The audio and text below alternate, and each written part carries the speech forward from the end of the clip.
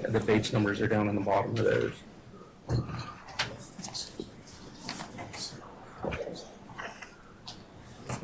So it's like it begins at 31. 31. Yep. And then I'll tell you to flip to.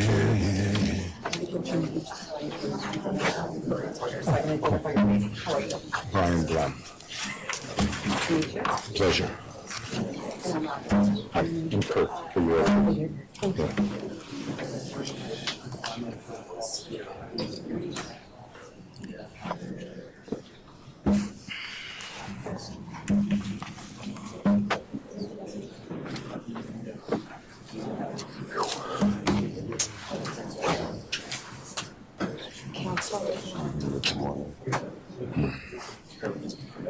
So it's this. 31.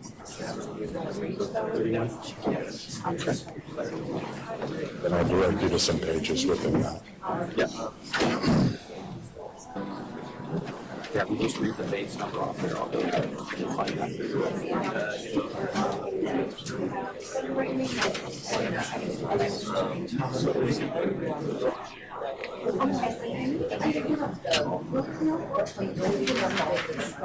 I do have some hints, but usually they identify them in the back.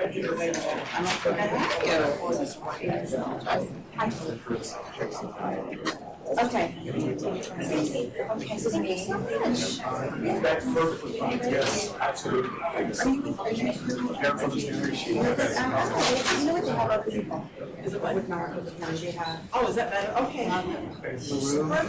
There's an expert. Okay. Okay. Are you kidding? I know. I'm not like okay.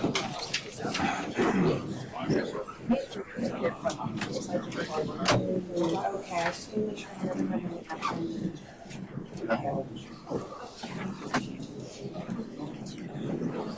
I usually do that. I used to. Nobody does it anymore. Nobody does it anymore.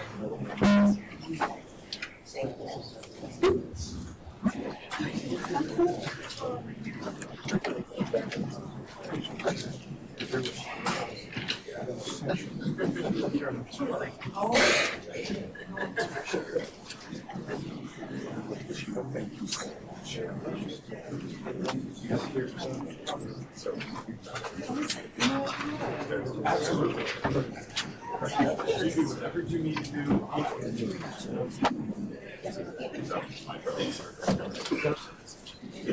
I'm not much. Hey, how are you? Emily? Bring Emily up. I'm so sorry.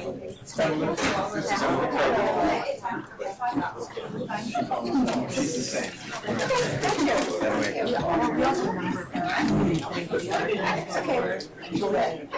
Rob, great to meet you. Nice to meet you. Sorry.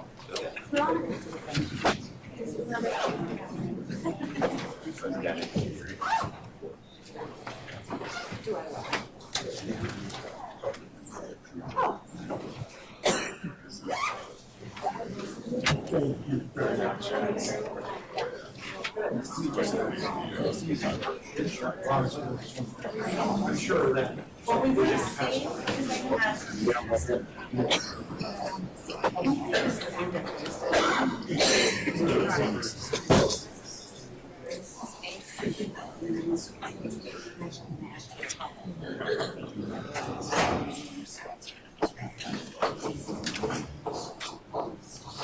All right, now expecting to see you using those. I've never done a trial without a full sentence for those before. I guess I'm not.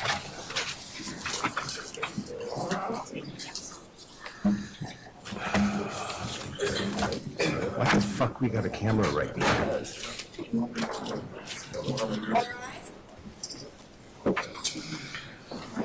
All right, please be seated. What the joke?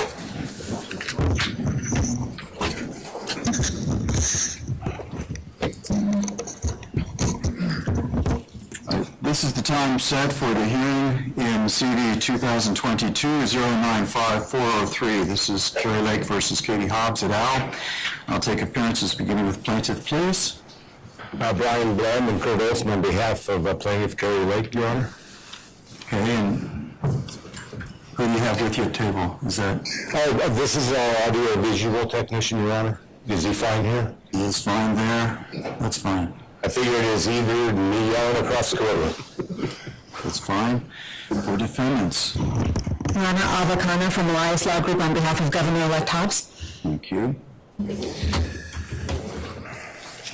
Your Honor, it's Thomas Liddy on behalf of Maricopa County Board of Supervisors and Maricopa County Recorder Stephen Richer. With me is Joseph LaRue and Chairman Hartman Tellez. And Emily Craver from the Burgess Law Group is of counsel for defense. Thank you. Good morning, Your Honor. Andy Gayona with Coppersmith Rockelman and Bo Duer with States United Democracy Center on behalf of Secretary of State Hobbs in her official capacity. Thank you. All right. I appreciate the list of witnesses and anticipated time for examination for each witness in this matter. We'll endeavor to stay as close as we can to that schedule. There are two matters that have been brought to my attention that I'll address in just a second. It's a housekeeping matter. There are two sides to the case. I'm not going to divide the time by attorneys because it's inconceivable to me that I would affirm the election or make a ruling as to one defendant and not the other. So, as far as defendants go, I will leave it to you as to who will be the lead to examine witnesses. As far as argument goes, I can hear from each of you with regard to closing argument, that type of thing. But for objection's sake, I will assume, if you wish me to, that all three defendants join in any objection made by any attorney who's handling a particular witness. Will that be a fair process? Yes, Your Honor, I appreciate it. Mr. Liddy? Yes, Your Honor. Yes, Your Honor, we agree. Very well then. All right. There are two motions that were filed last night and responses that I've considered. The first is there's a motion to exclude plaintiff's expert witnesses. I've considered those. What I intend to do at this time to expedite things, I believe that under the local rule, it's been briefed. I have everything I need to decide it, so I don't need oral argument on that because we need to get started on the actual trial. With regard to the motion to exclude plaintiff's experts, Rule 702A allows me to consider expert testimony if they have qualifications or expertise beyond that of, in this instance, it's going to be the court with regard to particular matters relating directly to this case. I find that is the case, that the experts do have some expertise that will allow them to opine to certain things. However, that's subject to foundation, and it is also going to be to relevance because the motion went as far as to seek to strike the reports of both experts. I haven't had those offered in evidence, but I will tell you that my inclination is if the witness is testifying, it's cumulative to have a report, and furthermore, the reports also contain opinions that go beyond the remaining counts that we have for trial. So my position on that, I will, if you seek to admit them, I will rule at that time, but I'm giving you an indication of what you might expect. The other motion under Rule 807, there are many affidavits in this case. I've read them. This is a trial to the court. I am persuaded that under Rule 807, given the intersection of Rule 807 with the time constraints set by the legislature for holding an election contest, that there is no alternative reasonable method that the plaintiffs have to get 219 witnesses in front of me and allow cross-examination. Second of all, those affidavits that are attached to Mr. Sonneklaar's affidavit that deal with observations by voters, poll workers, or persons present on the voting day, November 8, 2022, are under oath, and I have no reason to suspect there's any indicia of unreliable information in the affidavit.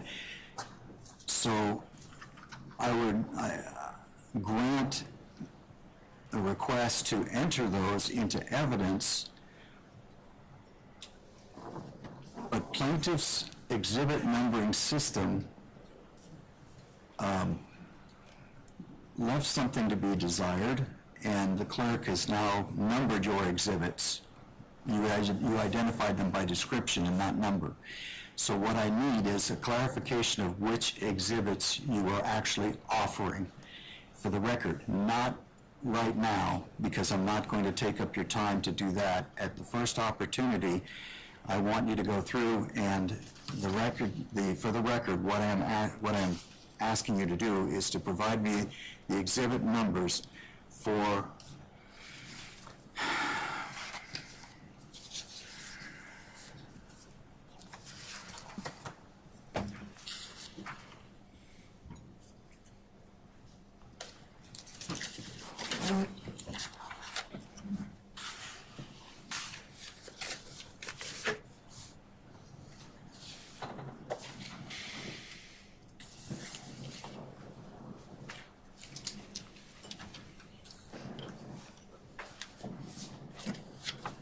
what are attached in your pleadings, plaintiff, as exhibits A1 through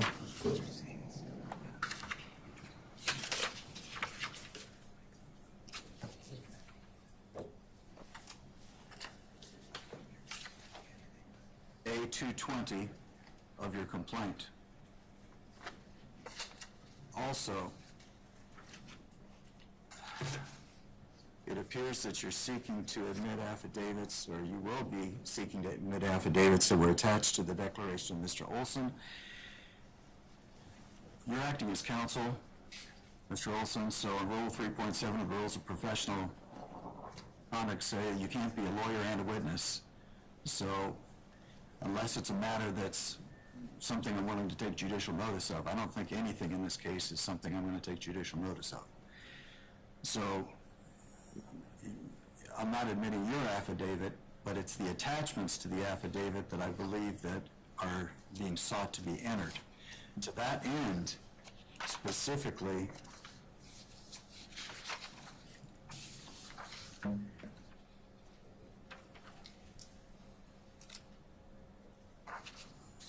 go through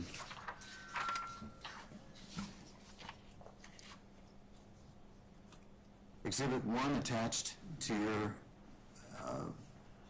affidavit, Mr. Olson, is not relevant, nor is exhibit number 2, because of the rulings of the 19th.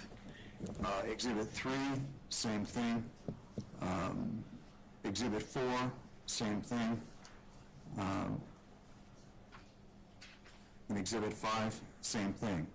Next, Exhibits 6, 7, 8, 9, 10, 11, 10 fall within what I would believe or construe as that 807 exception to allow for observations that took place at the time in place of the election and the persons who are the declarants. The others, the declaration of Mr. Barris, he's an expert. He's retained for the purpose of litigation. He's got a report, et cetera, and I've talked about that. The declaration of Shelby Bush is also not pertinent to what I have before me. The affidavit of Clay Herrick, is that how I pronounce it? Yes, Your Honor. And Kelly K.J. Kutchta, they are all prepared in anticipation of litigation, and I'm not admitting those under 807, okay? So, what I need for you to do is to get with the defendants, show them your exhibit numbers, get me those numbers, and then I can address admitting those at a later point. Now, Having said all of that, either at the time we move to admit them, actually, or right now, I can allow the defendants to take some of their time to make an additional record. I've read what you wrote already in your responses. That is a matter of record, and I'm saying right here in open court that that is preserved as an objection to what I'm doing. If you have something additional you want to add as a record, I'll let you do it now, or I can let you do it at the time that Mr. Olson complies with my request to identify specific exhibit numbers. Nothing further, Your Honor. Thank you. We rest on our papers, Your Honor. We reserve the right to object if something has no probative value to the remaining counts. Thank you, Mr. Liddy. Obviously, I'm the trier of fact. This trial is going to be conducted with the eye that I am able to give things the weight that I deem appropriate, anywhere from 0 to great weight.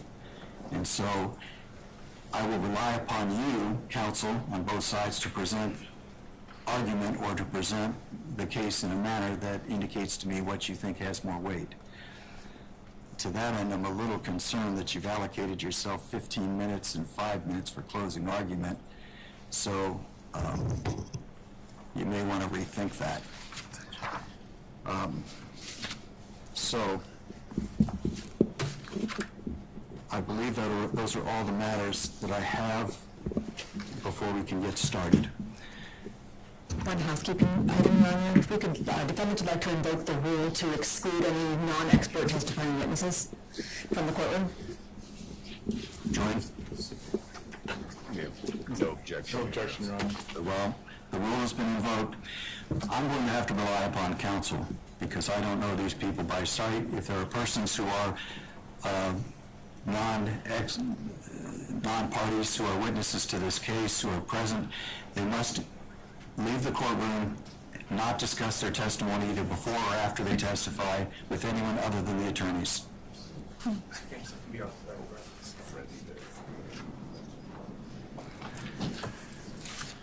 Your Honor, Mr. Scott, the Elections Department Director, is here as a party representative, but he's also listed as a witness, Your Honor. Very well, I'll accept the designation. Very well. You ready to proceed? Yes, Your Honor. You ready to proceed, defense? Mr. Lee? Yes, Your Honor. Mr. Guillaume? Yes, Your Honor. Very well. Mr. Olson? Mr. Brown? Your Honor, we would like to start with Recorder Stephen Richer. My understanding he's online and prepared to give his testimony now. Okay, we have Mr. Richer then.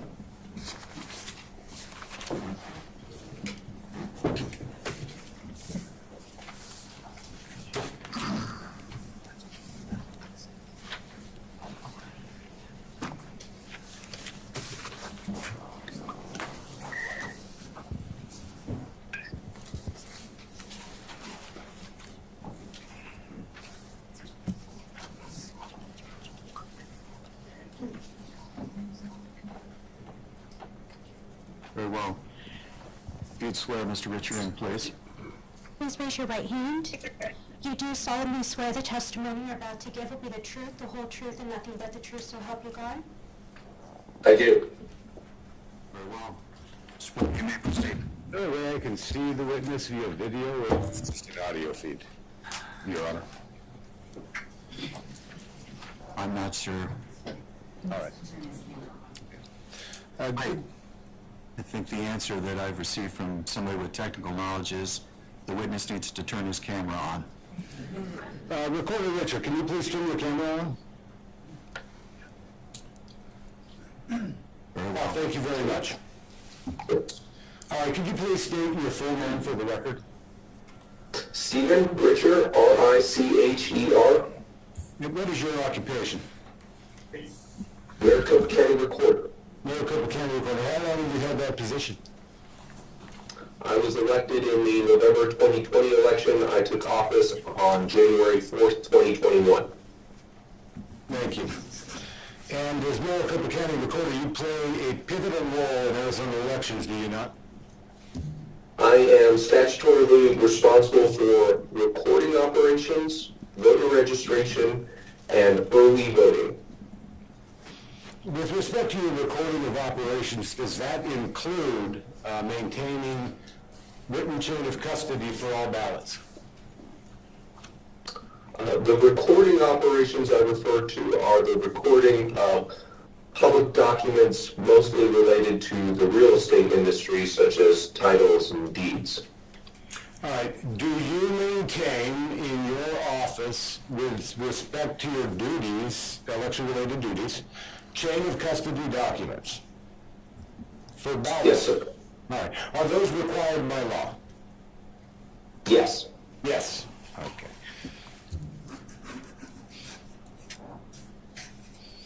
And Arizona is a significantly larger county than any other state of Arizona, isn't that correct? That's correct. All right, and so is it fair to say that as Maricopa County goes, so too goes Arizona? I don't follow. Well, the population center in Maricopa County is significantly larger than all the other counties, isn't that correct? That's correct, but it's not dispositive, as was shown in the superintendent of public instructions race and another statewide race. And a Republican won that race, is that correct? I believe that race is in recount. Okay, thank you very much. Okay, so explain to the court then what your role is in running elections in Maricopa County. As mentioned before, I am responsible for registering voters. So intaking those, doing all the background checks, confirming identity, confirming location, maintaining the voter registration database, having that available at the cutoff date, which this election was 28 days before the election day. Ordinarily, that's 29 days before election day, but this year we had Columbus Day on the 29th day, and so it moved to the 28th day. On the 27th day, we mail out early ballots to all people who are either on the active early voting list or who have requested a one-time early ballot. That this general election was approximately 1.9 million registered voters out of the approximately 2.4 million registered voters overall in Maricopa County. We send those out. We are also responsible for all forms of early voting. That could include dropping off a ballot at a drop box. That could include dropping off a ballot at a voting location. That could include going to an early voting location, getting a new ballot printed. That's still governed by early voting laws, meaning it still has to go in an envelope. That envelope has to be sealed and signed, and it comes back to us. My office is also responsible for things like UOCAVA, which is Uniform and Overseas Voting. Now that begins actually 45 days under federal law before the election. Okay. We are not responsible for election day operations, emergency voting, which is the weekend before election day, or for ballot tabulation.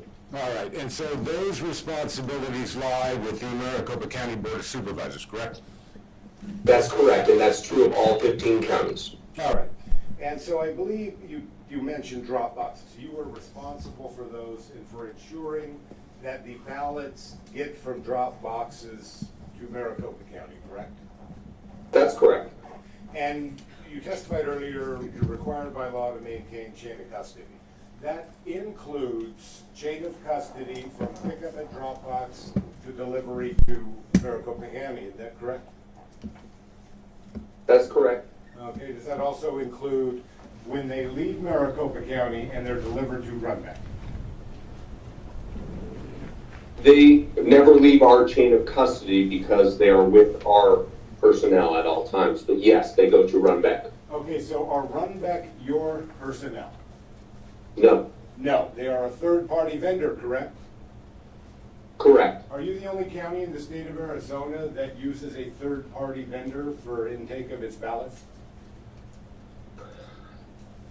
Maricopa County has been doing this since the 1990s. My question was a simple yes or no. Are you the only county in the state of Arizona that uses a third-party vendor for intake of your ballots? No. Okay. And so was your testimony just a moment ago with respect to my question on chain of custody with delivery of Maricopa County ballots from your custody and control at MC Tech to Runbeck, a third-party vendor, that they are not governed by chain of custody laws? They are. They are. And that would also apply to the return of those ballots from the third-party vendor Runbeck to MC Tech, is that correct? I'm not sure I follow, but Chain of the custody, are you required to maintain chain of custody from third-party vendor Runbeck back to Maricopa County? chain of custody is preserved throughout all times of the early voting process. It's documented when it goes to Runbeck. It never leaves the site of our personnel. It's documented when it comes back to MCTEC, correct? Okay, so you document every transport of ballots from MCTEC to Runbeck. Correct. What kind of forms do you use? It's a ballot transportation slip. It's a white form. Does that include the total number of ballots you're taking to Runbeck? It does include the total number of ballots for early voting. Okay, thank you. That would include election day ballots? Election day ballots are treated a little differently. If you're talking about election day ballots that are voted on site, those are under the domain of the Board of Supervisors. If you're talking about early ballots that are dropped off on election day, those all come to MCTEC first, where they are gathered, and then they are transferred over to Runbeck, where they are counted by our people at Runbeck because they have a high-speed counter, because that's the only day in which approximately 300,000 early ballots come in on one day. Okay, so your testimony here today, that you, once election day happens, are no longer legally responsible for the ballots that are dropped into drop boxes? Your Honor, No, Your Honor, wait just a minute, Recorder Richard. Your Honor, this line of questioning is calling for a legal conclusion from the witness. I object. Your Honor, he understands the laws and they apply to his job. You're asking if the witness's understanding, is that correct? I'm asking if that's his understanding. He just testified that the drop boxes in the voting centers, Your Honor, are under the control of the Maricopa County Board. Your Honor, with that being the question, we withdraw the objection. That's fine. Mr. Richard, these questions. Yes, sir. These questions are directed to you and your understanding. And if you understand the question, we'll presume that that's the case. If you don't understand the question, you can ask to have it rephrased. Do you need this last question rephrased, or do you remember it, sir? well, perhaps because that was a inaccurate representation of my position. Mr. Richard, Okay, Mr. Richard. we'll let Sorry, Ron. Mr. Glenn ask a question. Proceed. Mr. Richard, with respect to drop boxes in vote centers on election day, who is it that is responsible for those ballots? Voting locations on election day are overseen by board of supervisors in all 15 counties. I understand When that. the, I understand that, Recorder, but you're not answering my question. Is it not true that the drop boxes are under your purview as a recorder? when the ballots get back to MCTEC, the early ballots, we then process those, we oversee them, we organize them, we get them all aligned in the same manner, we count them, we then send them with our personnel to MCTEC such that they can be scanned and imaged overnight, such that at 7 a.m. on Wednesday morning, we could begin the signature verification process for those 290,000 ballots, the early ballots that were dropped off on election day. I was distinguishing those from the day of ballots, which are cast in person, which is overseen by the Maricopa County Board of Supervisors. Okay, so the statute, are you familiar with the statute, first of all, that governs chain of custody of ballots? I am generally familiar with Title 16 and Title 19. Does the statute draw a distinction between election day drop box ballots and early ballots that take place before election day? It does. Okay? Does it draw a distinction with respect to your responsibility to provide chain of custody for all drop-off ballots? I don't follow the line of questioning. All right. Does the statute requiring you to maintain chain of custody for all Dropbox related ballots say shall or may?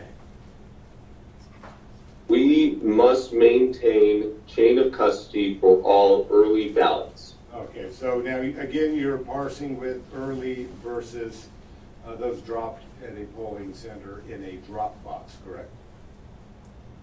I'm not attempting to, I'm just distinguishing those from ballots that are cast in person on election day. There are early ballots that are dropped off on election day. We maintain chain of custody for those ballots. All right, well, let me ask you this. Do you know if any chain of custody exists for the transport of ballots from drop boxes at vote centers to MCTech on election? It does. It does. Okay. So you can tell me exactly how many ballots left each vote center on election day that came from a drop box? I can tell you how many early ballots we received on election day. Okay. Can you tell me, based on chain of custody documents, how many ballots left the drop boxes from the vote centers and were transported to MCTech? Yes. Based on documents that you have in your possession? Yes. Okay, thank you very much. You're familiar with EPM, correct? Are you referring to the Elections Procedures Manual? Yes, I am. Thank you very much. I am. Okay. And that also contains specific language with respect to early ballots, Dropbox ballots, is that correct? That's correct. Okay. And it contains the same statutory language as shall as opposed to may? Is that correct? I can't recollect. Okay. When you first took office in Maricopa County, were there some concerns about Dropbox chain of custody in Arizona? If you're asking if there were in the general public, yes, and I'm certainly aware of many things that have been alleged over the last 2 years, perhaps most noteworthy of which was the documentary 2,000 Mules. All right. And are you aware of a report issued by Arizona Attorney General with respect to Dropbox ballot chain of custody? I am, and that pertained to the 2020 general election. The 2020 general election. Okay, well, and that was the basis of my question. When you took office, did you make any changes to chain of custody forms based upon that report? Based upon that report, which came out in April 2022, no. No. Okay, so you changed forms prior to that period of time? We did change forms prior to that period of time, All right, correct? why did you do that? For the same reason that we changed personnel, for the same reason that we added personnel, for the same reason that we revisited all of our processes, for the same reason that we're rebuilding our voter registration database, for the same reason that we rebuilt our website, because I'm in this office to try and move it forward. I hope to leave it better than I inherited it, and I'm sure the next person will want to do the same. Okay, thank you very much. And so you testified to me that you can tell exactly how many ballots were transported by from vote center drop boxes to MCTech on election day. I believe you recall tweeting at about 11 a.m., I believe it was. And can we go ahead and pull up Exhibit 61? That's the fourth exhibit. Number, I'm sorry. No, it's okay. G1. Base number 007815. For the record, I need to have 63 official number. Yes, Your Honor, and that's why I said 60. It's 63. 63. My mistake, Your Honor, 63. Are you able to see what's on? Well, that's not it.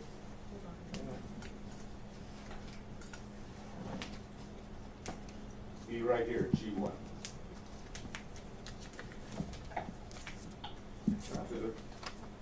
That's not my screen. Oh, that's not. Council, which HDMI cable are you using? 63. One that's The on one the in the table? Yep. Use the one on the corner, please. That is the one on the corner. That's the one Yep. you're using? Mhm. It's appearing on the laptop.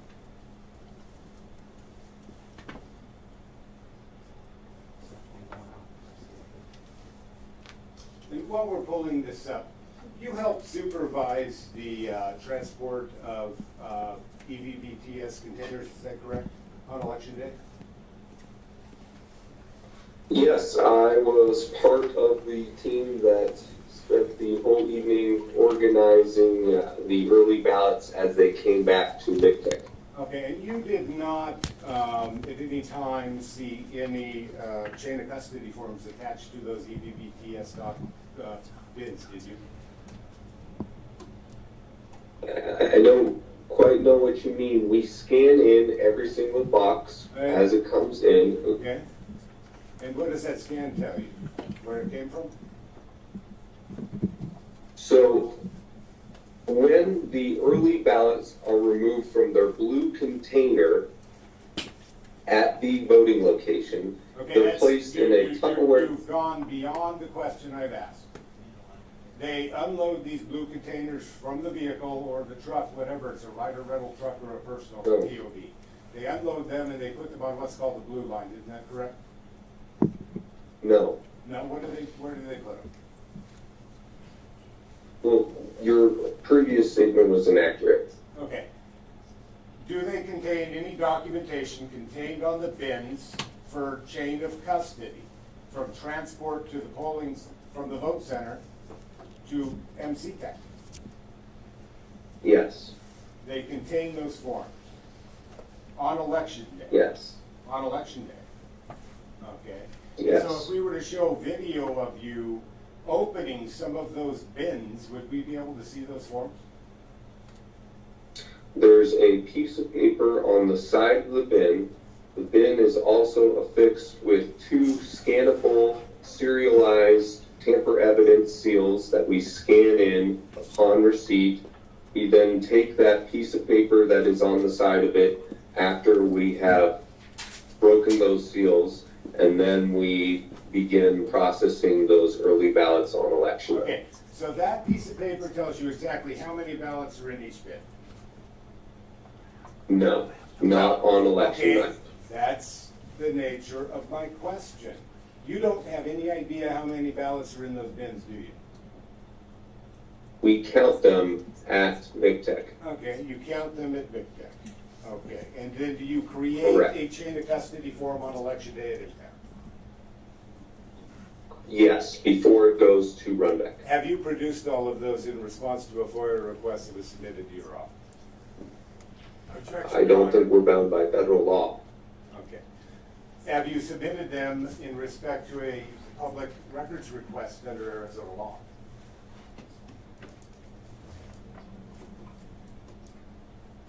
Sorry, I see Joe standing up, but I don't know if that's Yeah, lag. he's sitting. I can see him too, he's sitting. I believe we have. Okay. And so, on election day, it would have been easy for you to figure out how many ballots you received. Yeah, well, we had to get them all in, and it was quite a process throughout the night, and I don't believe it was. You could look at the forms and add the numbers, correct? You could have a staff member do that? No, we added them up. They're not counted at the individual voting locations. They are counted when they get back to McTech, and then they are recounted at Runback. All right. And so you reported then on, I believe it was the 9th, that's the day after the election, that there were 270,000 early ballots received, is that correct? That was my estimate at the time, Oh, you tweeted it, correct? if you say so. And then you said that again in the afternoon on a press conference, is that correct? I said, I believe there were at least 275,000 early ballots dropped off on election day. All right. And was that the same number you reported to the Secretary of State's office on that day? I do not report to the Secretary of State's office. That's handled by the tabulation side. Okay, and that would be the Maricopa County Court? I am the Maricopa County Recorder. No, that would be the Maricopa County Board of Supervisors. All right, so they count the ballots when they come in. No. All I want to know is, does anybody know when those ballots leave the polling centers, the voting centers, how many are in the bins? When the early ballots leave the voting centers, no, they are not counted at the voting centers. So nobody knows how many are in the bins when they arrive at MC-Tech, correct? Correct. But according to your testimony, they contain documents that tell you how many are in the bins? No, they contain chain of custody And documents. it's your testimony that you count them at MC-Tech? Correct. All right, can we go ahead and, I guess, just pull up a different exhibit if that one's not working? It's not the issue. It's the computer feeding to the house. Council, are you able to move the laptop to the podium and maybe sit next to it? There's an HDMI cable up there as well that we can test. I apologize for the disruptions. I tested all of this month.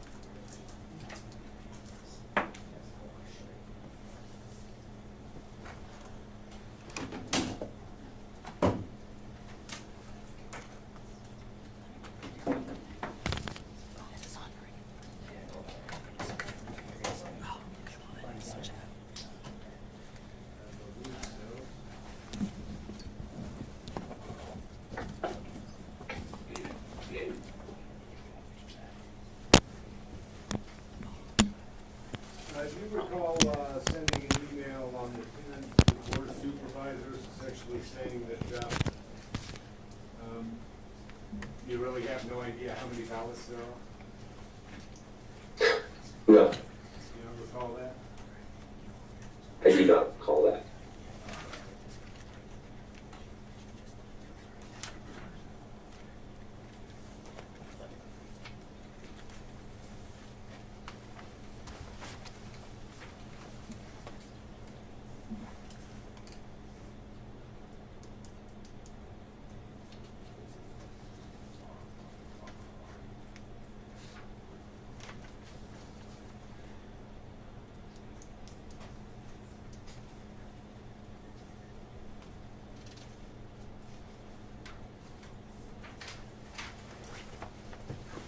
Okay, so I'm not finding it really, and I want to get over this very quickly.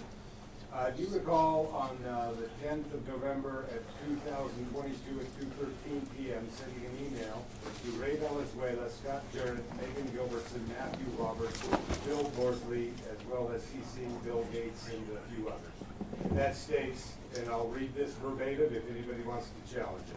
Unable to currently reconcile SOS listing with our estimates from yesterday.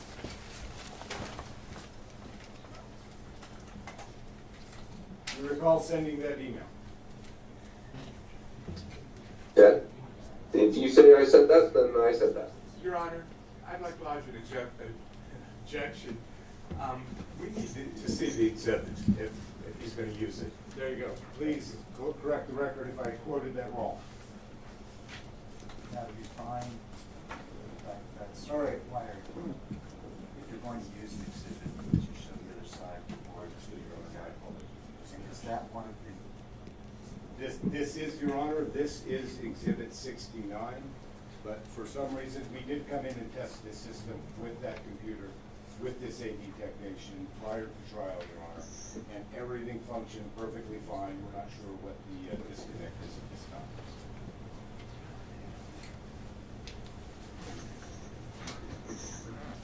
Any objection? No objection, Your Honor. Thank you. I would move to admit then Exhibit 69, Your Honor.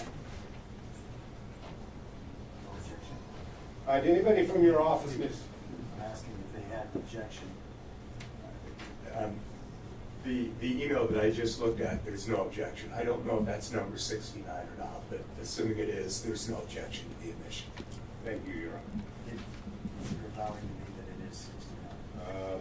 I'm pretty sure, yes, Your Honor. Pretty sure isn't going to go to 70. Yeah, exhibit 69, Your Honor. Thank you, then exhibit 69 is approved. All right, Your Honor, I'm sorry, before we move on, they provided letter numbers. Can we get the letter number so that we can just keep track of? Can you have Mark print a new list with the court's exhibit numbers to the left? I'll have a list provided to council. The guys are numbers. Thank you. But for the interim, I'd like to use the court's numbering system. Understood, Your Honor. And that's what I'm doing when I said exhibit 69, Your Honor. Thank you. And my AV Tech knows which exhibit that is. Thank you. Your Honor. We're going to have to pause and make sure that they understand what you're referring to before we come forward. Your Honor, I would like to request that, despite me saying that I have no objection to the admission, assuming it's 69, that we confirm that exhibit number before the court actually admits it. That's what you're supposed to do at the time you seek to admit it. Yeah. I'm not going to put an asterisk next to it. Well, there is no way, Your Honor, without seeing the numbering system and making sure that we're not objecting to the right exhibit.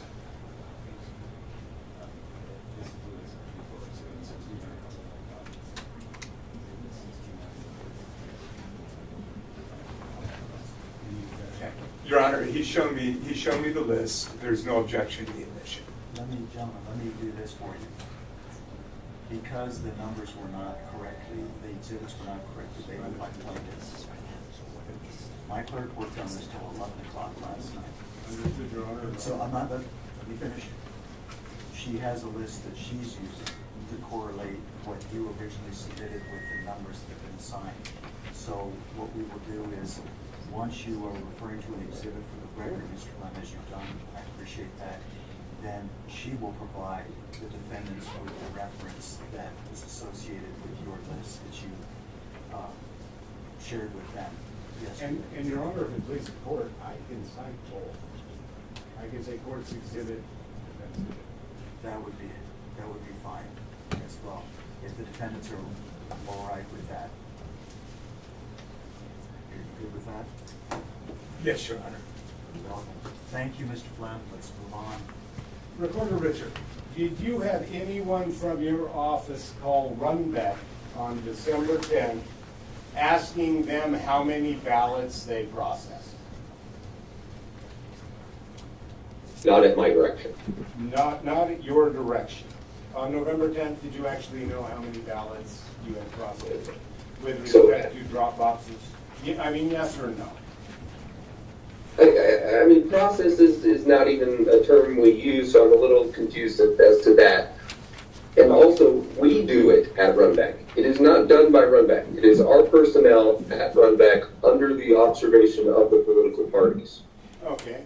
And so do you recall reporting to the Secretary of State on the 10th of December that there were actually 200, or would that have been the Maricopa County Board of Supervisors? My apologies. My office and I do not report to the Secretary of State's portal. All right. And so the numbers you were putting out of 275,000 on December 9th were not correct, is that correct? I believe I said 275,000 plus. Okay. And so the correct number as reported at least by the Maricopa County Board of Supervisors, are you familiar with that as being 292,000? That sounds right. Okay.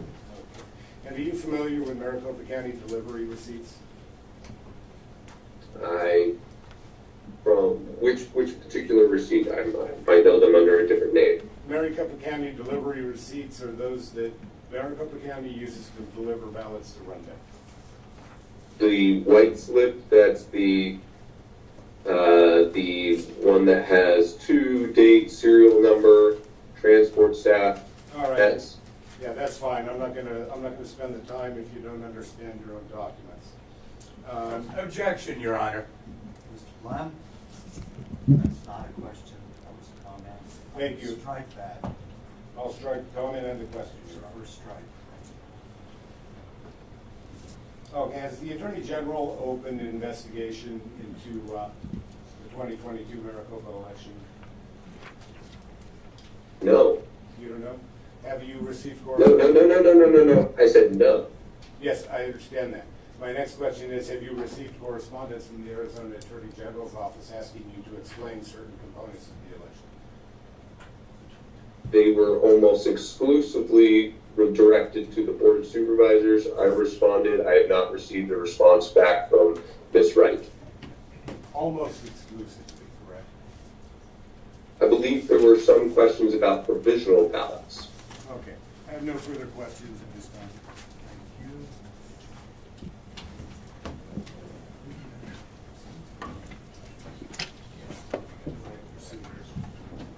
Your Honor, is there any way that we can have the camera on me so that the reporter can see me? I could not see Mr. Blem, I believe it was, asking the questions. Okay, we can move on. It's all right. I can see Mr. Blem now, and I can see the both attorneys' benches. It's all right. We can move on. Okay. Please. Yeah. Good morning, Mr. Recorder. Good to see you. Good morning, Joe. You don't have to identify the exact location, but where are you right now? Panama City. Well, all right. And so, are you on vacation? First time in 4 years. All right. And have you been busy the last couple of years? I have been. It's been exciting and worthwhile. All right. And just for the record, Recorder, would you normally appear in court without a suit? I most certainly would not, and I apologize for any breach of sartorial standard. It was all I had available to me when I was made aware that this might be a possibility. All right. Thank you, Recorder. I'm sure that Your Honor understands. I want to ask just a few questions to follow up with what Mr. Blem asked you. First, do you have in your employee a co-director of the Elections Department for early voting? I do. His name is Mr. Valenzuela. He would be more knowledgeable about these topics than I. Okay. And I know you're very hands-on, but you have appointed him to oversee the reporter's early voting operations. Is that correct? Him and many others, but he leads those, correct. Okay. Would the Ray's oversight extend to the receipt of early ballots at McTech? It would. Okay. Do you have an employee who oversees public records requests? We do. And you have a small team that handles public records requests, isn't that right?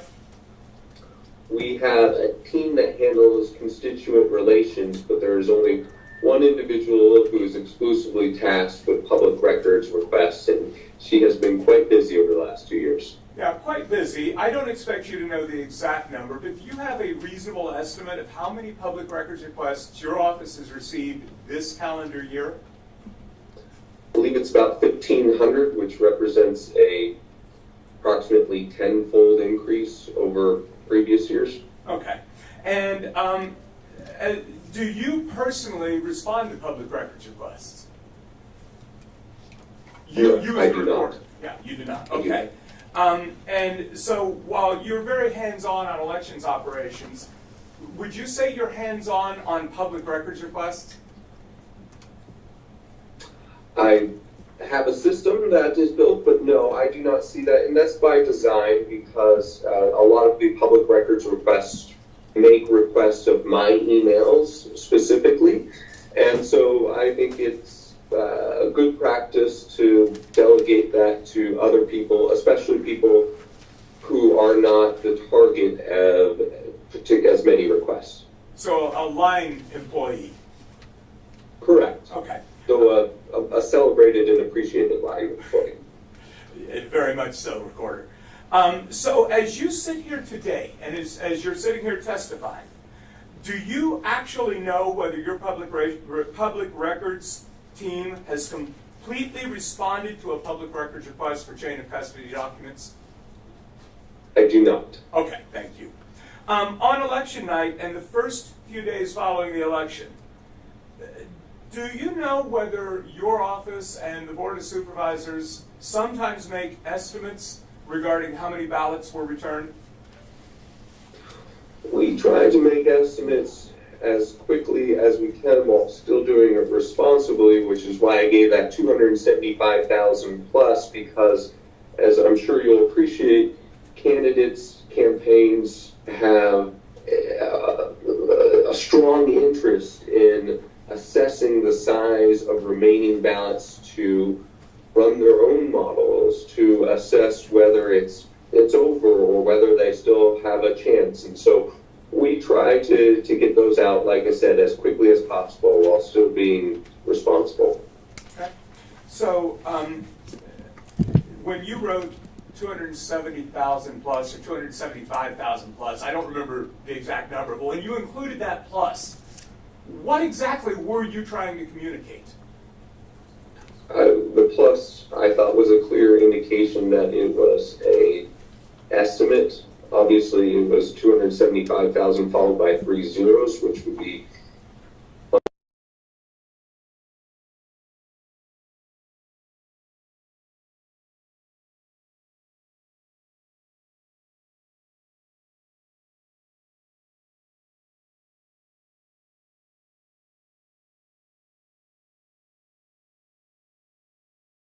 and that is what we are doing throughout the evening. So we'll get these between 10 p.m. and midnight on election night. This is those early ballot drop-offs. Now, we received 120,000 more early ballot drop-offs on election night than the office had ever received before. So as these boxes were coming in and as we were organizing them, we were assessing them by tray before confirming the official count, and that's how I most likely got that estimate number. Okay. Thank you, Recorder. Again, I'm not asking you to be a legal expert. I'm asking, do you know, or do you have an understanding? Do you have an understanding of whether the law requires that early ballots be counted at the vote center? Early ballots actually cannot be counted at the vote center because they are governed still by early voting law, which is my domain, if you will, and we have to do a whole bunch of things before we can properly tabulate the ballot that is inside that early ballot envelope, and that includes scanning it in, that includes imaging it, that includes signature verifying it, that includes sending it to a signature verification audit queue, that includes sending it to a bipartisan ballot processing team. We keep all tabs all through this process such that if somebody, for instance, puts 2 ballots in one envelope, or if a ballot is damaged inside of an envelope, that will be marked by the bipartisan team. And that's actually what I spend a lot of my time on Thursday, Friday, and Saturday in that big room doing. And then at that point, we send them in batches of 200 with that slip, that pink and yellow and white slip, into the Board of Supervisors such that they can then tabulate them. Okay, thank you, Recorder. And I believe you testified earlier. Well, let me just ask you, because I don't have what you testified in front of me. Is it true that early ballots are transported in a secure and sealed transport container from the vote center back to McTech? Yeah, I'll add a little more color to that if you don't mind. Please. They are, so prior to election day, they make daily sweeps, and when I say they, I mean a bipartisan team of 2 temporary employees of the Maricopa County Recorder's Office. They go to, say, a voting location where there's a ballot drop box. They will sign the form. The person at the location will sign the form. They will write down the tamper evidence seals on the Tupperware bin in which the early ballots are placed after removing them from that big blue container. They will write down the seals. They will make sure that the seals are affixed. They'll put it back in the truck. They'll have one of these for every single box. Then when they go back to MCTEC, they'll make sure that the seals are still affixed. They'll make sure that the numbers are the same.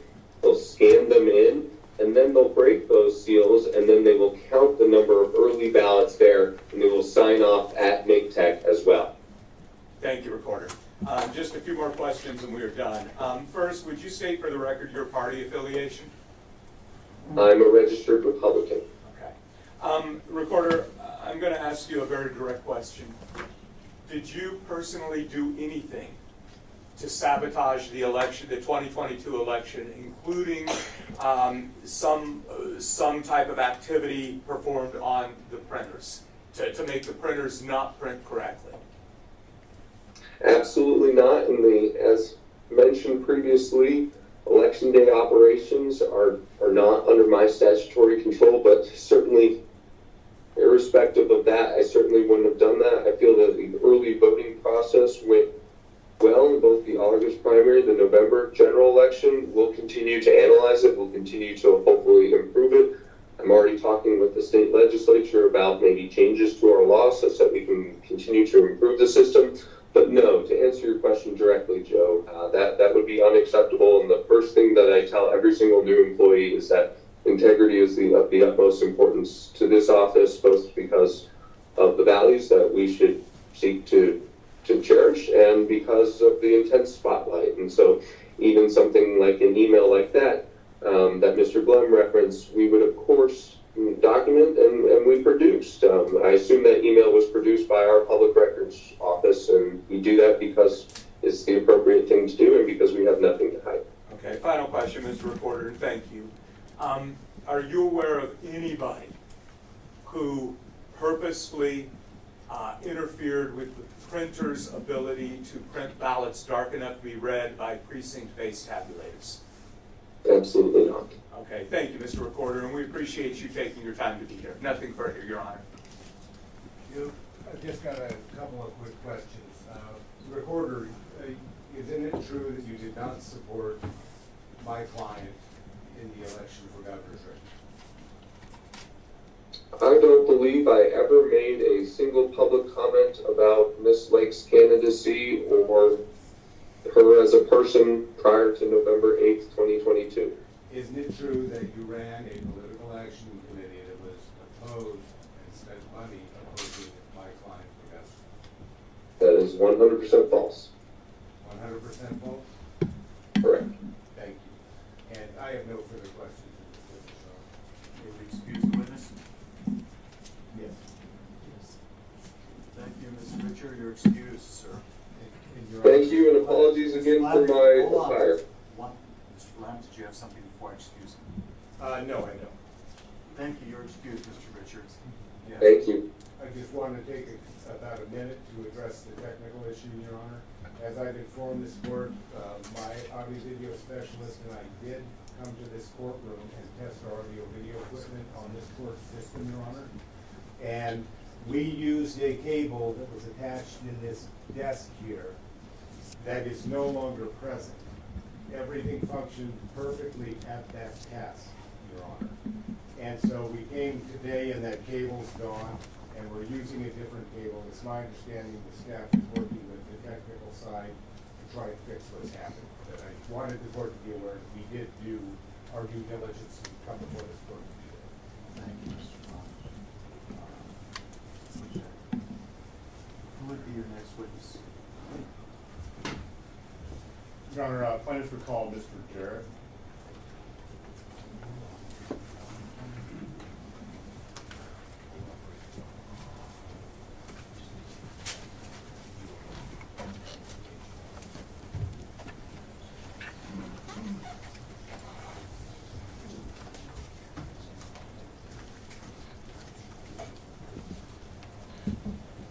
Sir, if you'll make your way in front of my clerk, she will swear you.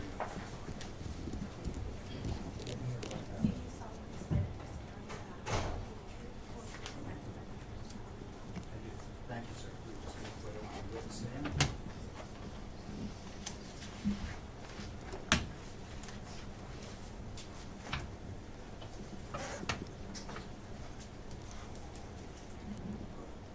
As soon as you're ready, Mr. Olson, you may proceed. Good morning, Mr. Jarrett. Morning. Would you please state your full name for the record? Robert Scott Church. And what is your occupation? I am the co-elections director. I oversee in-person voting and tabulation. How long have you held that position? I was appointed by the Board of Supervisors, Maricopa County Board of Supervisors in June 2019. Can you please explain to the court what your role is in overseeing elections in that capacity? Yeah, so I oversee all in-person voting operations, and for that I actually report up to both the Maricopa County Board of Supervisors and the recorder, so that'd be the early in-person, as well as the election day operations. That includes recruitment and training of poll workers. That includes our warehouse operations for distributing all materials and supplies out to voting locations. And then I also oversee all tabulation functions. When you say it includes all tabulation functions, what do you mean by that? So that would include tabulation at our central count facility, so where we had about 84% of the early ballots come through and be tabulated at central count. That would also include at our voting locations where we have an on-site tabulator as well. And so it would include the programming of that equipment, or the staff that do the actual programming. I oversee them and supervise them, as well as any of the tabulation that happens on site, so the poll workers and the training on how they would assist voters as they are inserting their ballots into those tabulators. And are you following the procedure set forth in the 2019 election procedure manual when you're performing the tests of the tabulators prior to an election? That's correct. And would those procedures require you to perform logic and accuracy testing?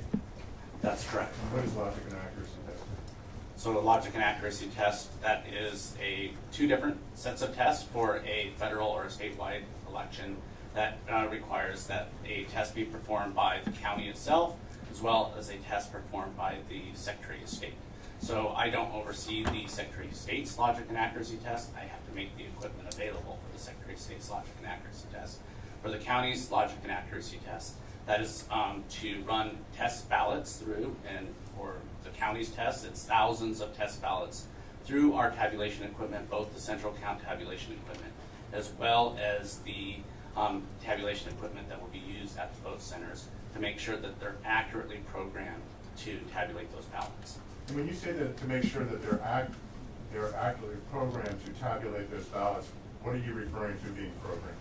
So for every election, we have to design a unique election program to tabulate the specific ballot, because each ballot is unique or specific to an election. In Maricopa County, we had over 12,000 different ballot styles. So in that, for all the various different precincts that we have in Maricopa County, as well as our early ballot style, our provisional ballot style, and our election day ballot style. So it is essentially making sure that the tabulation equipment will then be able to read a ballot and be able to determine how that, if a voter fills in that ballot, that it will accurately count the votes for those ballots. And so it's very important for the tabulator to read the ballots, that it be properly programmed with respect to the ballot definition, correct? That's correct. And Maricopa County uses ballot-on-demand printers, correct? That's correct. And what is a ballot-on-demand printer? So a ballot-on-demand printer, we have two different ballot-on-demand printers. One is a Lexmark printer and one is an OK printer. And those allow us at our voting locations to print any one of those 12,000 ballot styles. And in performing logic and accuracy testing prior to the 2022 general election, did you perform, or did your office perform, logic and accuracy testing with test ballots from ballot-on-demand printers in the precinct-based tabulators? So yes, we did. We printed ballots from our ballot-on-demand printers, and those were included in the test that the Secretary of State did. We also performed stress testing before the logic and accuracy test with ballots printed from our ballot-on-demand printers that went through both central count tabulation equipment as well as our precinct-based tabulators for the voting locations. And how were those test ballots configured in terms of the size of the ballot? They were the exact same size of the ballot that we were using in in the general election, And what size was that, sir? a 20-inch ballot. 20-inch ballot. What would happen if a ballot was printed out of a ballot-on-demand printer at the vote center? If it was printed with a 19-inch image on 20-inch paper and run through the tabulator?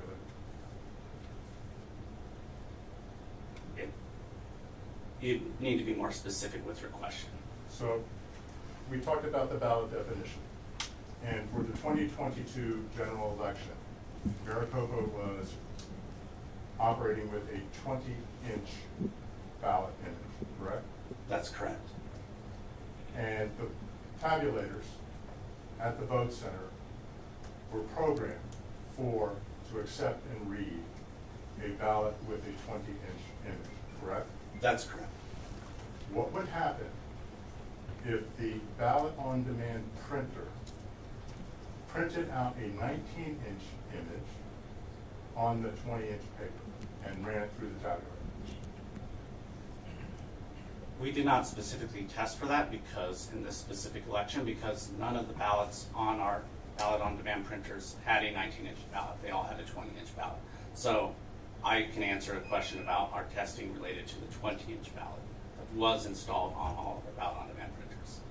If a 19-inch image was installed, or strike that, if a 19-inch ballot image was printed out on a ballot-on-demand printer and run through the tabulator that was configured for the 2022 general election, would that tabulator accept that ballot or reject it?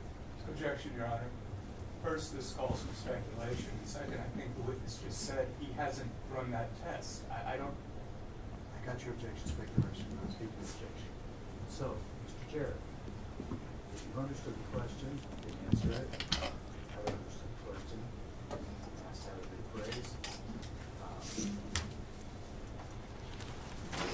Or if you don't know, then don't guess. Just what you don't know. So, do you want the question re-asked or rephrased, sir, or you answer? So I'm willing to say that I don't know specifically for this 2020 election. I know based on my historical, or the 2022 election, know based on my historical knowledge, timing marks on the ballot matter, and it would need to be a 20-inch ballot to run through that tabulation equipment. But we did not specifically test a 19-inch ballot through the 2022 tabulation equipment because there were no 19-inch ballot images installed on our ballot-on-demand printers. Prior to the 2022 general election, did Maricopa County employ a 19-inch ballot image? Yes, we did. And when did Maricopa County employ a 19-inch image just prior to the 2022 general election? The most recent election would be the August 2022 primary election.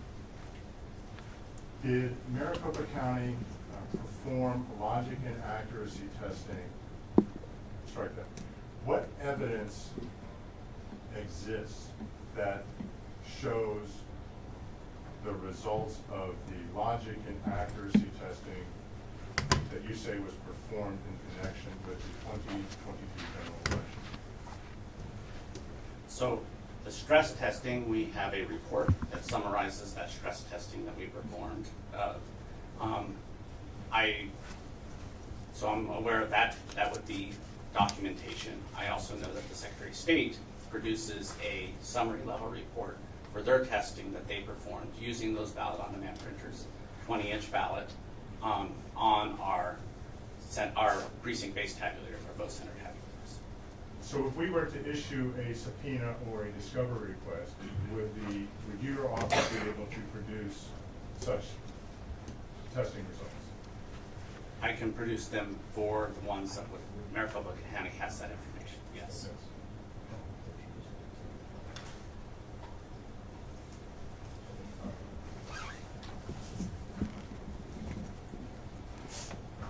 Mr. Jarrett, I'd like to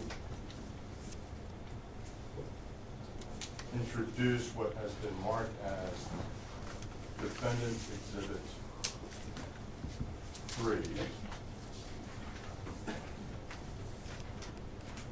Excuse which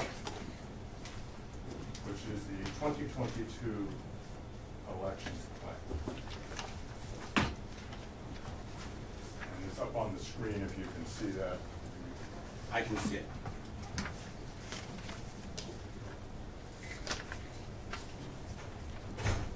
And is this a document that you oversaw the creation of? That's correct. And what's the purpose of this document, sir?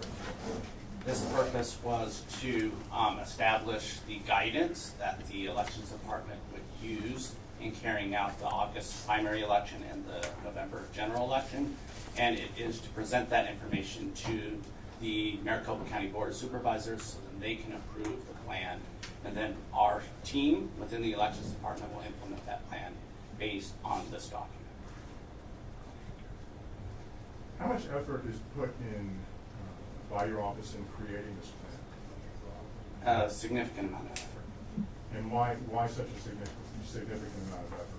Because carrying out elections in the second largest voting jurisdiction with millions of different voters and hundreds of different voting locations, and then tabulating millions of different ballots takes a significant amount of planning and preparations. And part of that is because you want these elections to go off without a hitch, all things considered, correct? I'd say there's no perfect election, but yes, to minimize the issues and then be able to have redundancy plans to be able to respond to those issues. I'd like to go to the page that's date stamped, last three digits 41, which is page 11 of the actual document.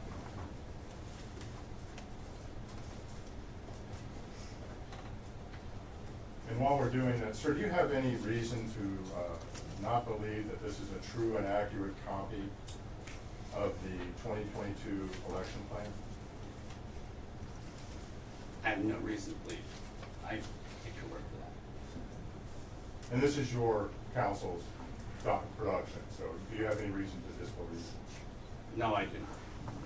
And, Your Honor, at this time, I'd like to move to enter this exhibit into the record. Exhibit 2? Yes, Your Honor. Any objection? No objection on that. Exhibit 2 is admitted. Thank you.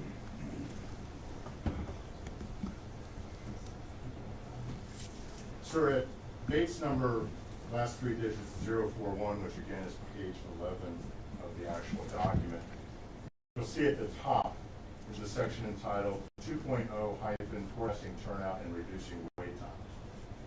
You see that? Yes, I do. What is the purpose of forecasting turnout?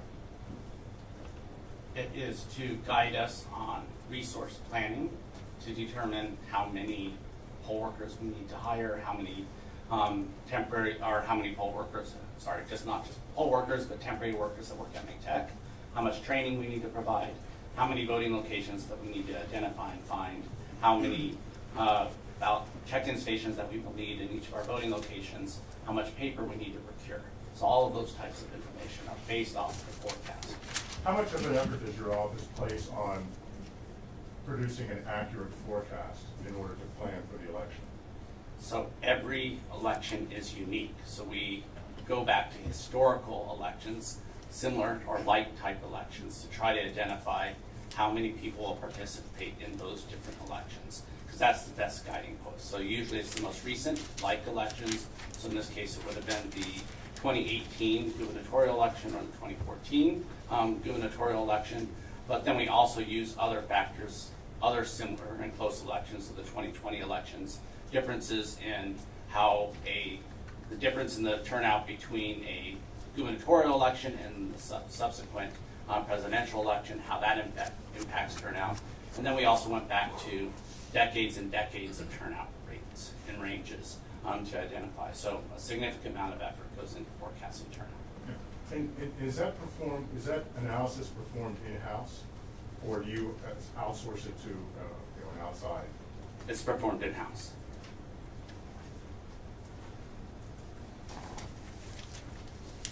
And is it fair to say that you rely on those forecasts in planning for the election, correct? Yes, that's correct. And a significant amount of money is expended by the county in reliance on those forecasts, correct? That's correct. And you generally trust those forecasts before you promulgate them in this document, before you go ahead and start actually undertaking actual efforts to manage the election. We understand that they're forecasts, Correct. so they're not exact, but yes, we use those forecasts to make decisions.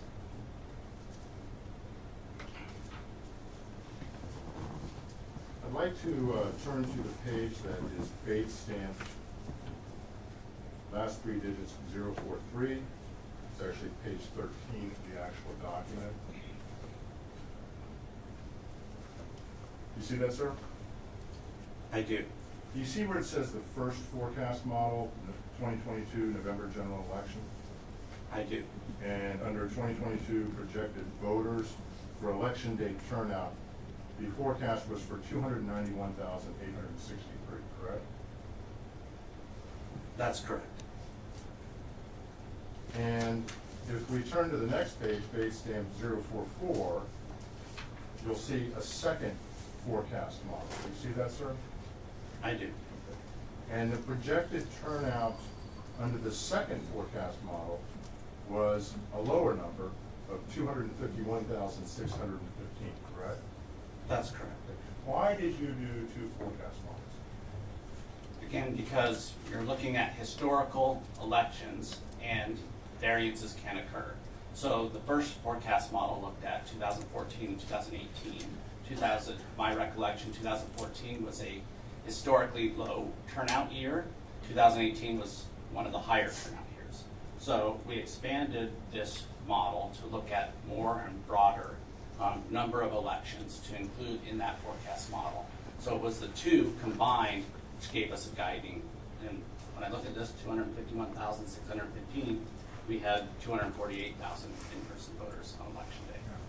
And so this document was put out prior to the 2022 primary election, correct? In May of 2022. And how was the turnout for the election day turnout for the primary, for the 2022 primary election?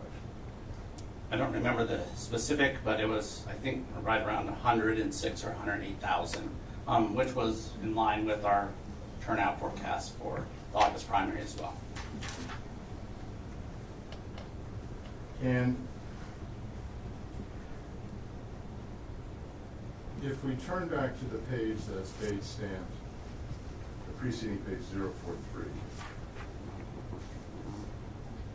and you see the first forecast model for the 2022 August primary election, that's 108,008, correct? That's correct. And that's associated with the first forecast model, which was the higher turnout, correct? That's correct. So the second forecast model, which had a lower election day turnout for the primary,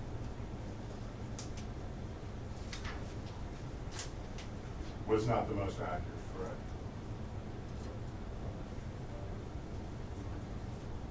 It was within the range of both, but yes, this first forecast model for the August primary aligned closer with the turnout for August, or the in-person turnout for the August primary.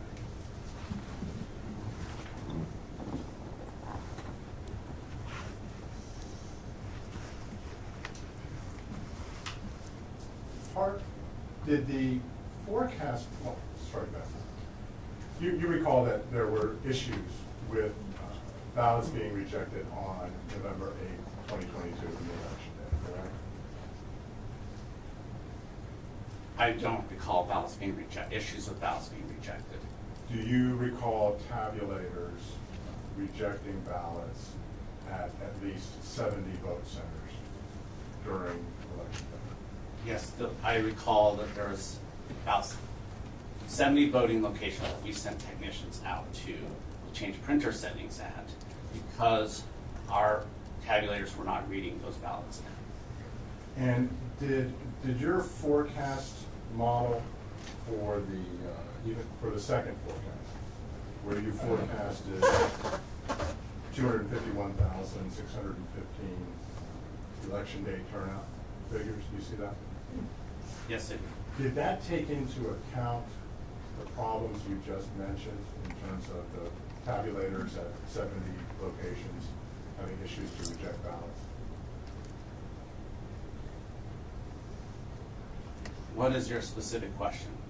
So, was the election day issues that you just discussed, and by the county's own admission, occurred at 70 vote centers, was that event factored into, or an event like it, factored into the second forecast? So, first let me clarify, I didn't acknowledge that there were 70 vote centers that had printer issues. I acknowledge that we sent out technicians to 70 voting locations. Now, this forecast was just based off of prior historical models turnout. There was no analysis to include if there was an issue on site at any voting location. So there was no analysis in the second forecast model of 251,000 projected turnout that took into account a disruption in the election on election day, November 8, 2022? None of the forecast models include that type of analysis. Would a disruption such as what was experienced, I mean, would you agree with me that there was a disruption on November 8, 2022 in the election? I would say that we had some printers that were not printing some timing marks on our ballots dark enough to be read in by tabulation equipment. Voters had legal and ballot options to still be able to participate within our voting locations. So I don't agree, it would not couch it as a disruption. So you don't believe that what happened on November 8th was not a disruption in the election process? I do not couch it as that. Are you aware that Supervisor Gates came out on election day and said 20% of all vote centers were affected by these issues, with ballots being rejected by the tabulators?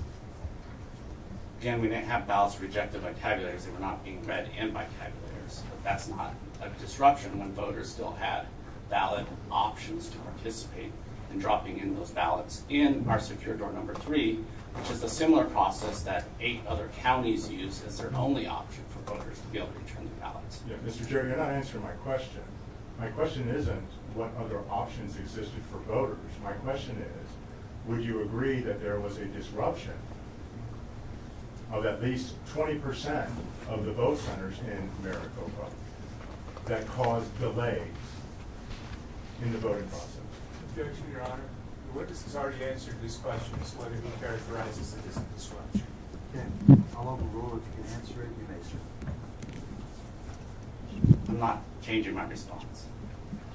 Do you believe that did you hear of any reports of wait times to vote of over 60 minutes? Yes, I did. And what is the target of wait time for in your model? Do you know? On average, a half an hour.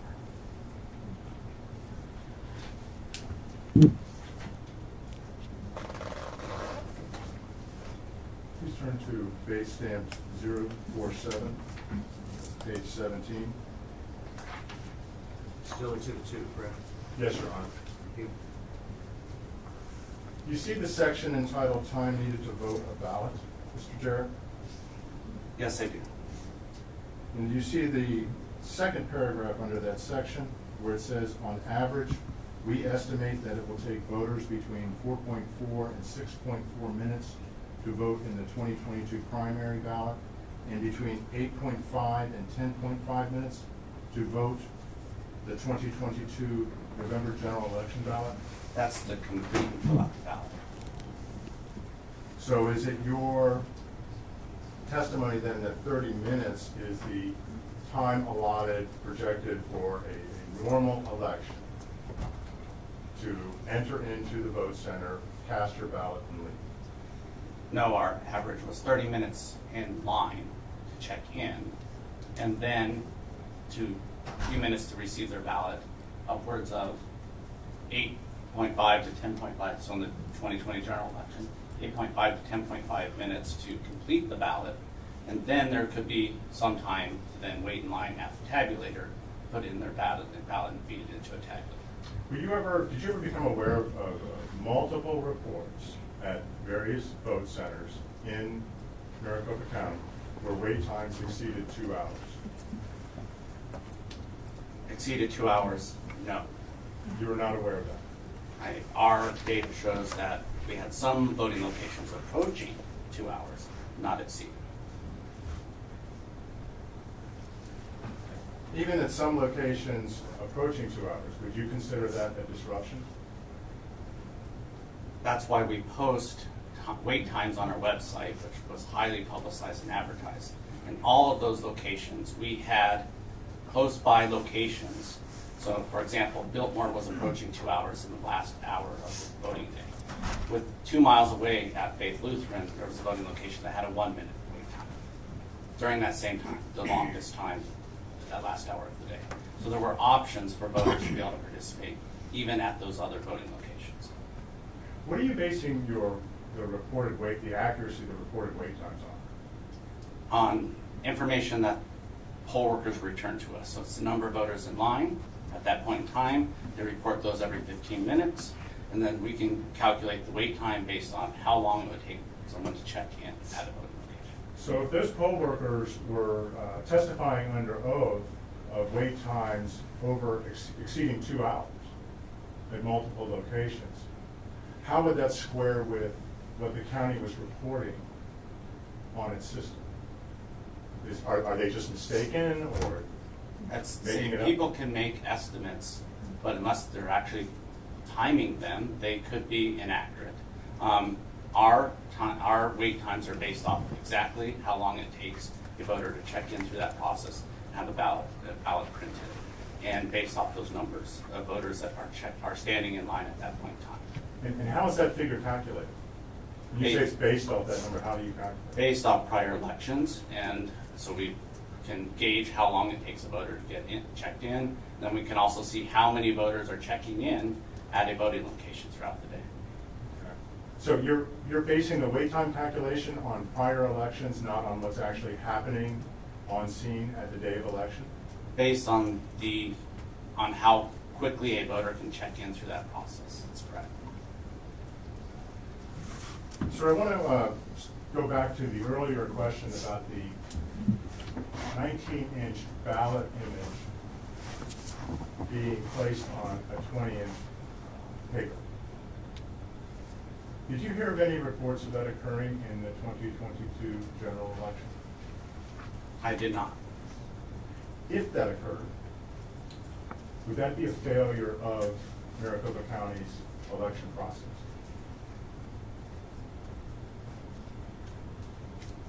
I'm not aware of it occurring, and I'd be surprised if there was a ballot on demand printer that had a 19-inch ballot on it. Okay. I understand that, sir, but... And the reason why is we did not design a 2022 general election on a 19-inch ballot. That ballot does not exist. The only ballot that exists is a 20-inch ballot. And when you say we designed, who designed a ballot? Is that outsourced to another company, or is that done in-house by Maricopa? In-house by Maricopa County's staff. What department would that staff fall under? Is there a specific name for it? Our ballot tabulation team, so it reports to me. And do you maintain records as to the ballot definition that was created for the 2022 general election? Yes, we have records of all the ballots that were designed. And so I'll go back to my question again. If a 19-inch ballot image was put on a 20-inch paper in the 2022 general election, would that be a failure of your election process? It would, if something like that happened, which I don't know how it would, yes, it would have been a mistake. Could that have also been a deliberate act?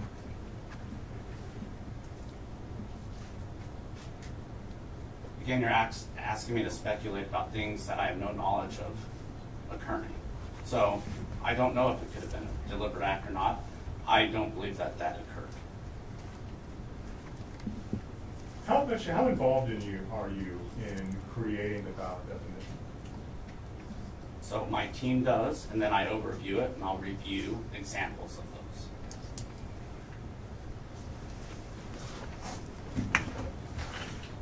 Thank you, Mr. Jarrett. Don't have any further questions at this time.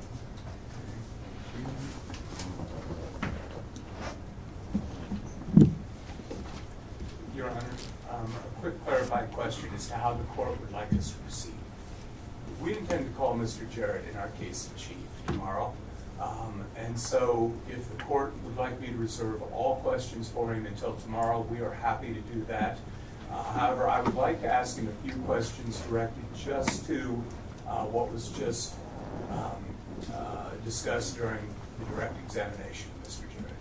You can choose to do it either way you wish. I won't dictate how you try your case, but you need to state it at the time. I understood, Your Honor. I have just a very brief cross then. Thank you.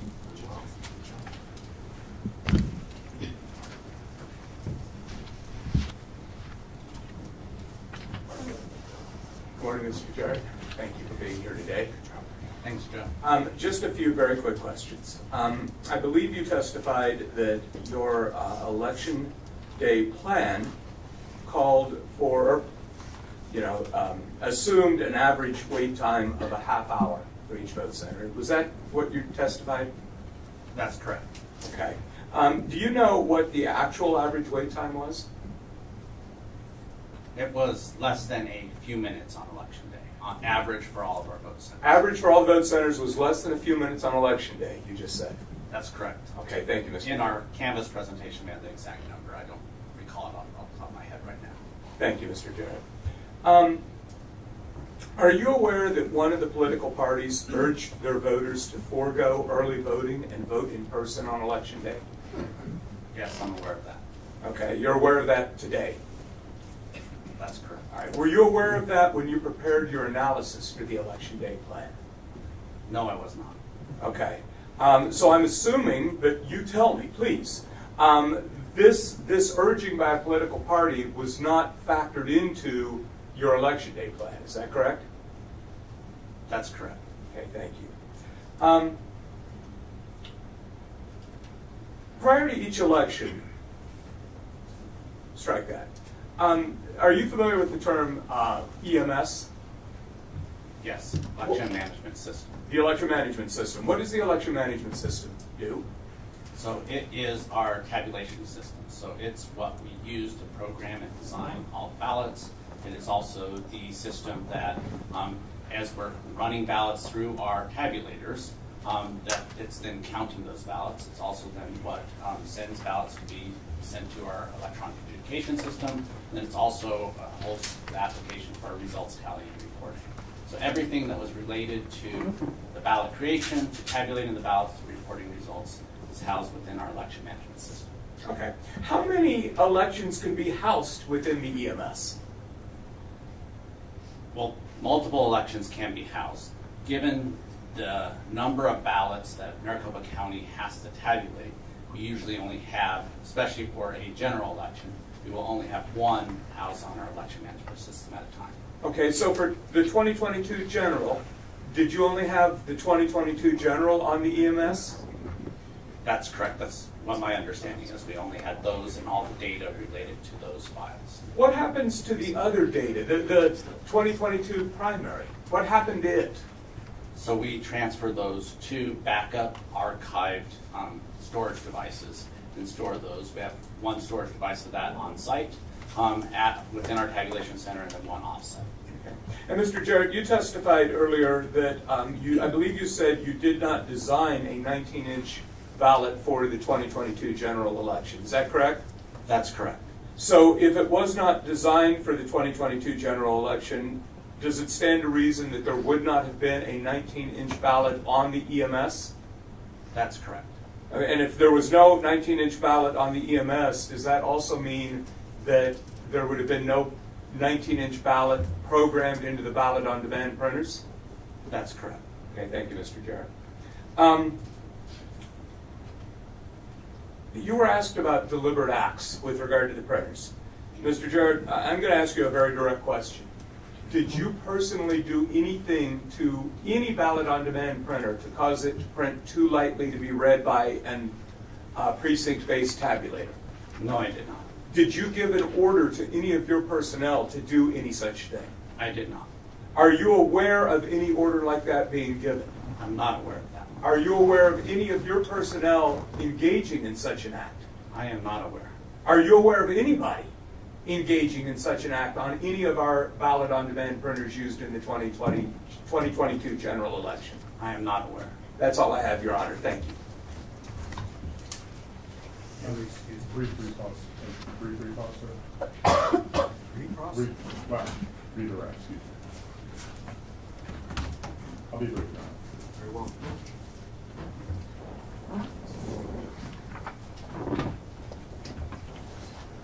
Mr. Chair, I believe you were just asked if questions about whether or not members of a political party encourage their constituents in the Republican Party to come out and vote on election day.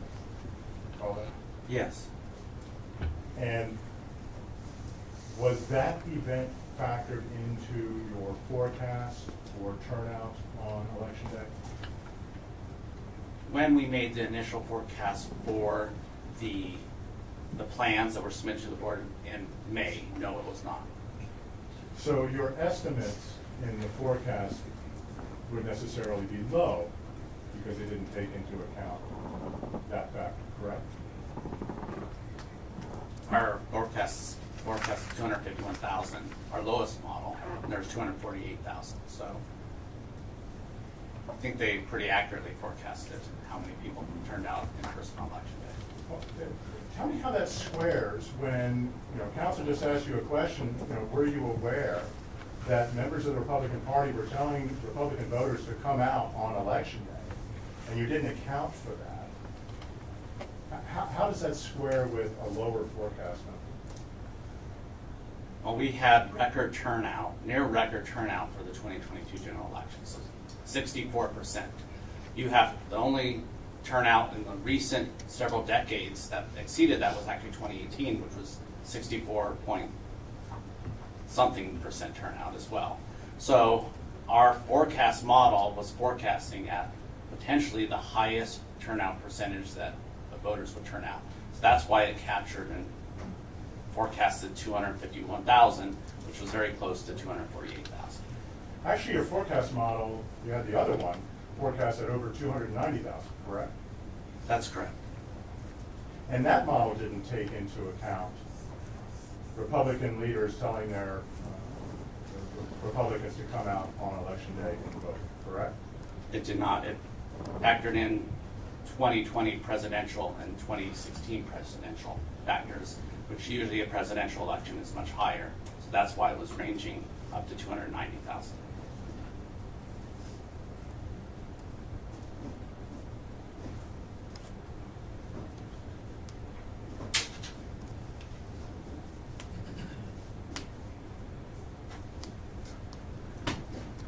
Council asked you some questions about a 19-inch ballot image being projected onto a 20-inch paper. You recall that?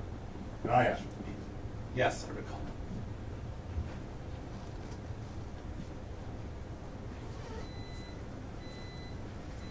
Do you have any idea how that could occur? I do not. Would it require two different ballot definitions to be installed on the MS? Your first question asked if I have any idea how it could occur, and I said I do not. Do you know what a site book is? Yes, that's our check-in station. And the site book pulls up the voter, correct? Yes, it's connected to the recorder's voter registration system through a virtual private network, secure, so then it would, when a voter checks in, it pulls up their specific information, and then would alert our ballot-on-demand printer which ballot style is connected. So where does the ballot definition reside then? So it's on a laptop that's connected to our ballot-on-demand printers.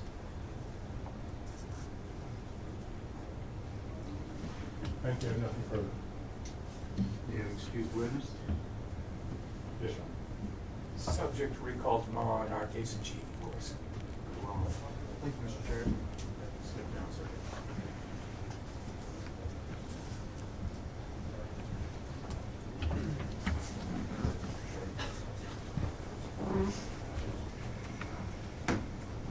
I've allocated some time to take a mid-morning break. Some of that has to do with my court reporter. So we do need to take a recess for that.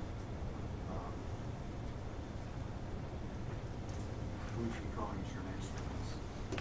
Your Honor, matter of fact, I was just talking with counsel about asking the court for a short break. I want to reassess given the time, and so if I may. Yes, you certainly may, because I'm going to have a mid-morning break here. Yes. So what I'm trying to assess, though, is whether I can shave 5 minutes off of that or not. Your Honor, whatever you. No, do you need a full 15 minutes? Oh, no, Your Honor. Okay. 10 minutes. We'll be back on the record then. We'll stay at least. Thank you, Your Honor. All right.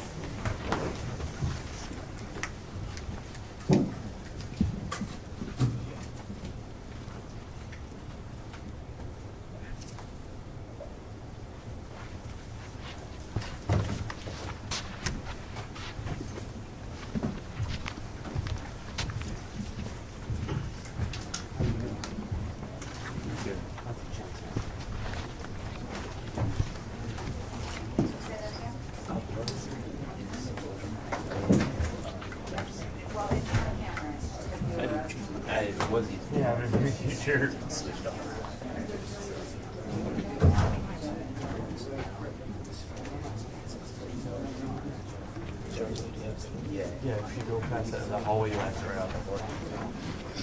Okay. So do you have like a what? Small box? Oh, you don't need an extra alarm. Okay. I have an Yeah. Yeah. If I could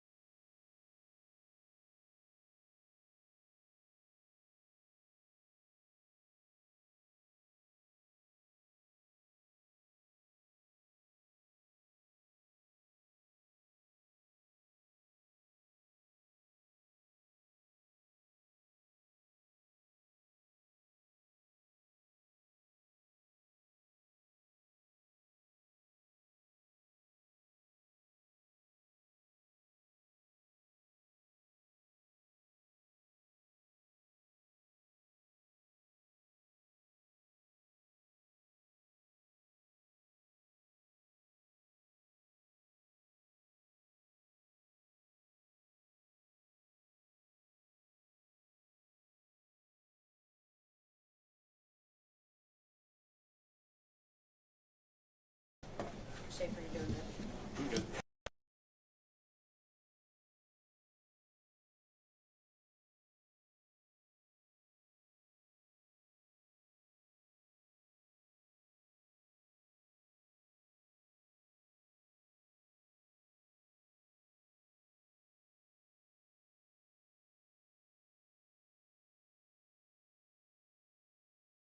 We tested that Monday. Totally is good. Sorry about that. Yeah, and like I said, there's no. No, that's not the this story, light up. but- Yeah, I think. It's alright. So again, you saw that I just had this set up there and it worked. Please switch back to house audio. It should be good now. If there's an issue, let me know, please. And it should take Thanks again for all your help, man. 60. Computer monitor. Yes. Well, or Black Magic. I'm going to Black Magic, so. Okay. Yeah, that should be. I mean, that's I think it's gonna be over on this. Where's the AV stuff? Switch it. It's gonna be. Switch it for the video. So this goes to what? Where's the other end of this? It's but it goes to a encoder. Yeah, no, but we go there and it breaks out to the No, it actually just encodes the traffic to the capture. Okay, does it show a link over there? Because we show a link here. Yeah, because Yeah, I'm looking around. we have a link light. There's a link light. Well, Yeah. the interesting thing is when I unplug this. Do you have a key to the IT closet? Wait, Will, because that link light is to the other side. Oh, I got you. That's just the same. I got that. The device is connected. But I would say look at the back. Is that the room right there? Yeah, but the. Do you have a key to that? Like 5 minutes. Yeah, we got to right now. Okay. You have another in? Is there another in? No. Is this one working? Yeah, I just went up there and it was fine. Okay, if that was there, let's just get an HDMI cable from there to here. I got one. Perfect. Thank you.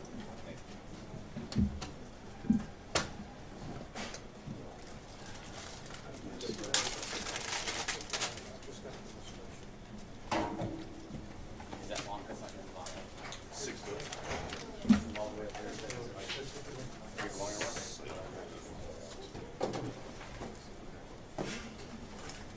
I have a longer cable. Okay, great. Perfect. Yes, I do.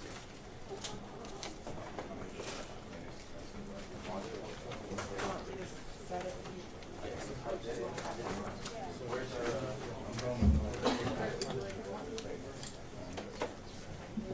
where'd you test it? Just right here, right? I have. Do you have a? I don't have a. I got one. Oh, great. I would check your hand, but there's something back. Wow. I It's up to you. Very good. I missed your stuff, so, but I've never, it's nice to put a face with it, so, very good to meet you.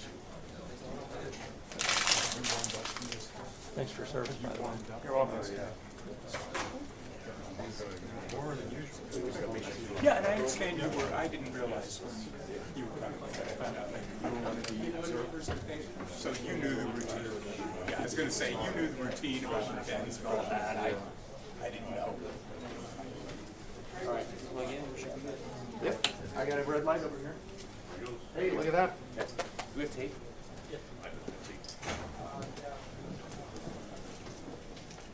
Should go black. Do you have any gaffers? Gaffers tape? Actually, shit. Oh, you do? Awesome, dude. Thank you. Yeah, well, you probably should, yeah. Yeah, so you probably should ask her, but as long as we can identify what we're talking about. I've given you this, I've given you saying like, so you want me to tell you 60 feet long, you want me to read the whole thing, I can do it. Just give me a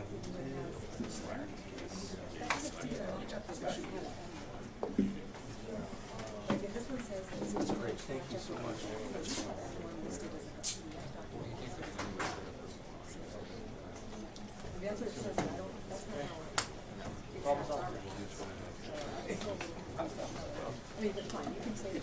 Thank you. And your card's right back here.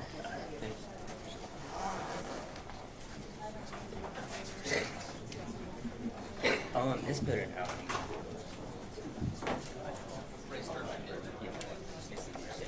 Nice to see you. Thank you.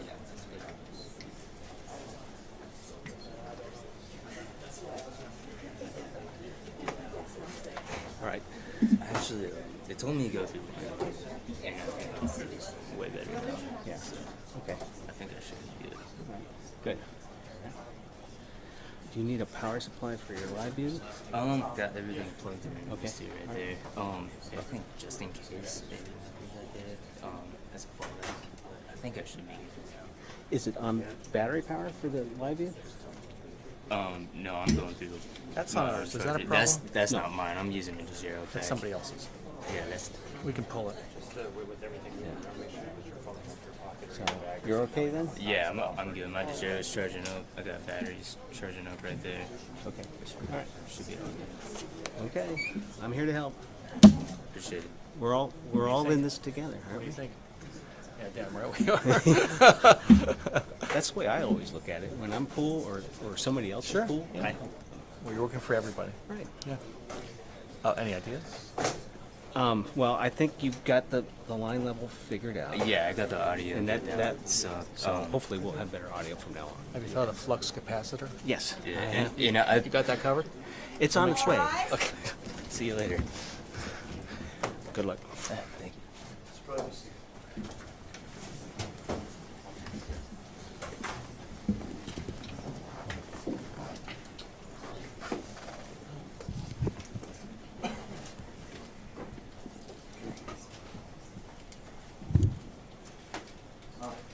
We're back on the record in CD 2022-095-403, Lake versus Hobbs. Present for the record are parties in council and representatives in council. I was just going to bring up a moment of a matter of housekeeping. You okay with Mr. Lem not being here? Mr. Olson? Yes. All right. Okay, at the risk of OSHA violations for my court reporter, what I would like to do is try and maximize the amount of time we have. Rather than starting at 1:30, we'll start back at 1 o'clock, so we'll go from 12 to 1, cutting 30 minutes off of the lunch break. So we'll do that today and tomorrow. I'd like to start at 8:30 tomorrow rather than 9 o'clock if we can, stretch a little more out of the day. But I think by 4:30, I don't want to burn the midnight oil on this. I think that we need to have focus and attention and clear-minded. But I think starting at 8:30, coming back early from lunch, that I'm not taxing anybody's mental capacity with that. Do you agree, plaintiffs? Yes, Your Honor. Defendants? County agrees, Your Honor. Finance Secretary. So that's what we'll do. All right. Are you prepared for your next witness? Yes, Your Honor. We call Clay Parikh. Very well, sir. Great. If you could come forward, sir, and stand in front of my clerk, be sworn, sir.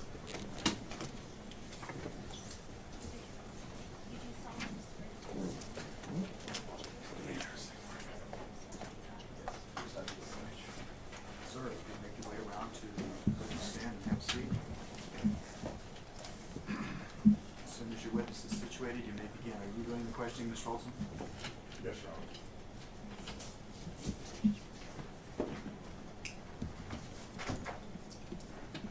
Good morning, Mr. Parikh. Could you please state your full name for the record? My name is Clay Uday Parikh. And where do you currently work? I work at Northrop Grumman, a defense contractor. And what do you do with Northrop Grumman? I'm an information security officer. I basically spend my week auditing classified systems, making sure the systems are functioning properly, looking for insider threat and those such actions. Do you have any experience with electronic voting systems? Yes, sir, I do. I have 9 years of experience in 3 voting labs. It's actually 2 physical sites because Wiley transferred to NTS Laboratories, National Testing Lab, and then at Pro V&V. Does this relate to, are you familiar with what's called the EAC, the Election Assistance Commission? Yes, sir, I am. In 2008, my very first tasking was to evaluate Wiley Laboratories test procedures, in which I had to evaluate the voting system guidelines. And did you perform testing on electronic voting systems in order to certify them in accordance with EAC guidelines? Yes, sir, I was. And you did that for how long? For 9 years. And that was through Pro V&V, a voting system testing lab? I was through a professional staffing company, and that's how I was contracted on, because they had, none of the labs had a permanent security specialist on their payroll. I was the only one. And when you say you refer to the labs, in this case Pro V&V, what is a voting system testing lab? The voting system testing lab is where a vendor submits to the EAC a test plan. It gets submitted to the EAC, it gets approved, then they go to a voting system test lab. There's a project that's done up, and they get tested. These tests can go either by the EAC for federal certification, or they can go by the Secretary of State. That depends on the state's requirements under their laws as far as their certification efforts. Do you know what voting system testing lab certifies the electronic voting machines used in Maricopa County? Objection, Your Honor. Relevance. I believe this line of questioning about certification is no longer on the table given the court's ruling earlier this week. Yeah, a lot of the question for certification, I mean, qualifications purposes, so I'll give them a little bit of leeway. You can answer the question if you're able to. Yes, it's Pro V&V. Do you have a background in cybersecurity, Mr. Parikh? I have about 20 years of experience in cybersecurity. Can you, just briefly go through some of your qualifications with the court in cybersecurity? Yes, sir, I can. I have a Master of Science in Cybersecurity, which is on a computer science track. I also have a Bachelor's in Computer Science Systems major. I have the Certified Information System Security Professional certification. I've had that since the beginning of 2007. That is the gold standard as far as security certifications are considered. I'm also a certified ethical hacker, and I'm also a certified hacking forensic investigator. What is a certified hacking forensic investigator? That means you go in, you do a forensic analysis specifically looking for malicious malware. You do root cause analysis. You find out what the malware was, how it infected, and that. These are not your standard forensics type approaches that most law enforcement agencies would use. Their standard is a little bit slower because of the evidentiary stuff. But if you're in an incident response center, as I've helped run in the past, when you have an emergency or something happens, you have to react then. And these are the type of action that you learn. You learn to get in, do the analysis quickly, make sure you're secure in your analysis because you have to come up with remediation efforts. How long have you been at Northrop Grumman? Just about 3 years. Okay. So prior to working with Northrop Grumman, did you work in a cyber capacity for the U.S. government? Yes, I have. Could you describe some of your positions starting, for the past 15 years, 20 years that you've been involved in and what you did, just briefly? I've worked in anywhere from mid-sized companies that dealt with cybersecurity information assurance to as large as some of the larger ones. I've worked for Lockheed Martin, which is a good tenure of my time, Leidos Corporation, BAE Systems, and in all those capacities, I did information assurance, cybersecurity. At one stint with a smaller company, I was to perform threat for an agency within the United States Army. Did you ever work with the Marshall Space Flight Center? Yes, I was. I was the IT security manager for the enterprise operations. And just briefly, what does the IT security manager do? I'm in charge of making sure the vulnerability scans were done, that all the security configurations, that all the governance and compliance that NASA developed for their security postures and daily operations and continuity of operations were followed. Did you ever work for the Army Corps of Engineers? Yes, sir. I was the deputy cyber manager for their enterprise operation, which includes 52 major sites throughout the world. And in that capacity, what were your job responsibilities? I was the deputy cyber manager, and because of my certifications and qualifications, I helped the security operations center manager handle his task and monitoring, and I also helped the security incident response manager in her functions, because they're the ones that react to when the Army Corps is attacked, and they're attacked a lot. Do you possess a security clearance, Mr. Parikh? Yes, sir, I do. I'm currently a top secret clear, but I've held SCI levels before. Did you ever work with the Army Threat Systems Management Office? Yes, sir, that's where I played threat. I attacked systems, and whether it was an information system, a medical system, or a weapon system. Do you have any other certifications besides CISSP or the Certified Hacking Forensic Investigator or Certified Ethical Hacker? Yes, sir. I have an ITIL 3 certification, which is an international process for handling IT service management. It's much like the Six Sigma. Several companies like Lockheed Martin have their own that's called LM21. These are all process improvements to refine and affect the quality output and service that you provide. Are you familiar with the phrase root cause analysis? I am very familiar with root cause analysis. Could you please just briefly explain what root cause analysis refers to? In simple terms, it's basically troubleshooting, but you have to find what caused the initial issue to happen. Sometimes this can be very complicated, sometimes it can be fairly easy, but you have to have an intense understanding of the overall process involved in any organization. And this root cause analysis could be done from what's called a governance perspective, where you look at documentation, process, procedures, because flaws within those can produce the issue, or it can be from a technical finding. I've done hundreds to probably thousands of root cause analysis in all different types of environments. Could you give an example of an actual event in which you led the effort for a root cause analysis? And just a quick overview. I've done one for the Navy Marine Corps Internet, which was the world's largest WAN. They did, which has tens of thousands of workstations. There was an issue that resolved. They were having, after upgrades of the operating systems, they had technical issues, and based on those type of issues and analyzed and know what was going on, I requested that the BIOS data be provided, and that ended up the root cause, because the problem systems had that, because they did not properly manage the BIOS. That's a low-level technical one. There's been others involved where the Air Force had it, what's I would say world-facing internet site. Was on the internet, got pulled down because a vulnerability was found, and I was put in charge to do the root cause analysis to find out how the system was compromised, what happened, and suggested the mitigation efforts. Have there ever been any criminal prosecutions that have resulted from your work? Yes, both federally and privately from an employer.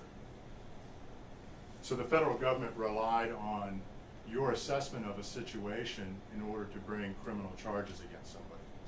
Several times. Some of those I cannot talk about because of the nature and the classification. Did you do an analysis of the events that took place in the election day operations in Maricopa County? Yes, sir, I did. And what did you do in terms of your assessment of that situation? I do like I do with any system that's involved with electronic voting systems. I look at the state statutes and what they reported to the federal government, as in this case, Arizona follows HAVA, and that's in their laws and statutes. Then I go from that, look at the systems they use, then I look at their procedures. I downloaded the Secretary of State's elections manual, the Maricopa elections manual. I've read through testimony, declarations. I reviewed the EAC certification of the electronic voting system, the test reports from ProVNV concerning the election system. I downloaded and read the applicable Title 16 part of the Arizona statutes, which covers the election system. Then I read a lot of testimony. I watched a lot of the video televised meetings that Maricopa conducted, and a lot of the video testimonies.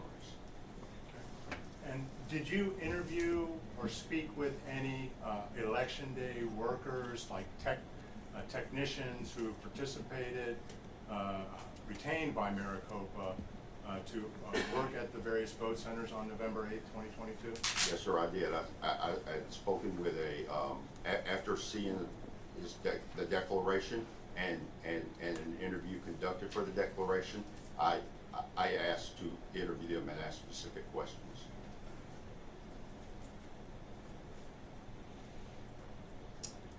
Did you perform an inspection of the ballots on behalf of plaintiff in connection with an inspection pursuant to ARS 16677? Yes, sir, I did. And when did that inspection take place? That was just yesterday. And without saying what your conclusion was from that inspection, did you reach a conclusion? It confirmed my initial assumptions on the possible effects of what caused the technical issues. Yes, sir.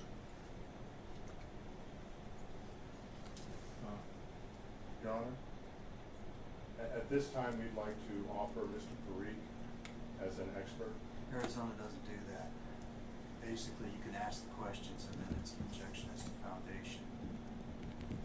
Okay, yes, Your Honor. Mr. Parikh, you examined the ballots in the inspection performed at MTech yesterday, correct? Yes, sir. I was allowed to select the sampling per the request in the court's instructions. Can you did you have a plan going into that inspection with what ballots you wanted to select and inspect? Yes, sir. Could you describe that plan? Through a FOIA request, the cast vote records were publicly available. I reviewed those, analyzed the data, and selected the roundness space so I could follow the course directions for the petition. So I knew exactly what to request because it was time consuming and Maricopa County was gracious enough to give us that time, so I wanted to use it wisely and make my decision quickly and accurately. Do you know how many vote centers you were able to inspect ballots from?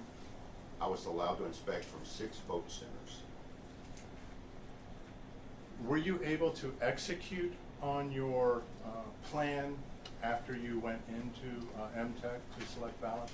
There were some modifications to the plans because the election day ballot data, the cast vote records, which would be referred to as a system of record because it has to be maintained in its integrity, what was no longer valid due to the recounts. When you say it was no longer valid, what do you mean? The ballots had been retabulated for the recounts, thus Maricopa County was unable to map those back. And were some of the ballots that you inspected duplicated ballots? Yes, sir, they were. And what are duplicated ballots? Duplicated ballots are when there's an issue with the ballot and it cannot be ran through the tabulation system. Therefore, it is duplicated, and then that duplication is run through the system. And is that duplication then the ballot that is actually tabulated and counted? Yes, sir. The way the process works is the original ballot has to have the duplication ID attached to it, which Maricopa did. The part that where they filled in the statute is according to the standards, that duplication ballot is supposed to be easily relatable to the original ballot. They said they could not find let me correct that. They could not find the duplicated ballot, which was tabulated. So you inspected the original ballot that was duplicated? Yes, sir. And do I understand correctly that under your understanding of Arizona law is that the duplicate ballot and the original ballot are supposed to be maintained together physically? Yes, sir. That's an EAC requirement. That's a standard when duplication is done. And the duplicate ballot, which is the ballot that was counted, Yes, sir. was not available for you to inspect because of that? No, sir, it was not. Why would there be, could you tell me again why there might be a duplicated ballot situation? It would be because it was physically damaged. I did see torn ballots. They could have coffee stains on them, they could have ink marks, or they could just be improperly configured. How long did you take to conduct your inspection? We were there all day, except for a 45-minute lunch break. It took the morning because of not being able to track the selected ballots that I wanted to look at. We worked together and found the samplings, and that took all morning to get that sorted out. And did you take notes contemporaneously with your inspection? Yes, sir. Approximately how many ballots did you inspect? There were 348 that were set aside, and then there were approximately 25 because we did not finish because of the time restraint. And out of that 348 that were set aside, how many were ballots printed from a ballot-on-demand printer?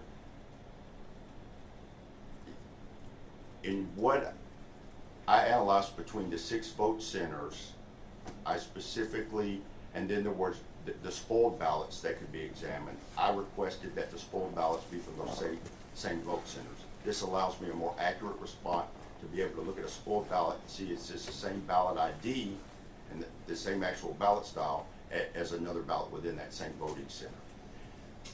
The one thing that I have to point out is out of all the spoiled ballots and the duplicated original ballots, there were a total of 113 ballots examined. 48 of those existed because there was a 19-inch image of a ballot printed on 20-inch paper. Objection, Your Honor. Move to strike as non-responsive. Not sure what question he was answering.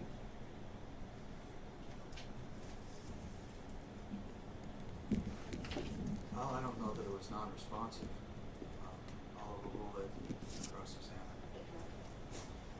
So, Mr. Parikh, it's your testimony upon inspection of these ballots that you determined that there was a 19-inch ballot image projected onto the 20-inch paper.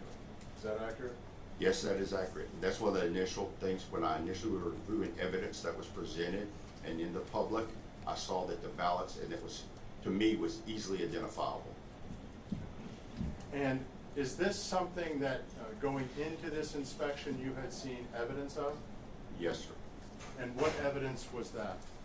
That was a photograph of a spoiled ballot right next to the reprinted ballot from a vote center, and that's included in my declaration. When you say that's included, do you mean the photographs? Yes, sir. And so when you were inspecting the ballots yesterday and you determined that the duplicated ballots and the spoiled ballots, I'll strike that. How many duplicated ballots did you inspect? 15 total. And out of that, and duplicated again means that the ballot was rejected by the tabulator for some reason? Yes, sir. It could not be tabulated at either the ICP2s, which are at the vote center, or the ICC at MTEC. Out of that 15, how many of those contained a 19-inch ballot image on 20-inch paper? 14. 14. What about the other remaining? It was physically defective. When you say It was physically, slightly torn. can you explain to the court how a 19-inch ballot image, well, strike that. How did you determine that it was a 19-inch ballot image projected onto 20-inch paper? Because these ballot images are a PDF file which gets stored along with configuration settings. That's what makes up the ballot style and the ballot definition, which is created usually on that EMS, which the actual application that does the ballot style is called EED, right? That's the application that actually does the ballot style. It's usually installed on the EMS server. That application creates that style, the definition, because it needs those things because it gets loaded on the tabulator. That's how it's evaluated when the image is created.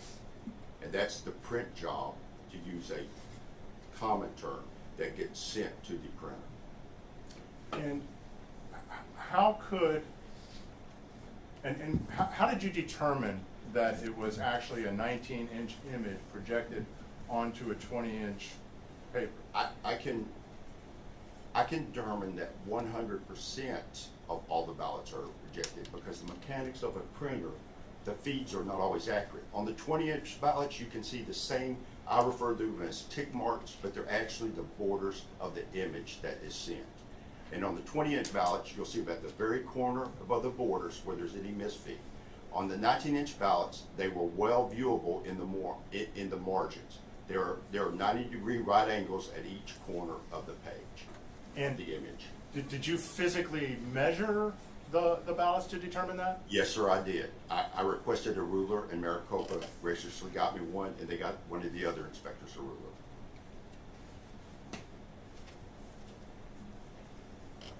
How could a 19-inch ballot image appear? We'll strike that. You've heard previous testimony. Were you here for Mr. Jarrett's testimony? Yes, sir, I was. And did you hear Mr. Jarrett testify that in the November 2022 general election, a 20-inch ballot was used? Yes, sir, I did. And did you hear Mr. Jarrett testify that it would be a failure of the system if a 19-inch ballot image was projected onto a 20-inch paper? Objection, Your Honor, that misstates the testimony of the prior witness as to the word failure. I'm assuming you're going to follow up with a question for an opinion. I think you can frame it as a hypothetical without arguing about. Yes, Your Honor. Go ahead, rephrase.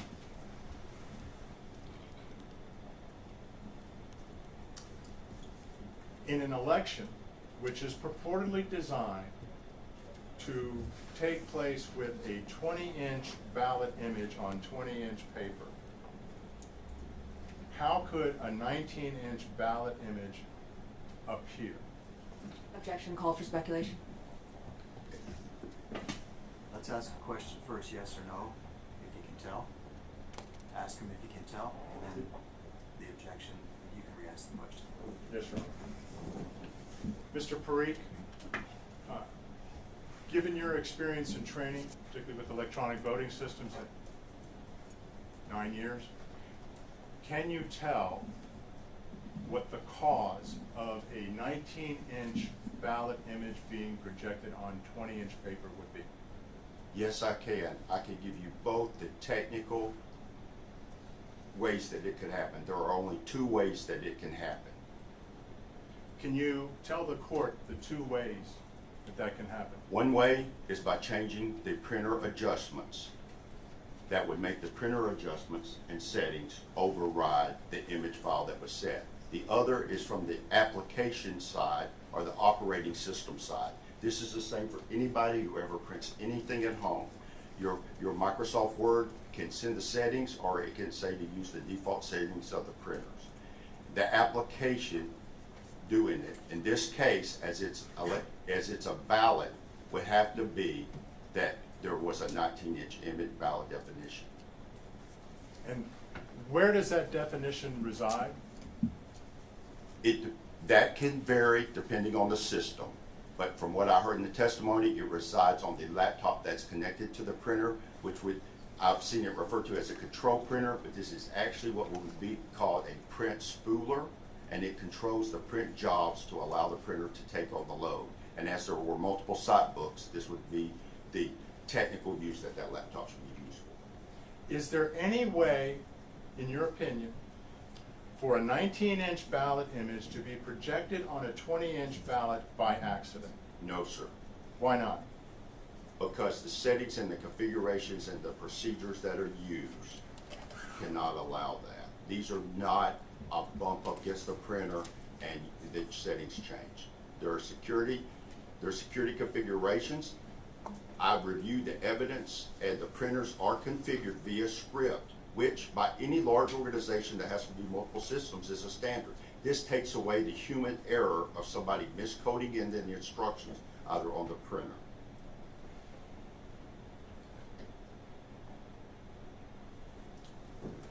Prior to an election, would the,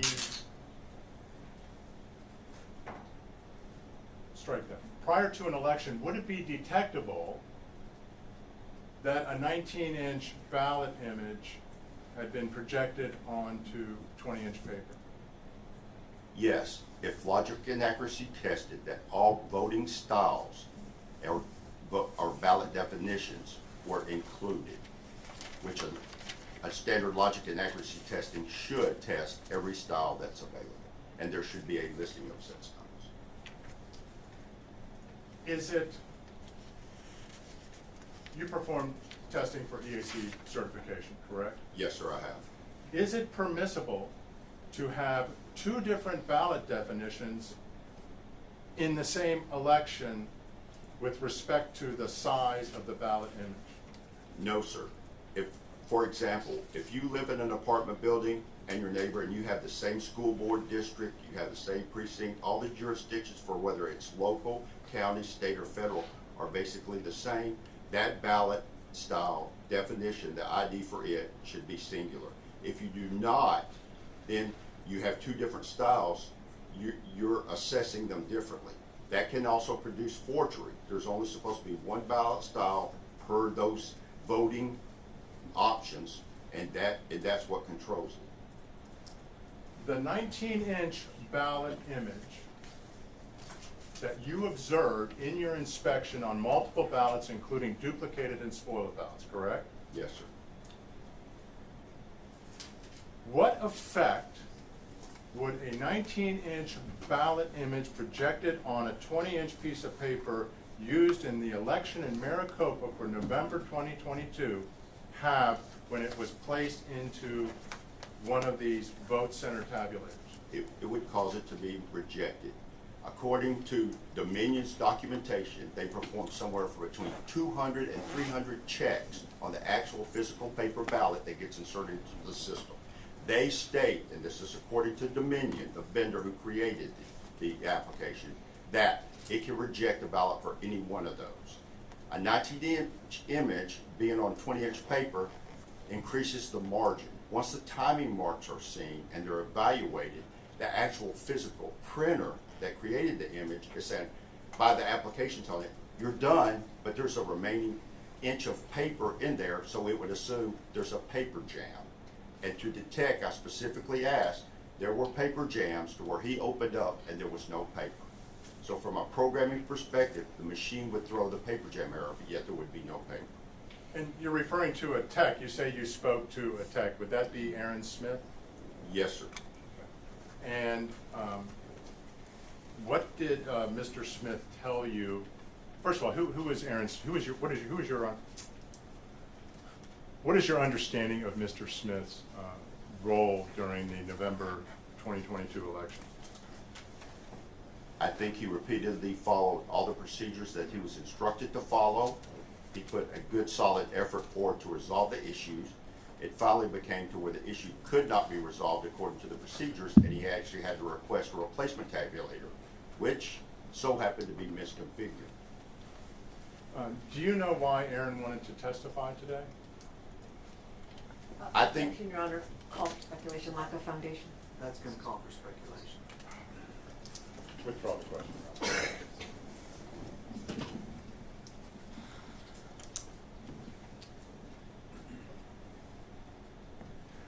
What would it take, you mentioned that there are only two possibilities for how a 19-inch image could be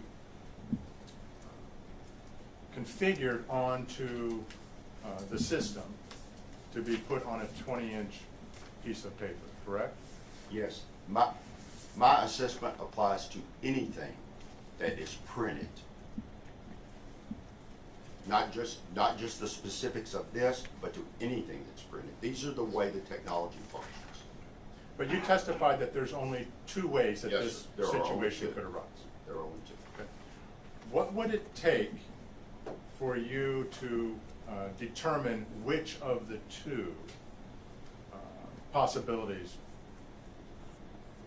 is what occurred? Specifically, as I did yesterday, inspecting the ballots. There were some ballots that were spotty, but the spottiness was also on batches from the vote centers that were correctly tabulated. So that confused me. And the stuff that was mentioned about the fusers and the heating, because they first said it was a toner issue when it's not, it's a tray weight issue, which affects the heat of diffusers.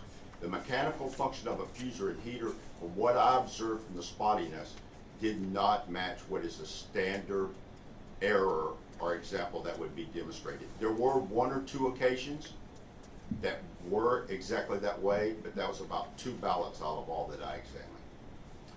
But if you were to try to determine whether it was a printer issue, configuration issue, or an issue with the ballot definition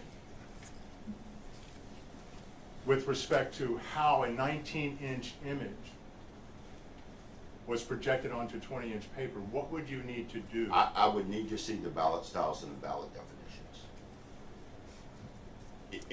In totality, if there's 50,000 of them, all of them should be examined.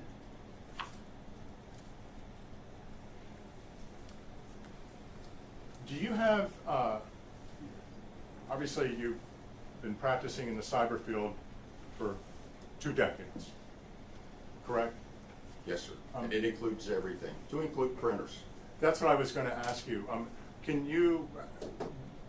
Do you work with printers? Do you understand how printers function and work? And at what level is your experience? To a detailed level, to where I actually called one of the government agencies in the missile defense side to get highly upset, because I understand the protocols that run. And it's not just printers, there are multifunctional devices, MFDs as we refer to them, because they can scan, they can print, they can send file transfers, and I've evaluated protocols. I've also done root cause analysis, because classified printers they can print classified data even when they're not supposed to because of the rovers. And this is one thing I refer to it as ghost printing. I did see that repeatedly on the early vote ballots that were printed by Runtech, because in my opinion the ink was a little bit too deep and too shiny for that, and I was able to even see candidates' names in white space. It's very light and gray, but that's why I refer to it as ghost printing.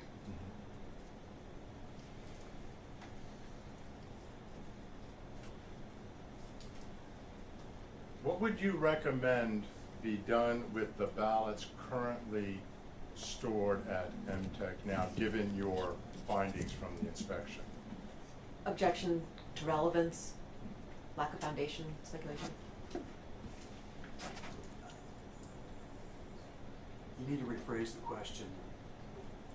I'll sustain it.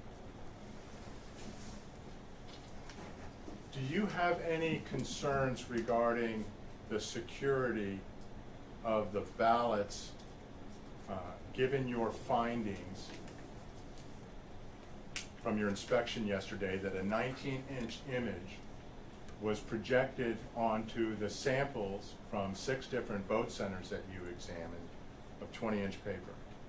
Yes, I can, and if it is okay with the court, I have to answer this in 2 ways.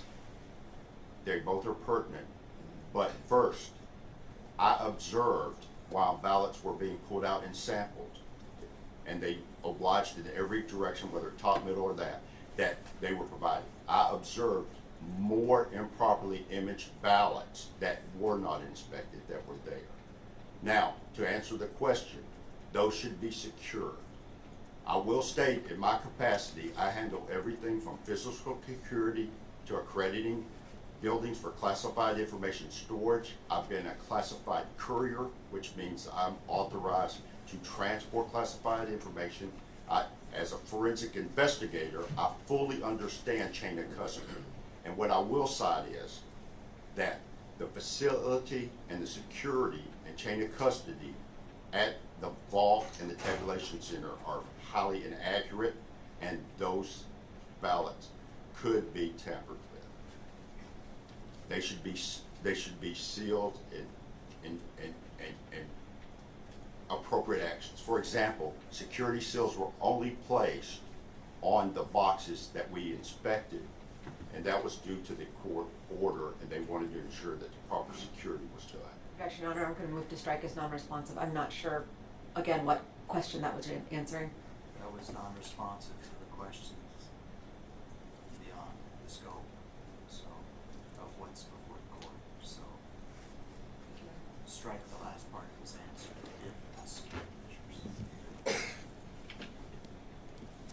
John, just a point of clarification. You said strike the last part. And His answer, he had two parts to his answer. He said first, he observed ballots, properly imaged ballots beyond what was sampled. That was part one. Part two is the commentary about the continued or ongoing storage.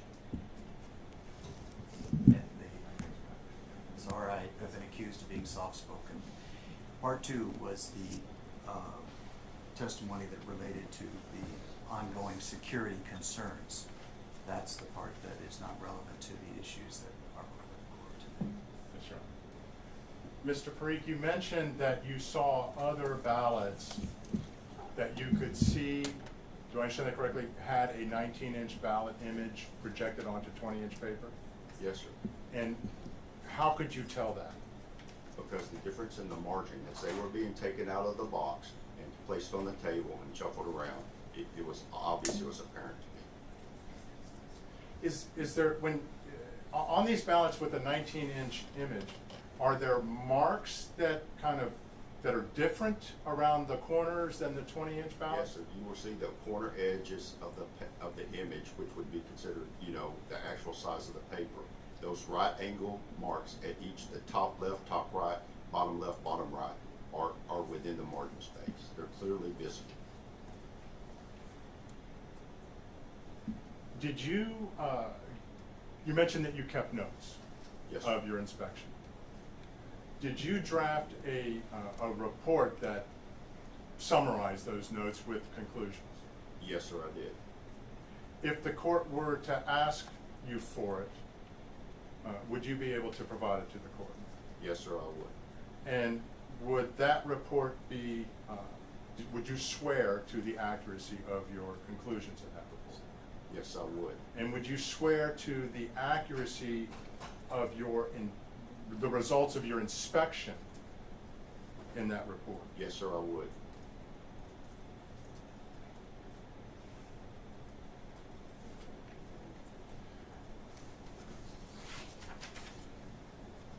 You testified earlier that having a 19-inch ballot image projected on a 20-inch ballot, as you observed appearing from ballots cast in 6 different vote centers. Yes. Duplicated ballots, spoiled ballots. That could only arise from, could it be by accident or is it? No, sir. It could not be by accident. Those are configuration changes that are administrative level on the printer, or they're with a ballot and style or ballot definition file. And those are done on the EMS system, which has password security and everything else. You have to add, the EED application is actually the one that creates the ballot style. That's what's used. It's commonly it's commonly put on the EMS server because that's like the centerpiece. And those two systems are controlled access. You testified earlier that you have been involved in other assessments of failures relating to cyber-related issues, correct? Yes, sir.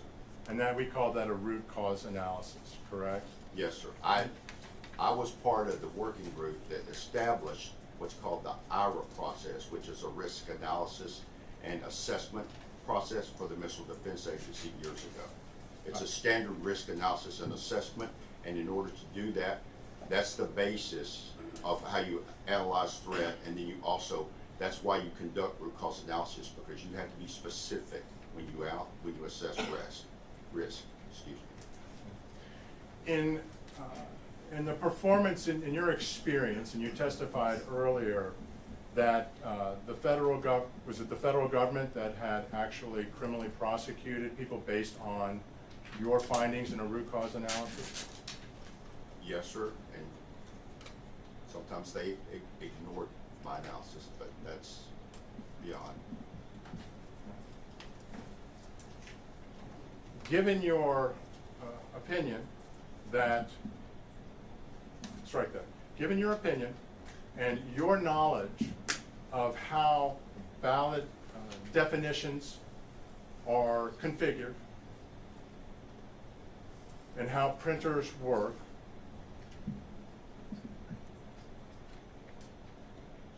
does your finding of a 19-inch image, ballot image, placed on 20-inch paper,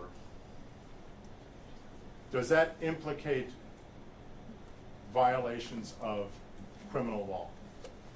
Wait, hold on before you answer that. Objection, Your Honor. Calls for speculation, lack of foundation.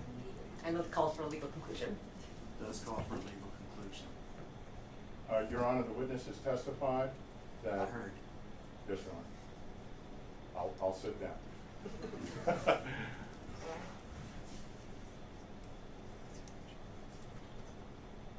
Based on what you have determined on your physical examination of these ballots, your experience both in the industry as a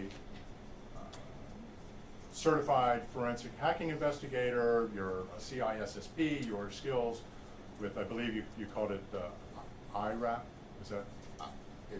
It's IRA, that's the acronym that does it. There are different, and this is specifically for technical risk and assessment. This is one of the issues when I work for the voting system test labs to get all the vendors. I've dealt with over 7 of them to my memory, right? None of them performed it. The labs didn't perform it. I eventually convinced one lab to do this because this is vital to when you're doing system testing, let alone security system testing. And this applies not just to electronic voting systems. This is to all information systems, all technology. These are standard engineering principles. Is there any way you could be wrong about a 19-inch image being placed on 20-inch paper? No, sir. I give the technical options that are there. There are 2 ways that this can happen. And based on this system and the controls in place, this could not have been an accident. And there are only 2 options. It would take further investigation, further forensic examination for me to determine exactly which one it was. Thank you, Mr. Curry.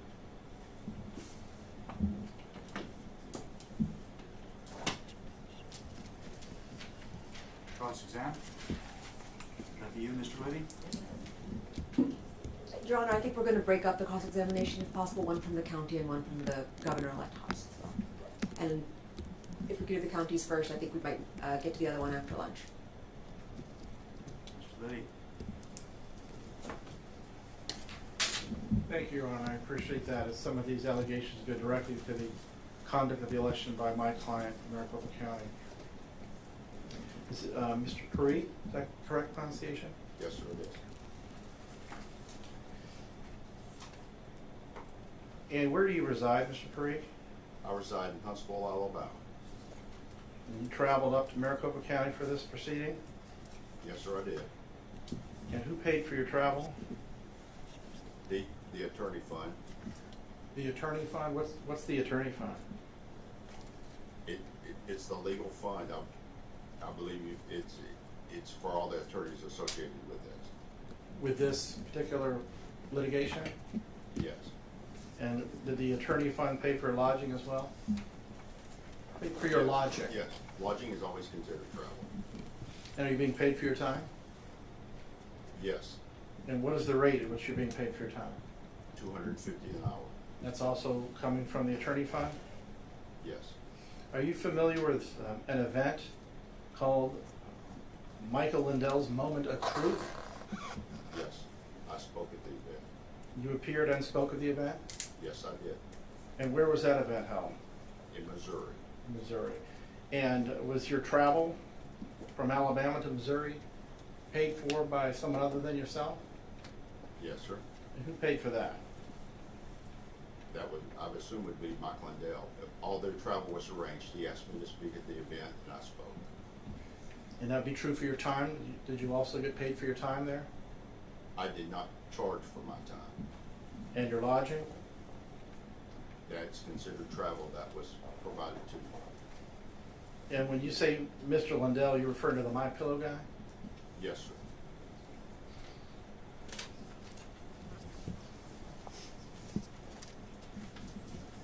And you are a cybersecurity professional? Yes, sir, I am. During your investigation of this election, did you detect any hacking involved in the 22 general election in Maricopa County? No, sir.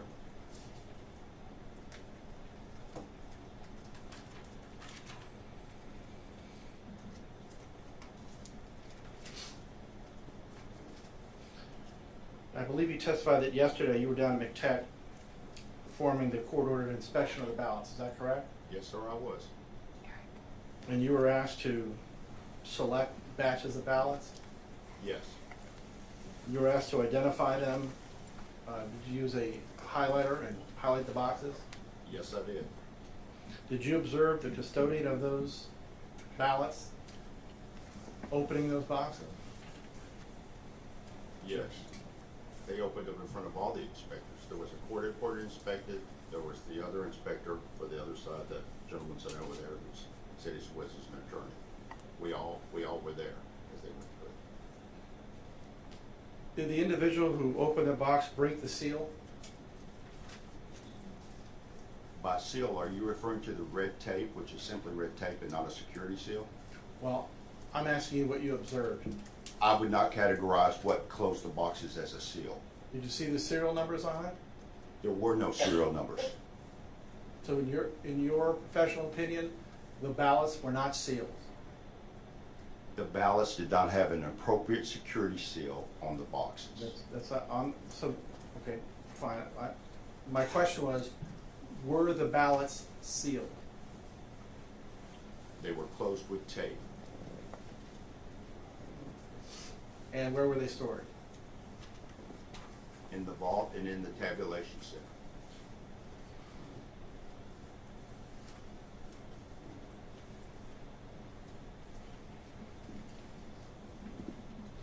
Now, would you say that your profession details are important? Yes, they're highly important. And you said that you reviewed the statutes prior to initiating this investigation? I always have to do that because it's relevant, especially if a state states a statute. So that's a yes? Yes. And you also reviewed federal statutes? Yes. AVA, I think you said? I'll go as far as back as the 1990 FEC standards. I've reviewed them all, every version of the BBSG. And you downloaded Title 16? Yes. I like to have references for when they're referred to because they've been referred to in the Secretary of State's manual, they were referred to in the Maricopa manuals and procedures. So I like to actually read what's referred to ensure that it's accurate. And when you read those documents, you pay close attention to detail because that's required by your profession. Is that correct? I'm not a legal attorney, and so I read the laws for what they state and how they are. And you testified that you reviewed some documents that were provided to the Lake campaign by a FOIA request. Is that accurate?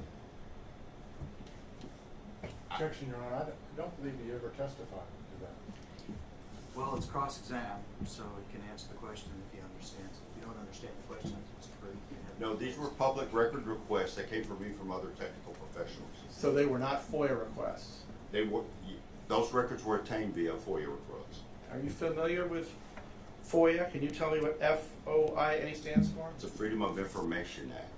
And is that a statute, a federal statute, or a state statute? That depends on what you're requesting the FOIA for. That's categorized at the federal level and state levels, to my knowledge. So a FOIA can be either a state or a federal, in your understanding? Yes. And if federal was FOIA and state was a public records request under the Arizona statute, that would be a detail that doesn't interest you? That, if the data was illegally obtained. That's not the question. The question is the detail, difference between a federal statute and a state statute of interest to you? When I provided evidence, I always asked the source of it. And I have received, in my experience, I have received evidence from law enforcement officials that, in my opinion, were not properly obtained. And as a forensic investigator who understands chain of custody and all the legal ramifications, because for the court's record, the majority of that deals with the statutes. For example, the lockpicks that I own as part of my security thing, in my state, I have to have a private investigator license. These are the statutes that a forensic investigator handling evidence has to be aware of. Thank you. When you're working with your security thing, as you said it, are you familiar with federal statutes and state statutes? Objection, Your Honor. Not sure about the question. Well, if he's What kind of confused, federal- I'll withdraw the question, Your Honor. Thank you. Next question. You've just testified that you receive information from law enforcement that's both federal and state law enforcement. Is that correct? I didn't say that. I said it was law enforcement, and And you testified both federal law enforcement and state law enforcement. Is that correct? what I just told you is I said I received it from law enforcement. Well, when you receive information in your profession from law enforcement, are you familiar whether the law enforcement's federal or state? Yes, when they provide me the evidence, Is yes. that a detail that's important to you? Yes.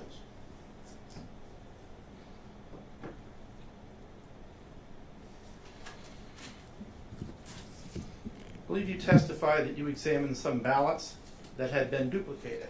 Is that correct? Yes.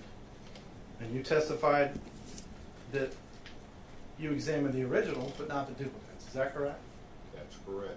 And you examined and you testified that the duplicates were not kept next to the duplicate. The duplicates were not kept next to the originals. Is that correct? That's correct. They're supposed to be traceable. You should easily identifiable. Mr. Garrett said that he would have to get his techs busy and that would take them over a week to try to find them. That's your recollection of what Mr. Jarrett said? That is what Mr. Jarrett said. And if the ballots, the originals those and the duplicates were in the boxes right next to each other, would that surprise you? The duplicates that I was shown, because they were duplicated, were part of one of the vote centers he opened both those boxes. And two, because they couldn't identify some of the original duplicates, they had to run and count them so they could try to map them back to which side they belong to. So that's your recollection of what Mr. Jarrett said when you asked to see the originals of the duplicates? No, sir. I'm asking you a detail. That's a detail that's important. You're telling this court that when you asked Mr. Jarrett to view the duplicates of the originals, that he told you it would take 6 hours. To clarify, I did not ask to see duplicates. They were part of the vote center, and they provided the entirety of what they have for the vote center. They could not provide what was originally Thank you, done. Mr. Curry. I think the important point, and I want to ask you this to make sure that I understand it correctly, is that you did not ask to see the duplicates. objection misstates his prior testimony argumentative. This is cross, just for reference, and all cross. If he doesn't understand the question, he can have it rephrased, but particularly with an expert witness who is capable of answering. If you don't understand, you can have it rephrased. If you do understand, you can go ahead and answer. Would you like the question restated to you? Yes, sir. Please, Mr. Perrick, is it your recollection that when you asked Mr. Jarrett to see the duplicates and the originals, that he told you it would take 6 hours to get them? One, I did not ask to see them. They Well, were that answers my provided. question then. Thank you, Mr. Perrick. That answers my question. You did not ask to see them.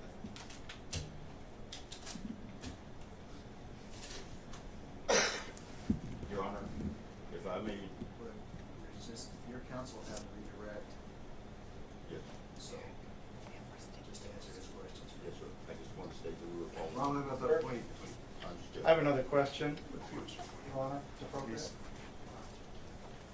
You've testified that you have a working theory that some of the ballots for the 2022 general election were on 20-inch paper, but were printed at 19 inches. Is that correct? 19-inch image printed on 20-inch paper. It is not a theory. Okay, so it was 20-inch paper. The ballot was 20 inches, correct? The paper was 20 inches. And the image was 19 inches, according to your testimony, correct? The ballot image was 19 inches, yes. Are you familiar with a shrink to fit setting on a printer? Yes, yes, I am. Could a shrink to fit setting account for some of the ballots you observed being 19 inches on 20-inch paper? That is a possibility, but it would violate the configuration settings they had for the voting systems and the tabulators. And you've testified that you're familiar with the election process? Yes, sir. And you testified that if one were to take a 20-inch ballot that's shrunk to 19 inches and put it into a vote center precinct tabulator, it would not get tabulated. It would not get tabulated at any tabulator. Any tabulator. So, That includes ICP or the ICCs at Central. okay, so if it went down to Central, according to your understanding, and it was tried to run through the tower tabulators, it would also not be tabulated. Is that correct?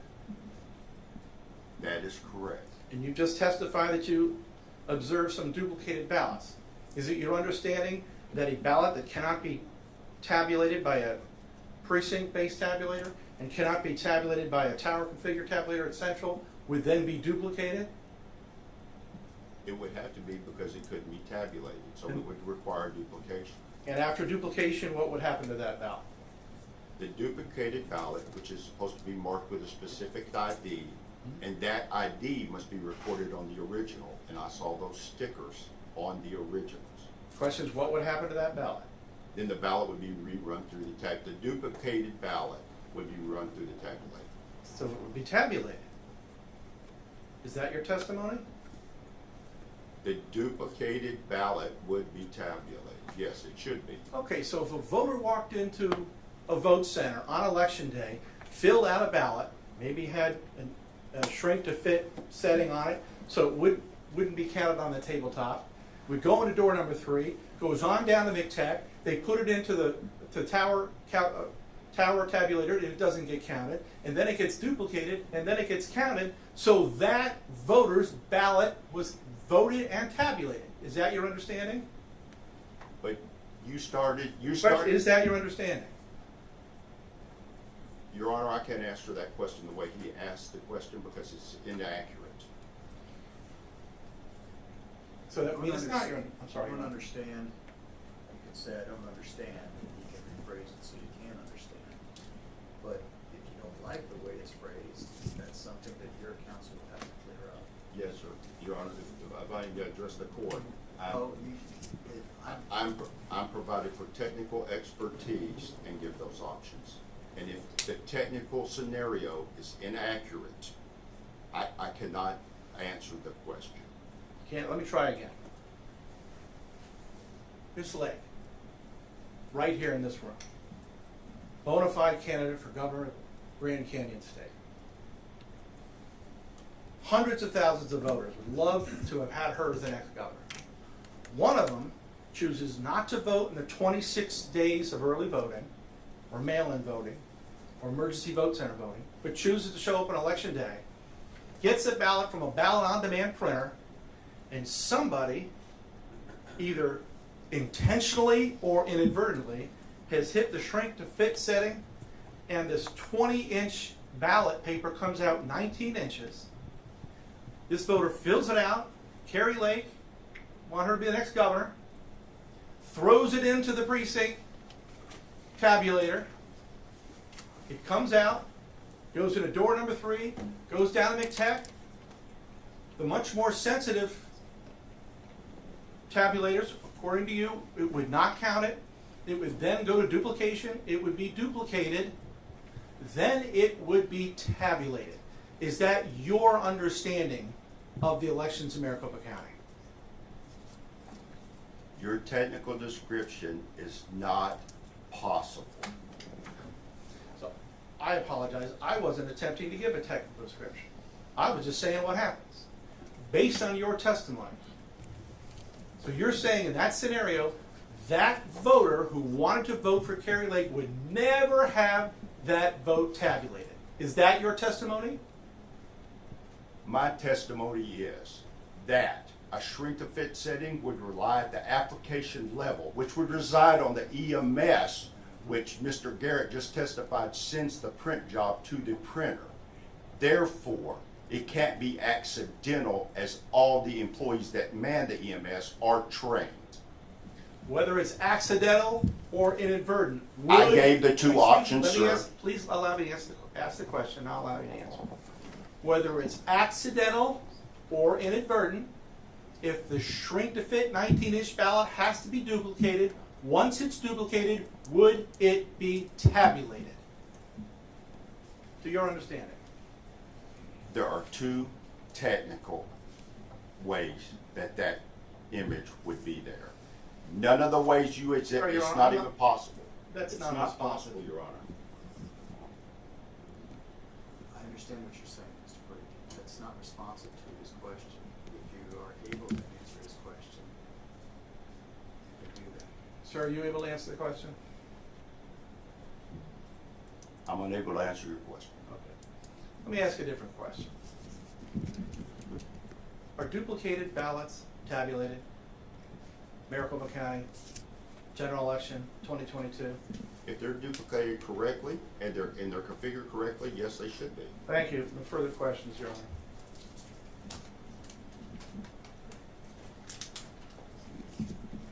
Okay.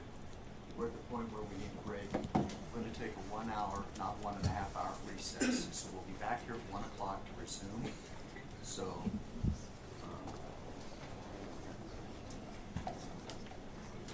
Back at 1 o'clock, brief, and we'll resume where we left off. Yes, sir, and now we'll realize I'm still on the ropes. You read my mind. Thank you very much. All right.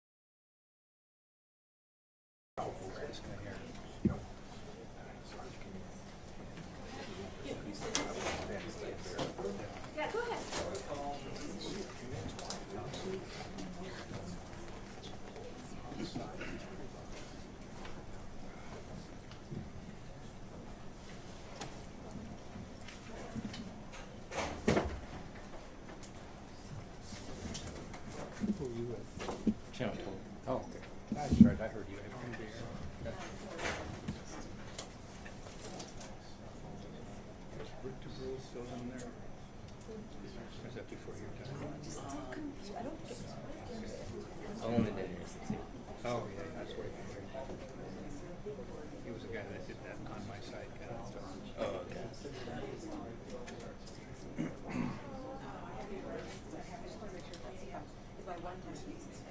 Yeah, I was here last night. 4:06 till almost 9:30.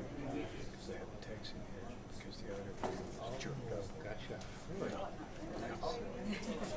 Oh, and then they had the he was back this morning. And they had to do a break. His YouTube channel, you gotta turn it off. There's another guy, one of these online guys, where he's narrating while they're talking. His was very clear. No. I don't know why his is clear and other people's weren't. Yeah.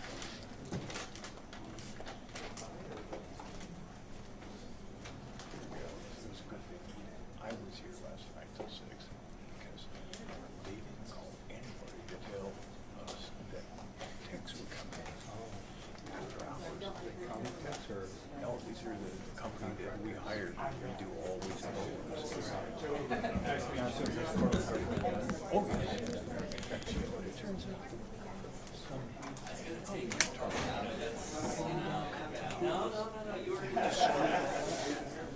go back and reconfigure all this stuff.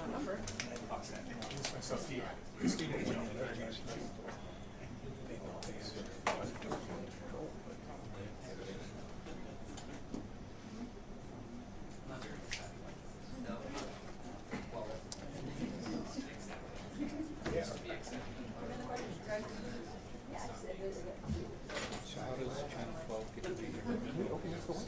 So you guys got to just fix them.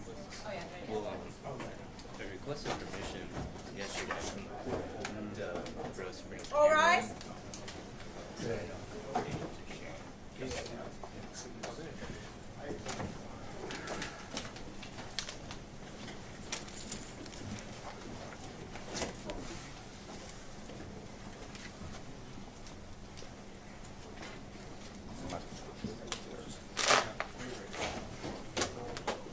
Do I go straight?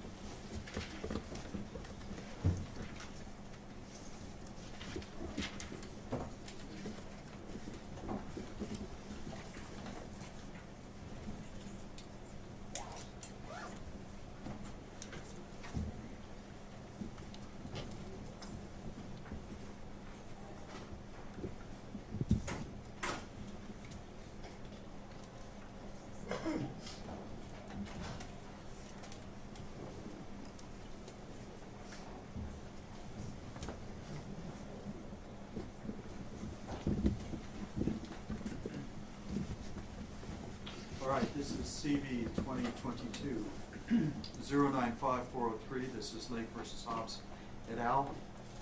Continuation of the hearing on the election challenge.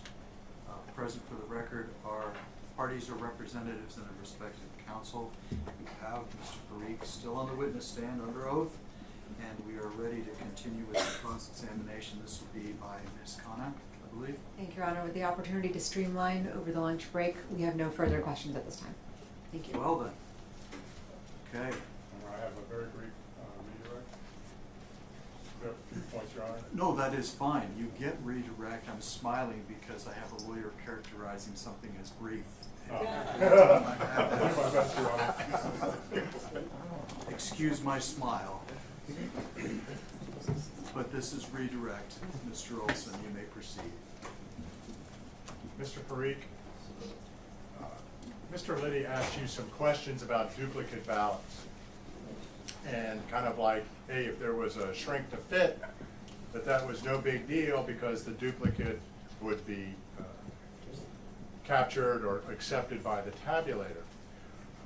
What happens during the duplication process? The original ballot is examined, another clean ballot is set beside it, and the ballot is duplicated. All those votes are transferred and verified. In the duplication process, could the image of a 19-inch image from the original be transposed onto a 20-inch ballot? As the duplicated ballot? Yes.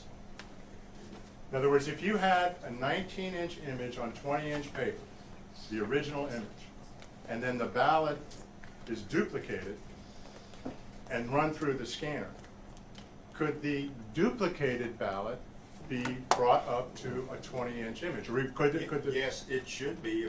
If the ballot was originally 20-inch ballots, the blank ballot that they would bring to put the votes, transfer the votes to, would be 20-inch. So yes, it would be tabulated. It would necessarily be moved to a 20-inch image in order to Yes, be tabulated. that's the only way it could be tabulated. Yes, and at the point of duplication, anything could happen to alter or not the original ballot, correct? If you're duplicating a ballot, yes, what's to stop somebody from altering the ballot from its original? Objection, Your Honor.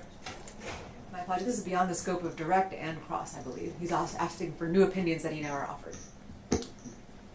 Your Honor, if I may, Mr. Liddy is the one who brought up duplication and that it was no big deal. This is directly relevant to his examination and implication that duplication means that no harm, no foul. I agree with you in terms of the scope of redirect. I'm a little concerned about foundation, but Yes, Your Honor. go ahead and ask whatever questions. Your Honor, Mr. Liddy, you're thank you, Your Honor. I apologize, but the duplication process is in Title 16. It's a very important part of the process. I would never and have never characterized it as no big deal, and I object his mischaracterization of my description of that important process. Not a problem, so noted. Mr. Olson, do you have another question, please? Mr. Parikh, Mr. Liddy asked you if you had asked for the duplicated ballots. And you said in the beginning, your testimony said you had asked Mr. Jarrett and were given an answer that there was no way to trace. And then subsequent to that, when you were asked the question again, you said you did not ask. What was the distinction that you were drawing in terms of asking for the duplicated ballot? I thought Mr. Liddy was asking me if I had planned on, if it was in my plan of what I selected and wanted to see as far as the sample size, and I did not plan that. I did not plan that. It was made clear there was time taken to ensure that all the inspectors were aware of how the process would be, the amounts we were allowed, and all that. And they were provided to us, and when they were, I asked I did ask where the duplicated were, but that was as part of the court order process to look at those. Okay. Yes. And when you, so that the record is clear, when you asked for the duplicated ballot while you were there at MTech, what was and who did you ask again? Was it Mr. Jarrett? Mr. Garrett, yes. And what was his response? He said they would have to get text, and it would take up to a week to trace that down. Okay. And you heard Mr. Jarrett testify that there was no way that a 19-inch image was placed on 20-inch paper in the November 2022 general election, correct? Yes. And is there any way that a 19-inch ballot image placed on 20-inch paper in this election in Maricopa, whether it was tabulated by the vote center tabulator or the tabulators at MTech, that 19-inch ballot image would be accepted by the tabulator? There's no way a 19-inch image on 20-inch paper could be accepted by the tabulator. You also examined early votes, correct? Yes, sir, I did. And you testified that those were votes that were printed by Runback. Yes, sir. Did you see out of any of those early votes that you inspected or observed a 19-inch image on 20-inch paper? No, sir, I did not. So the 19-inch image on 20-inch paper was only an existing condition on the ballot on demand printed ballots, which were the day of the election. Is that accurate? Yes, sir, that's accurate.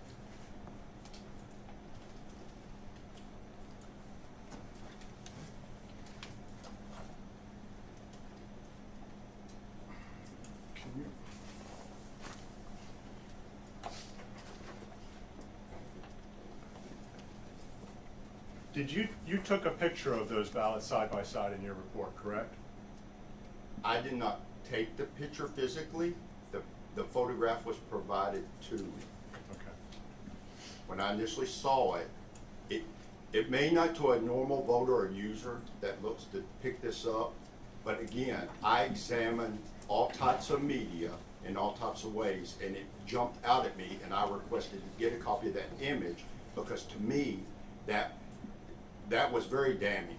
And then that photograph was an overlay, and it did confirm my conclusions that it was a shrinkage, and that it was a 19-inch image printed on a 20-inch ballot. Should there ever be, as Mr. Liddy characterized, a shrink-to-fit ballot that comes out for some people's ballots and not others? I'm here to state the technical scientific facts. I gave the options. Mr. Liddy's assumptions of a shrink-to-fit is inaccurate, and to boot, or to further on add, that if the ballot definition is 20 inches and you print it on 20-inch paper, shrink-to-fit will do nothing. The margins will be exactly the same as they are on a regular ballot, and they should be tabulated. But what he referred to cannot happen. The only other technical possibility for that happening is if somebody messed with the print drivers and made, even though 20-inch paper was loaded, made the printer think it was 19 inches, and that would cause the shrink to fit. That's the only technical option that would address Mr. Liddy's scenario. Thank you, Mr. Brady. No further questions, Your Honor? Well, may we excuse the witness? Yes, Your Honor. Yes, Your Honor. Thank you, Mr. Brady. You're welcome, sir. Excuse, sir.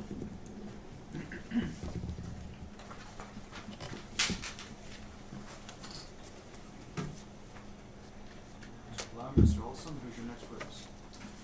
Your Honor, at this time, we'd like to call Aaron Smith.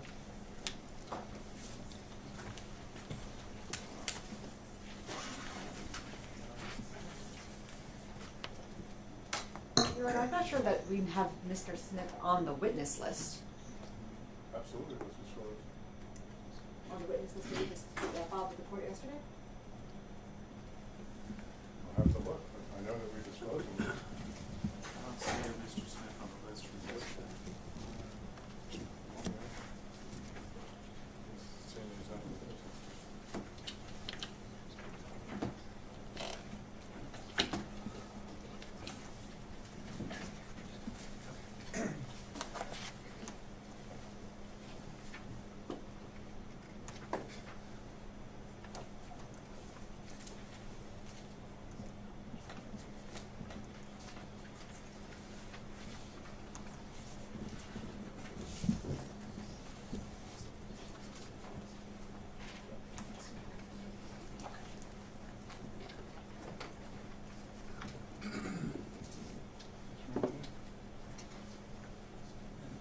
The list I'm looking at, Your Honor, does show Aaron Smith designated as a witness. If Your Honor wants to give me a few minutes, I can go through my emails. Looking at what the court was given. Well, I don't know that we provided that list, Your Honor. I think you We also, I think there was an email communication from plaintiff's counsel expressly asking us to take Mr. Smith off of the list. No, we did not take Mr. Smith on. We're now burning time. Okay. Trying to find out who Mr. Smith is and where he is, so. Right. Can you show me that list?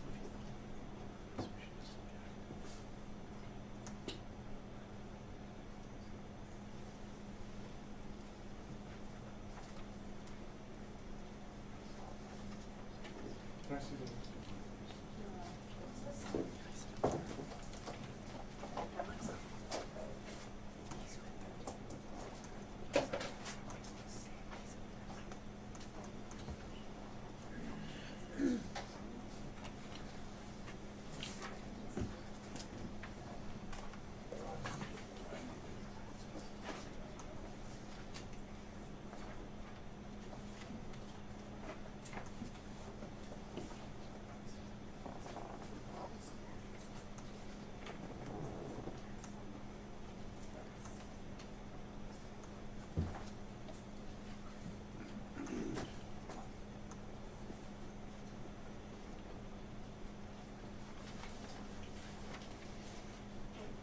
Your Honor, at this time, we would call Bradley Benencourt.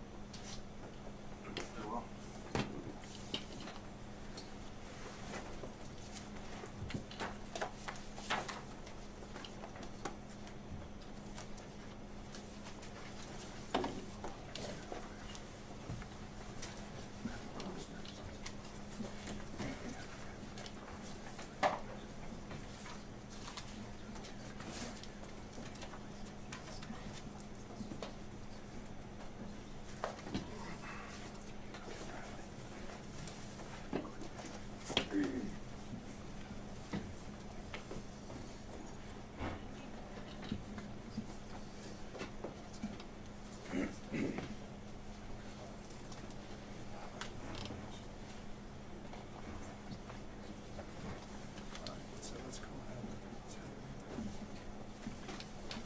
Your Honor, we're gonna have a change of plans. I'll call Heather Honey.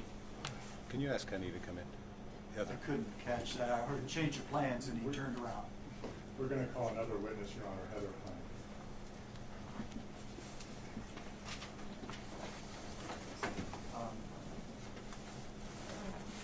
Sorry about that, Your Honor. Or who's the witness waiting outside? Yes, she's coming in now. Could you just hold on 1 second, have her stay outside just a second? Hold on 1 second. Thank you. This was another issue that was raised in the 807 notice by plaintiffs that they were going to use hearsay. I apologize, Mr. Olson, you're having a hard time hearing me, and I'll try and speak up. The disclosure that I received had a listed Exhibit A. There was no attachment. So all I have is information that this witness is going to testify about a voicemail from someone with a first name, no last name. Well, Your Honor. I don't have any substance. It's a voicemail from somebody by the name of Betty, who Well, identifies herself as working at the Department of Elections for Maricopa County. The voicemail was left to my client in response to a FOIA request, a Public Records Act request that was made for chain of custody documentation. And the voicemail, we believe, Your Honor, is a statement against interest. Because they basically say, well, don't know. okay. It had been disclosed, Your Honor. Okay. Who's going to respond? Your Honor, I will. Number one, I'm going to, Mr. Lee? thank you, Your Honor. I'm going to object to calling this witness for the purposes of testifying by hearsay testimony by somebody named Betty, who is not a party in this case, and therefore cannot make any statements, admissions on behalf of the party. And this so-called voicemail has no authentication, so I would object on foundation as well, Your Honor. And Your Honor, we don't have it. It hasn't been disclosed. It's been disclosed, Your Honor. This court even has it on trial. But Your Honor, Betty identifies herself as someone working in the Maricopa County Department of Elections. She also identifies that she is responding to my client regarding a Public Records Act request that was, I'm sorry, I said my client. She was responding to my witness regarding a Public Records Act request. It was my client who made that Public Records Act request. And Betty is explaining in the voicemail that they're still looking for the records, but they have no idea, and she's got to go on vacation, so she should call back and talk to somebody else. This is a Public Records Act request, Your Honor, that is directly relevant to the trial here today.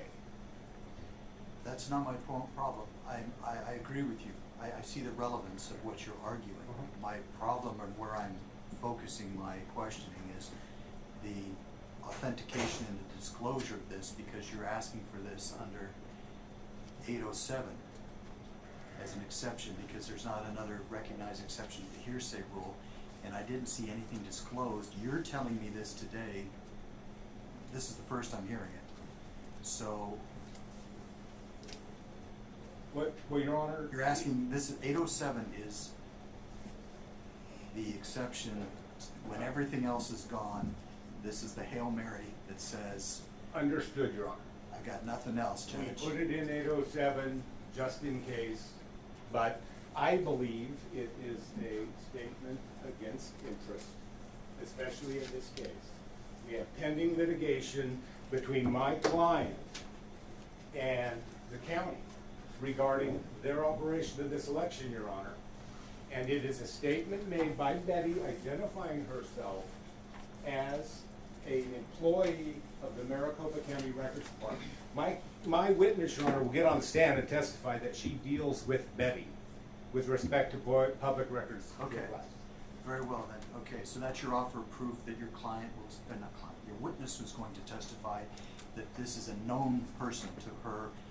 In other words, she could recognize a voice, she knows this person, she has dealt with this person as a representative of the defendants with other public records requests. Did I get it right? You got it right, Your Honor. Liddy? Your Honor, first, we have not received this, so we object on that basis. And second, there is no Betty that's a party. We can't authenticate who she is, and she cannot make an admission on behalf of any of the parties in this litigation.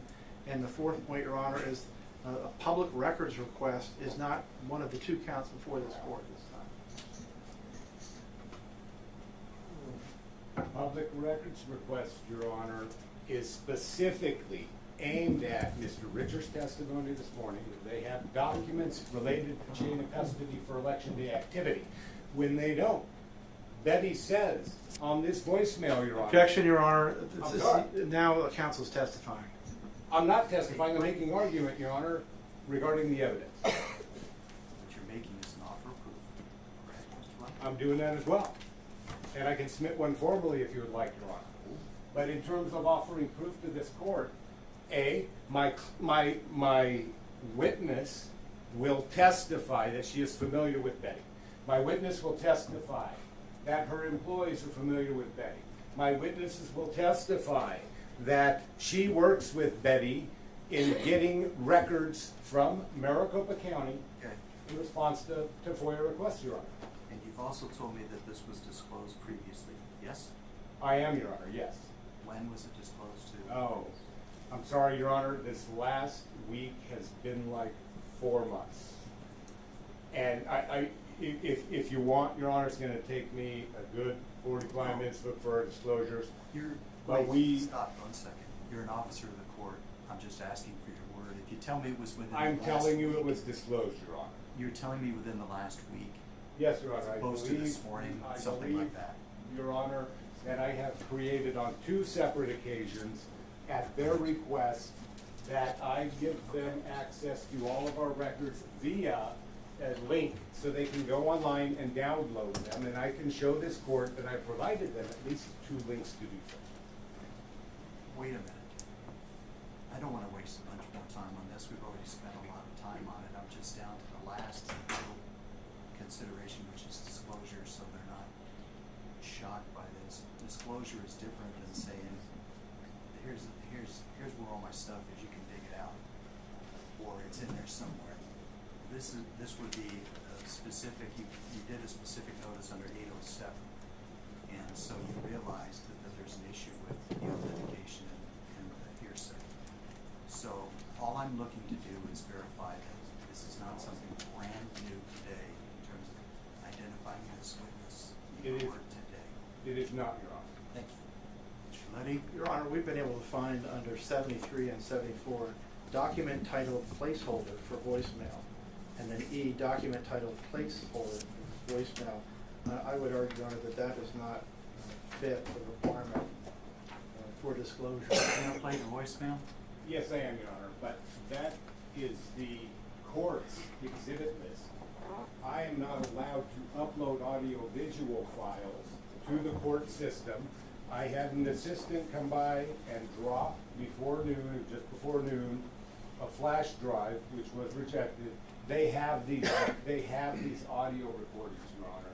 I would guarantee you, as they stand here today, they know who Betty is. Oh, wait. Somebody knows who Betty is because she works in the elections department. When I say stop, stop. Okay. Yes, sir. First of all, your understanding of the website uploading links is different than mine. You can't upload those. Second of all, you did bring a flash drive by yesterday, but your office was told we can't do that. The clerk of the court uploads and the exhibits, and so those have to be uploaded through that website link. And apparently there isn't anything uploaded there. Your Honor. Is there uploaded today? They were uploaded to this. We took everything we had in our disclosure and we uploaded it to the system.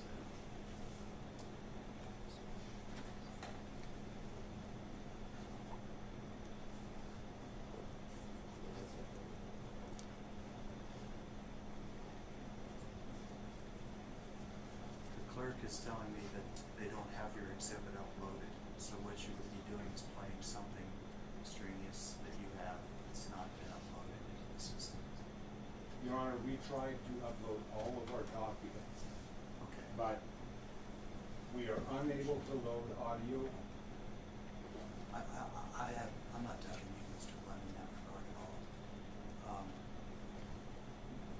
Coming back to this, what I wanted to focus on is whether the defense had notice of this or not. Have you heard the voicemail before? No, Your Honor, I have not heard the voicemail. None of the attorneys here have heard the voicemail.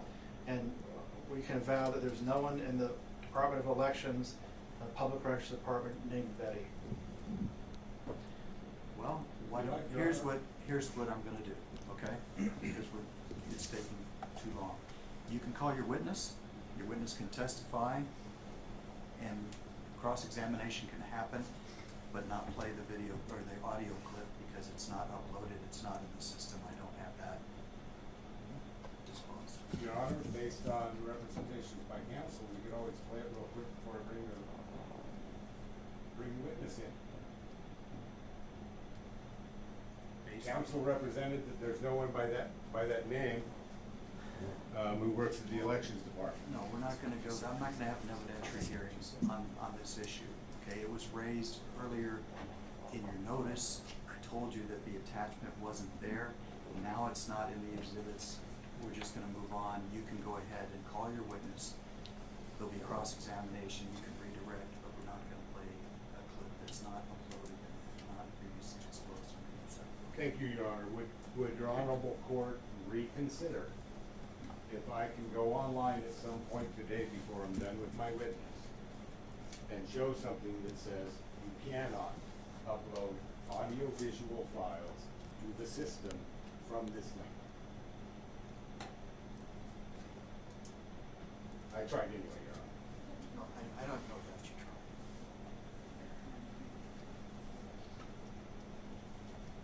Okay.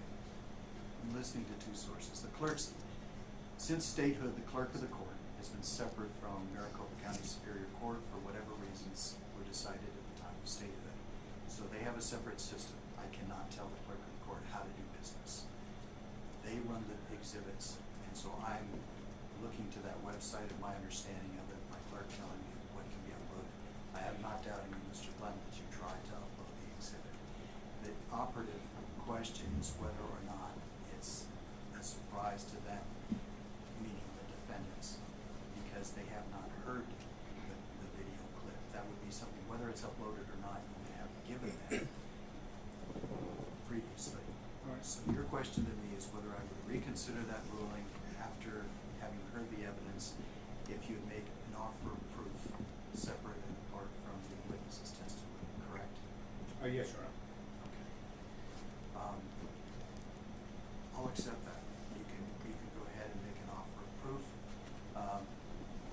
Do you have that right now? The audio recording? Yes. Yes, Your Honor, we can pull it up. Well, that's what I want you to do, give your offer of proof. All right, and may I play it, Your Honor? Playing it for me, yes. Yes, that's what I mean. This is part of your offer of proof, Mr. Klein. Let's see, do we have the...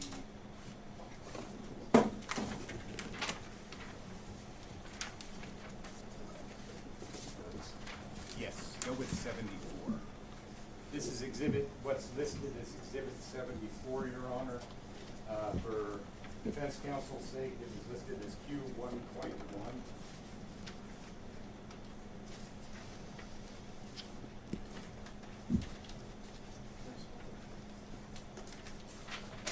And now, Your Honor, I'm hoping she didn't say she was Betsy. Hi, Michelle, this is Betty. Hi, Michelle, this is Betty calling with the Maricopa County Elections Department. I'm so sorry that I'm calling you back so late. I was getting your message yesterday. I still don't have information. Christy is waiting to receive information as to where that document is. So we haven't forgotten. We just haven't heard back. And I just wanted to give you that update, which is really not an update, but it is still on our to-do list to see where we can get that for you. Once we do have it, we will call you and let you know. I am actually going to start my holiday tomorrow, and I'm going to be off all through the following week. So if you need to touch base, I would say go ahead and touch base directly with Christy, and then she can provide any updates. But she knows that we need to get you that information and reach back out to you. So that's all I have. I know it's not much, but I wanted to at least get you that information. Okay. All right. Well, thank you so much. And if I don't talk to you, have a fabulous Christmas and New Year. And perhaps we'll talk in the okay. Thank you. Bye-bye. Hi, Michelle. This is Betty calling with the Maricopa County Elections Department. Is that the same one? Yeah. It just looped, Your Honor. Looped. Okay. Very good. All right. That would make an interesting crank phone call, Your Honor. That somebody identifies themselves in the Maricopa County Elections Department, stating their name and saying, we're still waiting for the record responsive to your request, Your Honor. My client will testify as to who this individual is. I'm sorry, not my client, my witness. My witness will testify, Your Honor, that she interacts with this individual when she's fulfilling FOIA requests from the Maricopa County Recorder's Office in the department. Very good. Okay. Go ahead and call your witness. I'm going to give it the weight I deem appropriate, when all the dust settles, but you can go ahead and call your witness. Thank you, Your Honor.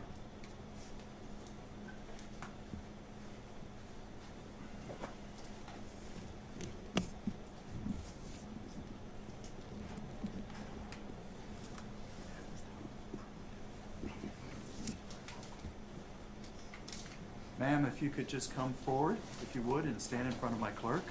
Raise your right hand. I'll swear you in.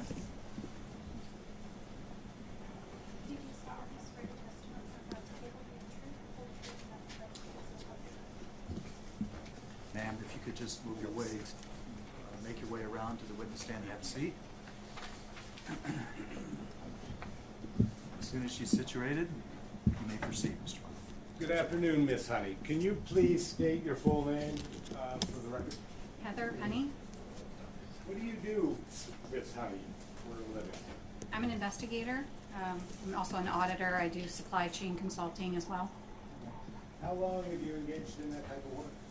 Mainly as an investigator? Over 30 years. Over 30 years. And so, what do you do as an investigator? You just investigate? Yeah, I mean, I do corporate investigations. I do, as I mentioned, supply chain investigations, counter diversion, those sorts of things. And recently, over the course of the last about 2.5 years, our research has sort of expanded into, sort of the government accountability, transparency, and elections. Okay. Do you also conduct a great deal of open source research? I do. And what is open source research? Open source investigations, open source intelligence is just the use of publicly available information, public records, to do investigations or research. All right, so like Maricopa County Elections Department records, would that be correct? Yes. Okay. And you can get those through how? In Arizona, it's a public records request that you submit. All right. And so in terms of your work doing open source investigations and things of that nature, I know you're shy, but I also know you teach people. Can you give me some background in that area? Yeah, I do training on open source investigations, open source research. I've been doing that sort of training for about 5 years now, and I instruct people. Who do you train on behalf of? Well, I'm a small business owner. I own my own company, and I wrote my own curriculum, and I train clients, military clients, special forces. I train law enforcement. I train private corporations, and I train journalists as well. Right, so that's an awesome use of open source investigation skills for journalism. And I think you said special forces? Yeah. Do you do any work with the department or the DEA? I don't believe I've ever had students from the DEA, like Secret Service, like I said, law enforcement agencies, local police departments, those sorts of things. All right, very good. And so you said you also got involved in election integrity issues. How long ago? About 2.5 years ago now.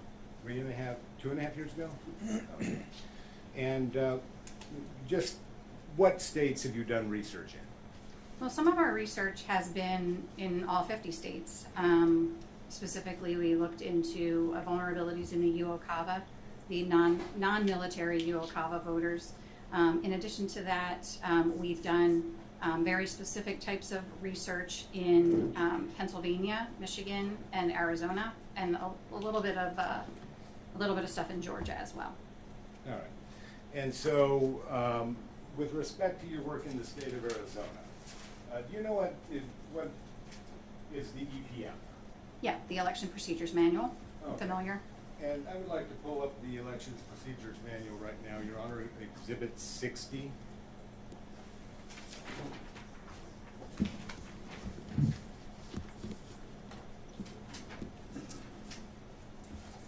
All right, and can you see the monitor in front of you? I can. That appear to be the Elections Procedures Manual? It does. Are you fairly well versed in that document? I mean, I haven't committed it to memory in its entirety, but I'm familiar with the relevant statutes as they relate to the research that I've done in Arizona. Okay, thank you. And so, let's talk about just generally, explain to this court how you became knowledgeable about Arizona elections as it relates specifically to the issue of chain of custody. Yeah, so, obviously the idea here, I mean, I do like vulnerability assessments, I do supply chain consulting, so what you're looking for, right, is researching what are the vulnerabilities in the election system, for example. And so one of the areas that we looked at was the Dropbox chain of custody. And the Election Procedure Manual specifically has guidelines starting on page 61 item number 7. There are about 8 specific requirements that the recorder is required to do regarding the chain of custody of Dropbox ballots. So in addition to the EPM, when we were researching this, we spoke with representatives who had actually participated in the process. We talked to ballot couriers who had actually retrieved ballots from Dropboxes. We spoke with Celia in the Maricopa County Elections Department. She was very helpful. She provided a lot of really useful information in terms of their process. The EPM is sort of the guideline for the entire state, but how each county implements the process is different. For example, we did research and investigations into the chain of custody in a couple of elections in Arizona, several in Maricopa, but we also looked at the process in Pima County as well. So you spent a great deal of time talking to people in Arizona that actually work in the elections department? Yes. That actually work at Runbeck? Well, I spoke with Jeff Ellington about, I'm going to say nearly a year ago or so, and he was able to answer a bunch of questions that I had about how Runbeck works. Jeff Ellington is the CEO of Runbeck, and recently I had the opportunity to talk to a Runbeck employee who provided a declaration in this case. Okay. And you also have the opportunity to work with other election integrity experts and attorneys? Yes. In the state of Arizona? All right. And so let's go back to Pennsylvania really quick. Pennsylvania is where you got your start, isn't it? Well, I'm from Pennsylvania, so that's what definitely piqued my interest in sort of the vulnerabilities in the election system and what can be done to fix that. In Pennsylvania, I believe it was 2020, wasn't it? Yes. What did you identify as a particular vulnerability in Arizona at that time? Well, in Pennsylvania, I think you mean? Yes, Pennsylvania. On objection, relevance? Sustained. Your Honor just gets to... Sustained. Oh, sorry. All right. So with respect to the state of Arizona again, how many elections have you looked at in the state of Arizona with respect specifically to the chain of custody issue? 3. 3. Which ones were those? It was the 2020 election, there was a 2022 municipal election, and then this 2022 general. Okay. And so I've got a demonstrative presentation, Your Honor, I would like to pull up. And it has citations to all of our exhibits.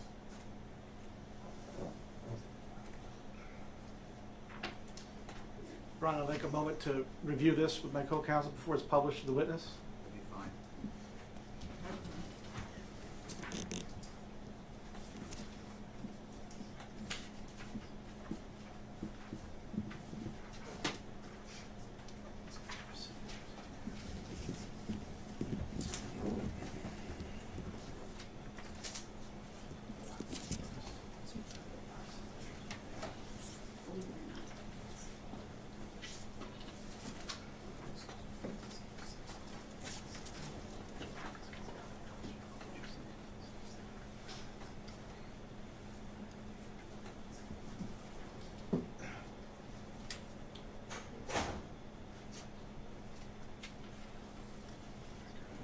Your Honor, I'm going to object in that this exhibit, there seems to be more of an exhibit than demonstrative, contains many signatures from individuals whose signatures should not be published to the public, Your Honor. Your Honor, signatures are routinely published, and do you have a cite to that statute, 6B? Let me ask a question, if I could, please. Yes. Are these signatures related to the 2020 election in Arizona? You know, I believe these are, May I answer that question? yes, Well, not to. these are related to 2022. This is the 2022 election. The documents contained within this PowerPoint are from the 2022 election. They were all provided either in response to my client's FOIA request or they are public source documents that are published online, including, there's a citation right off the bat, Your Honor, to the EPA. And so, there's nothing in here that's been a surprise. This chart made by my client has also been disclosed.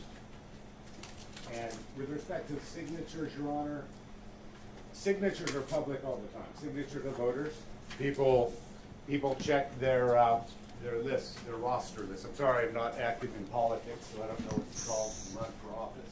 You gotta go get whatever it is, enough signatures to get on the ballot. Those are accessible to the public. Okay, I can go on the county recorder's webpage right now, today, this very second, and I can pull up titles, deeds, financial documents, all kinds of records that specifically contain signatures.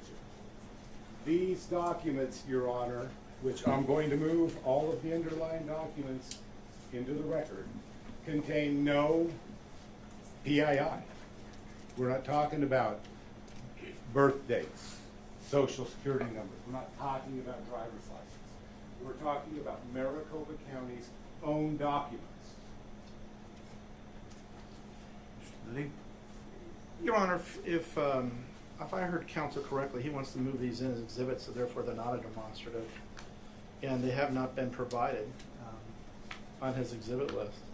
Your Honor, I'll tell you what, the moment I come across the document that has not been provided on my exhibit list this court doesn't have, then I'll stop with the demonstrative.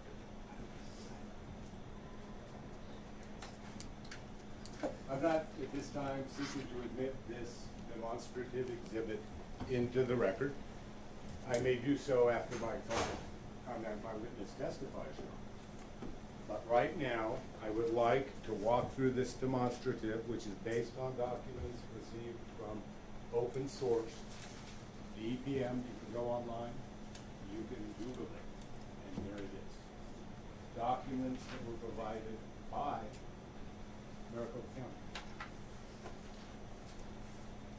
If I may, Your Honor? Yes. These documents appear to fall under Title 16-168. Any person in possession or precinct register or list in whole or in part, or any reproduction of precinct register or list shall not permit the register or list to be used, bought, sold, otherwise transferred for any purpose other than otherwise authorized in this section. And this is not the use authorized in the section for these documents. Was that section F? It was section F. It's for government, excuse me, it's for election officials, or perhaps expanded by court to government officials, and the witness is not a government official or an election official, Your Honor. Your Honor, if the entirety of section F were read, there are very clear and very specific exclusions, including the media, Your Honor. The media have access to signatures. Elections, Your Honor, is an exclusion. It does not say government officials running elections. And this case, Your Honor, is about an election. What's the statute again, 16-1? Your Honor, it's Title 16-168F. If I may, Your Honor, I would ask that the counsel direct his comments to the court and not to my co-counsel. Sorry, look around when I talk.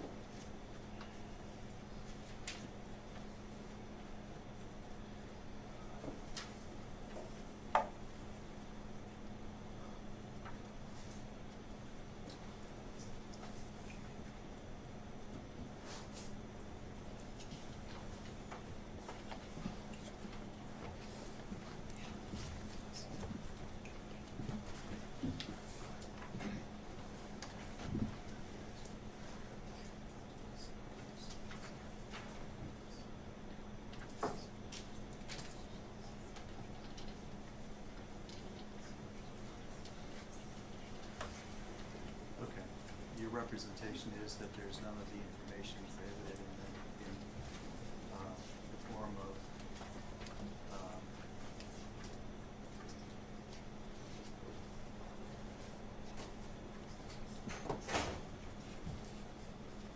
month, date, year, birth, social security number, driver's license number, non-operating identification license number, Indian census number, father's name, mother's maiden name, state or country of birth. None of that is contained. And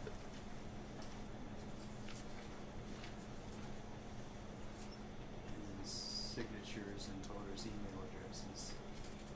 And then none of that's contained in the information, or are you saying it's an exception because it's available to the media? There are signatures contained, Your Honor, but following the portion I believe you just read, it specifically carves out exclusions, and one of them are for elections. If we didn't have these exclusions, Your Honor, candidates wouldn't be able to get on the ballot because they couldn't do signature petitions. Okay. There are exclusions for the media. I believe it goes elections media, Your Honor, but I may be mistaken. Tend to forget. This is limited to, 16F is limited to persons in possession of precinct voter registration or lists. And then it says, Well then, Your Honor, it says, can't be bought, sold, or otherwise transferred for any purpose except for uses otherwise authorized by this section. And you're correct that it talks about authorized uses, including newspaper, radio, television. I would also point out, Your Honor, Yes. that none of the documents contained within this presentation are poll lists. Your Honor, None of them. What is the demonstrative exhibit in the testimony going to demonstrate? It's a demonstrative exhibit, Your Honor, prepared by my witness to walk the court through the various chain of custody documents used by the Maricopa County Recorder's Office, as well as the Board of Supervisors. I think this To show, just to show Your Honor and the court and the witnesses. The media deserves to know, Your Honor. no, show what? To show the process, the documents used, okay? How the flow of ballots moves. And I will tell you, Your Honor, it's one of our contentions that because Maricopa County does not adequately maintain chain of custody of drop box and mail ballots, that it becomes much easier to infuse ballots into the system. And that's one of our allegations, Your Honor. Okay. I understand what your offer of proof's about. Your Honor, the signatures contained in this proposed demonstrative are not voter signatures, and so I would withdraw my objection based on that. Very good. Then we can proceed. Mr. Blum, you can proceed with your demonstration, and we'll get to that other part later about the exhibits you want to admit after you're finished. Thank you, Your Honor. Did I move to admit Exhibit 60, the EPM? If not, I do so now. The objection? Yes, Your Honor. Objection, relevance? The EPM, not the demonstrative exhibit. Oh, no objection. Didn't think so. Thank you. All right, 60 is admitted. All right, and so your familiarity with EPM came from you reading it and talking to other people, correct? Yeah, I mean, the extensive research we did, yes. All right. And the EPM has guidelines, I'm sorry, I think I misspoke, didn't I? They're not guidelines? I believe they're requirements. It says that the recorder shall develop and implement the secure ballot retrieval and chain of custody process. Okay. So the county recorder or officer in charge of elections shall develop and implement secure ballot retrieval and chain of custody procedures. Yes. So there's 8 guidelines. This slide only has a couple of them on there, but the requirements are things like, 2 couriers of differing parties, date and time of arrival at the drop box, date and time of departure from the drop box, and the date and time you arrive at the county. But most importantly, it requires that when that secure transport container is opened, that the number of ballots inside that container shall be counted and noted on the retrieval form. And of course, these retrieval forms are specific to one specific drop box. So it's a one-to-one correspondence.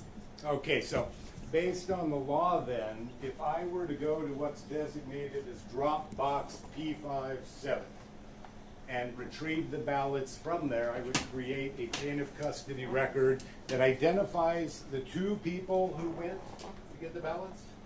It identifies the time they went there. And more importantly, it identifies the number of ballots contained within that box. Well, to be clear, the form is called the Early Voting Ballot Transport Statement. And it is, the ballots are not counted at the time of retrieval. Instead, what happens is those couriers, they go out to the drop box, they open the drop box, they retrieve all of the ballots, they put them inside. Again, I'm going to tell you how Maricopa County does it. It's not necessarily how all of the counties do, but specifically in Maricopa County, the two couriers put the ballots in the box, they close the transport container, they zip tie it with security seals, and they document the fact that it was the two of them, the location, the time, etc., as I already mentioned. And then that secure container is transported back to the county. Okay. And does that sound like a pretty secure process when that is done? Yeah, I mean that's the process, and that's compliant with the law in Arizona. So. But do you think it's important to have the number of ballots in each box? Well, what the law requires is that when it's transported back to the county, and when the recorder or the recorder's designee opens up that container, that at that point, when the container is open, the recorder must count those ballots and record the precise number of ballots inside the container on that retrieval form. And again, the retrieval form is required in the EPM. Okay. And really quickly, I'm going to sort of interrupt your PowerPoint from time to time because I think you said EVBTS? Yes. Early Vote Ballot Transport Statement? Right, I actually have that on one of the slides so that you can see it. Understood, but I want the court to be able to see a standalone of that document and then we'll turn back to your slide. Is that fair? Understood, sure. Could you please pull up exhibit, now I forgot what it was. 75, would be R1 on this side.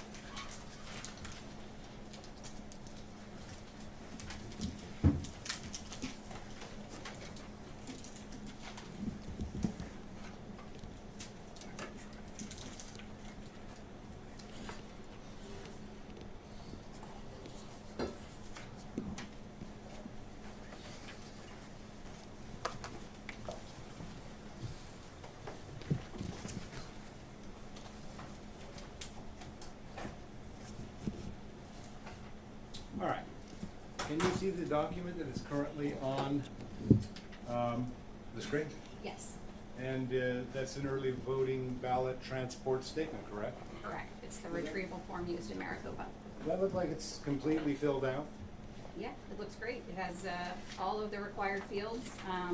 If I was doing an audit of that, I would say that is a perfect score. So you say perfect score for this one, base numbered 009916, correct? Yes. Are you happy with that? Yeah. All right, good.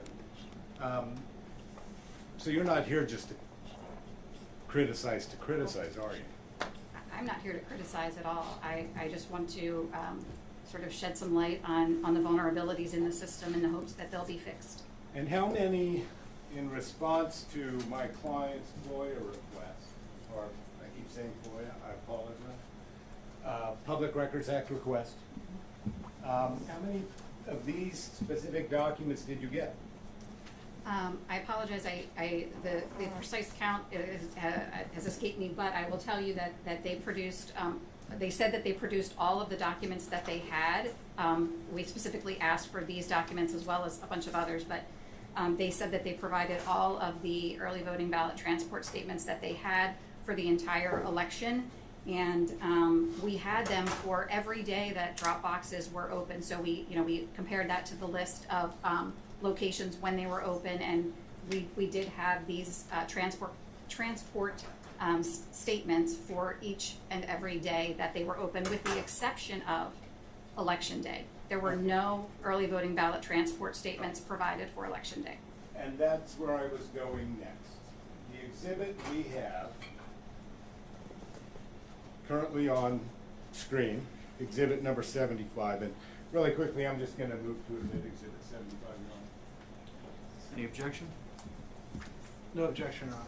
All right, we can go back. 71's admitted. All right, wait, is it 75? 75, Your Honor. It's yours. Your 75 are our one. No, there's only one number, it's the court's number that we're referring to, not mine, yours, his. It's 75, and 75's admitted. Understood, Your Honor. I say R1 for their bit. Got it. Very good. 75, Your Honor. All right. And, you know, I'm going to sort of divert a little bit here because do you have any problems with any of the early ballot transport statements that you reviewed for the beginning of early voting until election day? No, I think that they actually, compared to previous elections, they did a really, significantly better job with the documents this time around. But again, there were no documents produced for election day, which amounted to a significant number of Dropbox ballots. All right, and so let's go back a little bit to talk a little bit more about your history as we sort of go through this. But what did you find when you did the 2020 election? You looked at all the documents they had for chain of custody, correct? Yeah, so we made a couple of observations. The first one was that there were a significant number of these early voting ballot transport statements that were not properly completed. Specifically, I would say the biggest issue was that there were quite a few of them that did not. Objection, Your Honor. The witness testifying about 2020 relevant? Yes, she is.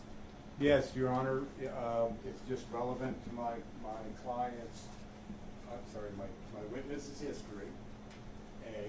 And it's also relevant to, Richard's testimony. He said he came in and he made it better, changed forms.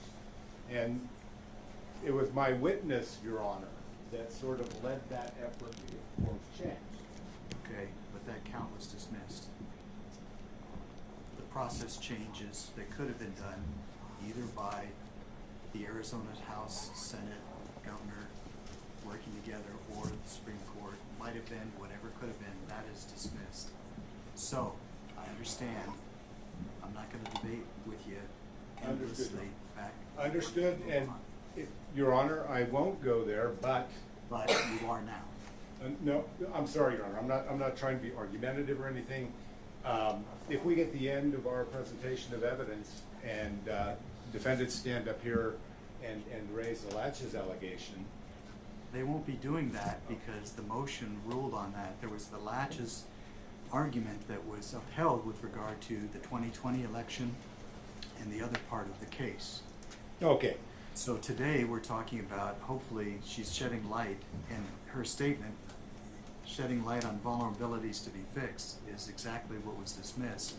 I'm looking at today what happened in the 2020 election and understanding that, and to that end I've allowed this presentation.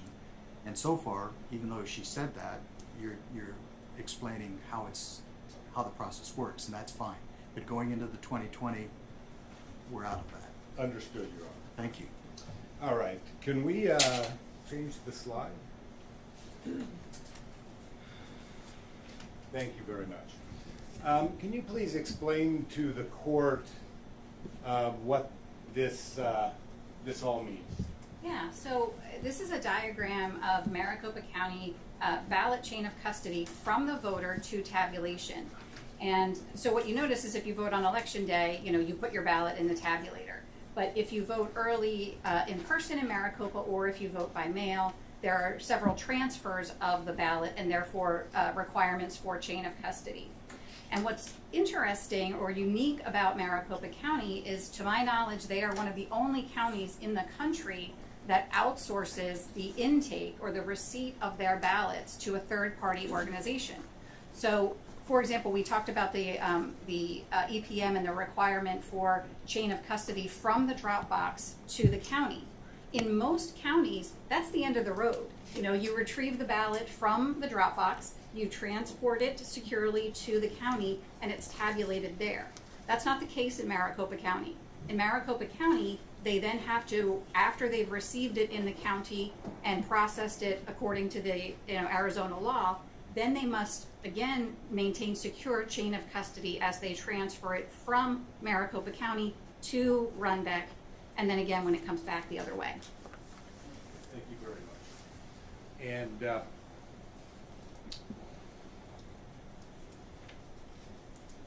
how many steps are there? If you vote, let's say you get you either, I guess you get a vote by mail, couldn't you? Or you could go to a vote center and get a ballot. Or, Right, so on the next slide, I kind of just point out the fact that a drop box in Maricopa County does not just contain mail ballots, right? So mail ballots that are, sent to the voter and in the mail through the U.S. Postal Service. You can go to, it was the next slide. oh, well, I'm not done asking you questions, Ms. Honey. Oh, I'm sorry, I thought you were asking me about the different ways that, I'm sorry. All right. Why is it that chain of custody, when all of these transfers takes place, is so important? Well, I mean, chain of custody, first of all, it's the law, and secondly, it's what allows sort of the security of the ballot, right? If you have 10 ballots and you have 10 ballots and they're transferred to the next location and there's still 10 ballots, then you feel like that's a pretty good secure chain. But if there are ballots added or subtracted, you become aware of that if you are properly managing chain of custody. Okay, so is what you're saying that at each of these different points in this process where a transfer is made, there are vulnerabilities in the system that could either induce or reduce the number of ballots? Well, I mean, I think the reason that you maintain chain of custody, the reason that it's part of business, it's part of elections, is because if failure to maintain chain of custody presents a situation where ballots could be added, but ballots could also be removed. And so that's why this whole chain of custody is important enough to have its own laws written about it. Okay. And can you pull up Exhibit 102?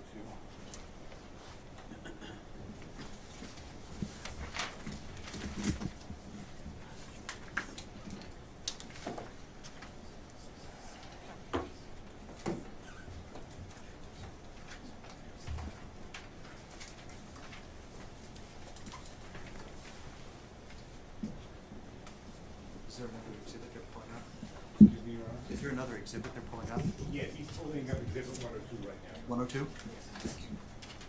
Well, that's...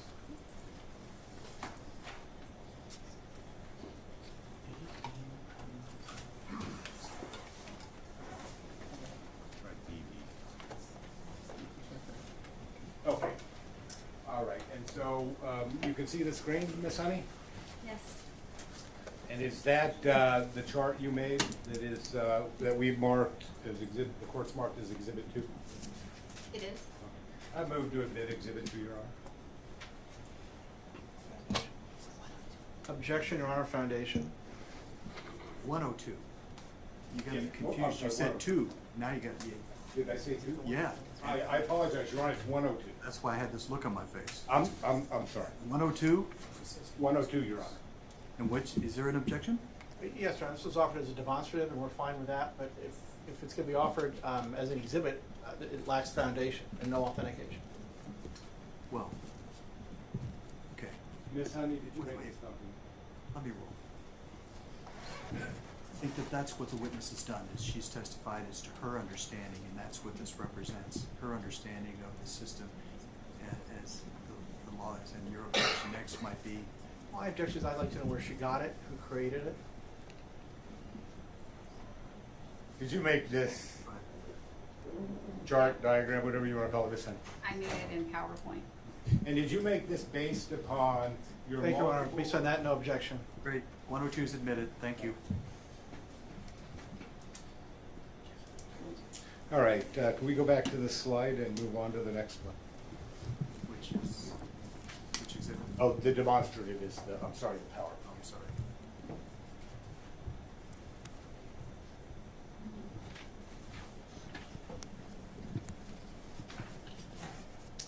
All right, can you tell us what this slide shows, Miss Honey?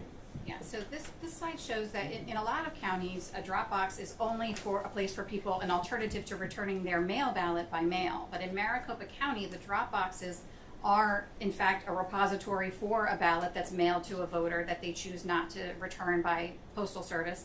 But it's also where people who vote early in person, who go into a vote center, show their ID, they they get their ballot printed, they vote, put it in an envelope, and they sign the envelope, and they drop that ballot envelope into a drop box. So when we talk about drop box ballot retrieval for early voting, it includes early in-person and mail ballots that are deposited in a drop box as well. So it's those two different types of drop box ballots.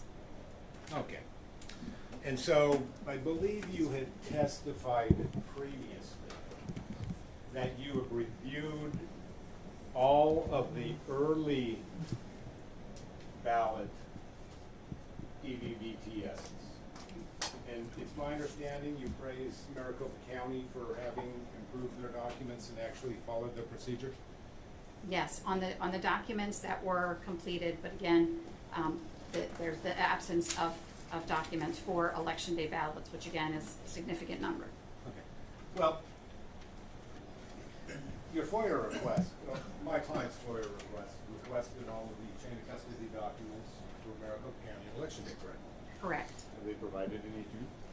Yes, they actually provided all of the documents that we requested, with the exception of the Maricopa County delivery receipt form. Okay. The Maricopa County delivery receipt form. Can you please tell the court what that is? So the Maricopa County delivery receipt, as I mentioned in that previous sort of thing, if you can go to the one that actually has it on there. It is the document, the chain of custody document that is created at Maricopa County to record the precise number. That's not this slide. If you go to two more, the precise, that's the one. Perfect. Thank you. Oops, back one. There you go. Perfect. It's in this diagram here. It's the number 2, right?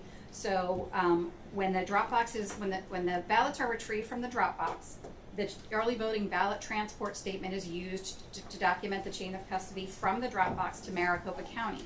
Again, when it gets to Maricopa County, what the law requires is that they break open the seals and they count the number of ballots inside that transport container, and they record that precise count of ballots on the early voting ballot transport statement.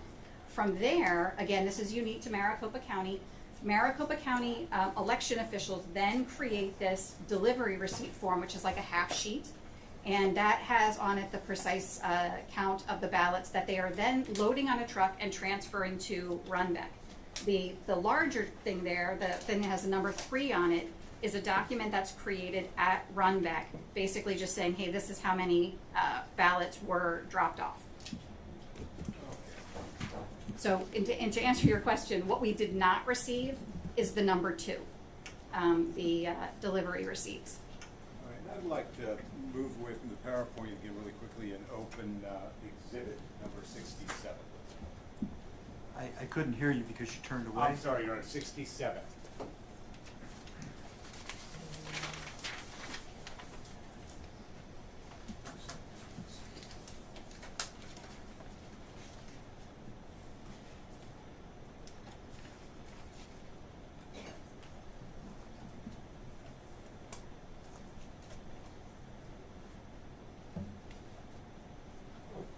All right, Miss Honey, you were talking about the early voting ballot transport statement.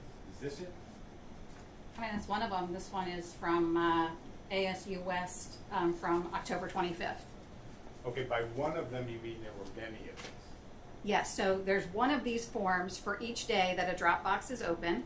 So if there are 50 drop boxes open on a particular day, there are 50 of these forms created because there are 50 retrievals of ballots. And you reviewed all of these? We did. All right. And already moved this way into everything? I don't have that you did. Yeah, I don't believe I did. No. Move it 67 into evidence, Your Honor? No objection, Your Honor. Thanks. 67's admitted. All right. Do you have any problem in any of these statements for the early voting period?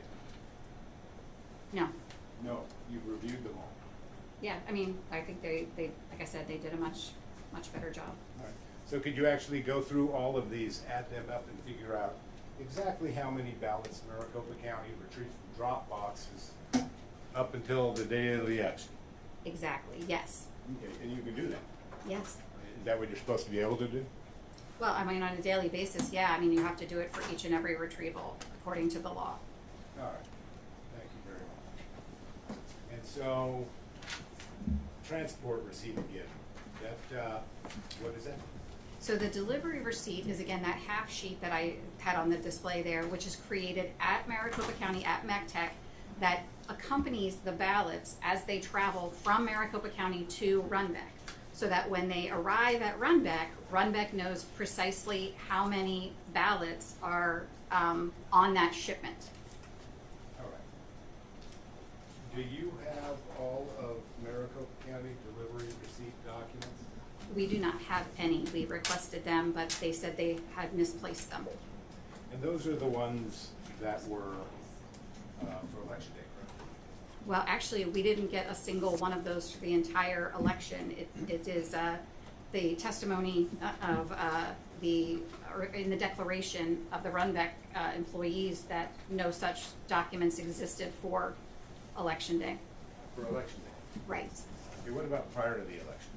Yeah, so this form was actually created for all of the days prior to election day. And I'm sorry, but my question was specifically related to election day. There were none. Well, we did not receive any. They said they misplaced them, and the Runbeck employees said none existed. Okay. All right. Have you been trying to get the records? We have. Do you know somebody by the name of Betty that works at the Maricopa County Department of Elections? So we as, in response to our public records request for these documents on behalf of Kari Lake, some of the documents they provided to us electronically, and others they said were in binders and we had to go and copy them ourselves. Okay. So we had a couple of representatives go down to Maricopa County Elections Office to copy them. And and Betty and Christy were sort of overseeing their copying of the records. Okay. Have you met Betty? I have not met Betty. Then I got to correct the misrepresentation to the court, Your Honor. I believe that my witness had. And so I apologize and I correct that. Are you familiar with Betty's voicemail? Well, I called Betty a couple of times to try to get the records, but when they were there actually scanning all of the records, she exchanged business cards with Michelle, who was one of the representatives. Have you spoken with Betty? No, she's not responded to Never me. been able to get a hold of her? No.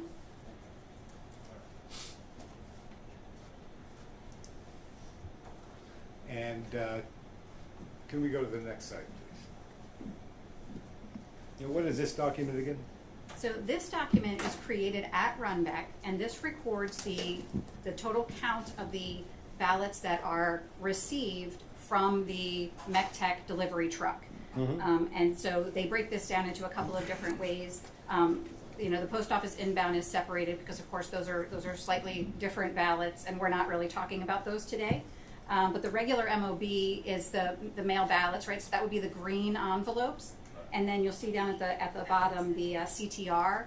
That's the vote center ballots. Those are the white envelopes for early in-person voting.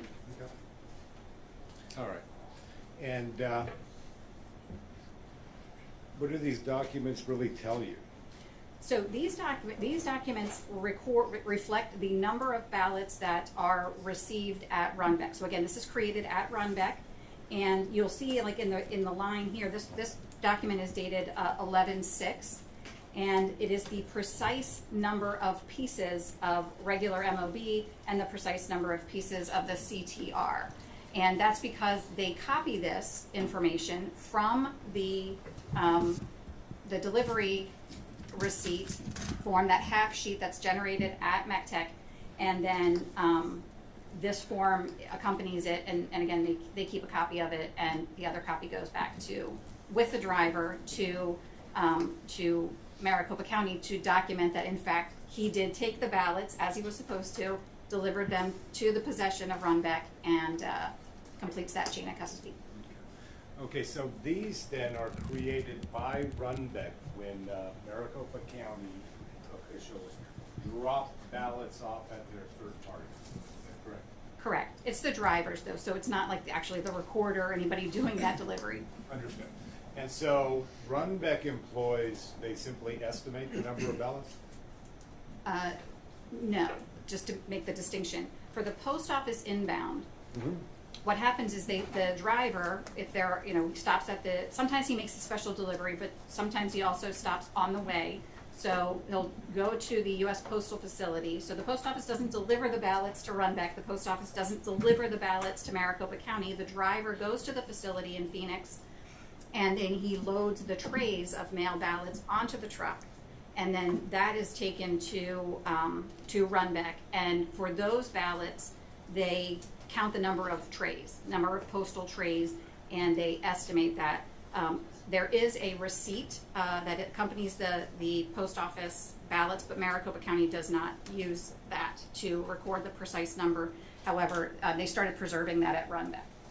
Okay, so Runbeck has started preserving documents obtained from the United States Postal Service regarding how many ballots the U.S. Postal Service was transferring to Maricopa County's care and control?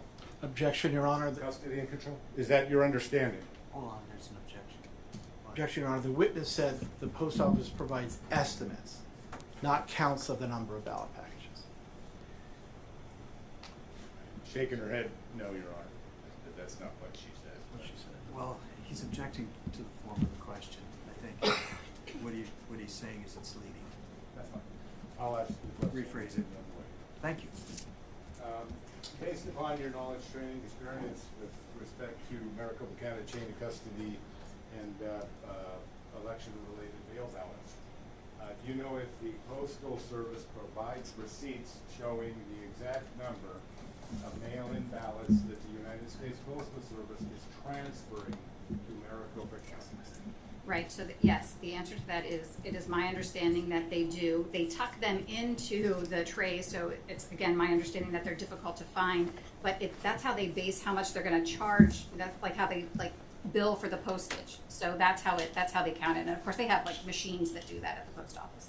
Okay, and so Maricopa County then gets a receipt, or at least the Maricopa County driver gets a receipt from the Postal Service that says essentially how many pieces of mail ballots were delivered to Maricopa County driver, correct? That is my understanding. Okay. Does the county maintain those documents? So to my knowledge, they didn't turn any over to us. So let me just start with that. We didn't receive any in response to our request for those public records. But it's also my understanding that that the Runbeck employees attempted to sort of return them to Maricopa County, and they said they didn't need them. Okay. And so, is there any way to tell, other than this inbound receipt given by Runbeck to the Maricopa County driver, exactly how many ballots left Maricopa County, were picked up at the post office, and actually delivered to Runbeck? Well, on this form here, on 11/6, you can see that they have a precise count, but unfortunately, on election day, because they were not using the other chain of custody documents that we described, this was the one and only form that was used, according to, again, the records requests that were produced for us, and based on the Runbeck employees who described receiving the trucks coming with no corresponding documentation. Thank you. Thank you, Ms. Hunt. And so I would like to exhibit, is this 66?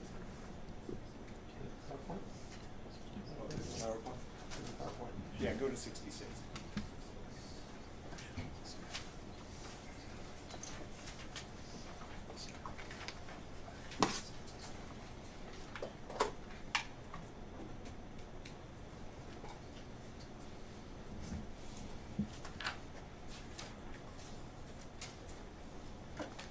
66.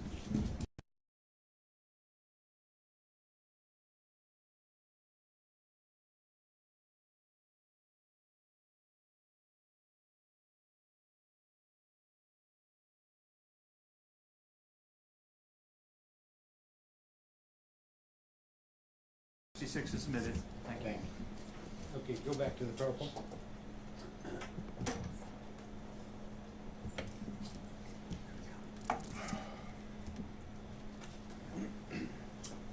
Miss Honey,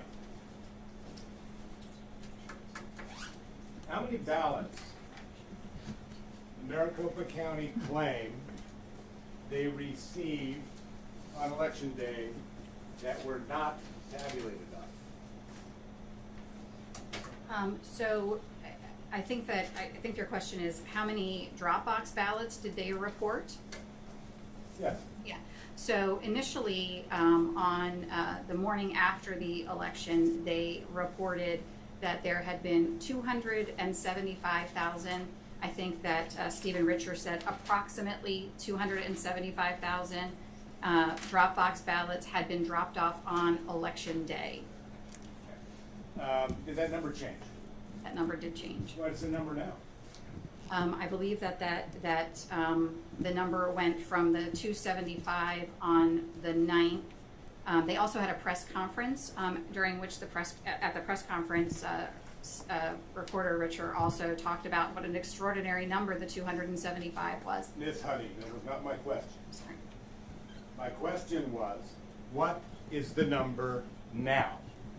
I believe they ultimately said it was 292,000 that had been dropped off at Dropboxes. As you sit here today, how many of those ballots have legal chain of custody? Based on the documents provided, none. Your Honor, objection calls for conclusion. Rule 701. Wait. You're asking her, according to her understanding, from what she's experienced and observed, what's her number? Yes, Your Honor. Ma'am, if you can answer it, go ahead and answer it. Yeah, so we reviewed all of the documents provided by Maricopa County in response to our requests, and the answer is that none of the documents that they created meet the requirements from the EPM.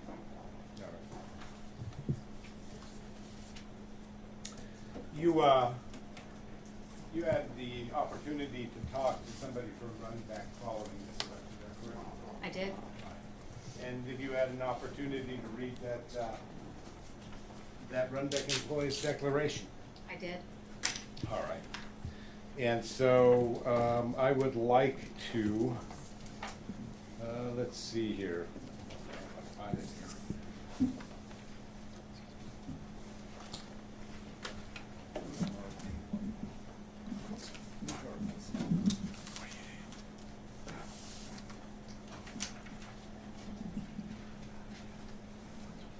46. And while he's pulling this up, Your Honor, may I ask the court a quick procedural question? Go ahead.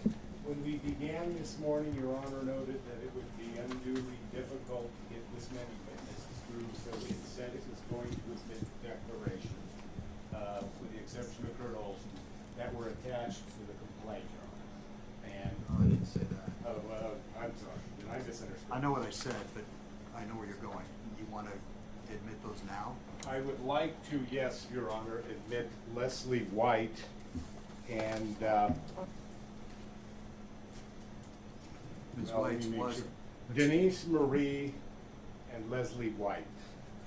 And those are listed as, Denise Marie is Exhibit 46, Leslie White is Exhibit 47.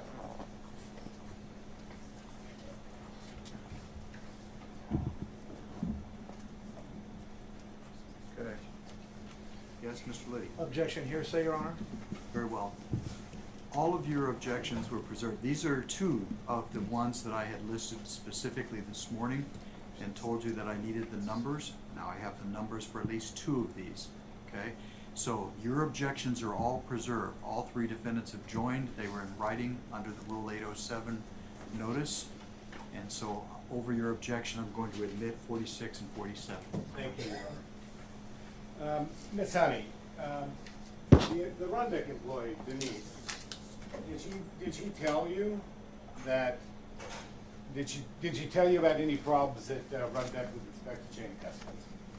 Yes, she expressed her concern over the fact that the procedure that had been well established throughout the election was not used for the large number of election day Dropbox ballots that were received. Your Honor, I'm sorry, I want to object and move to strike everything that was just said there. While the declaration was admitted, now we have this witness testifying about separate hearsay statements made by this Denise individual who allegedly used to work at Rundeck.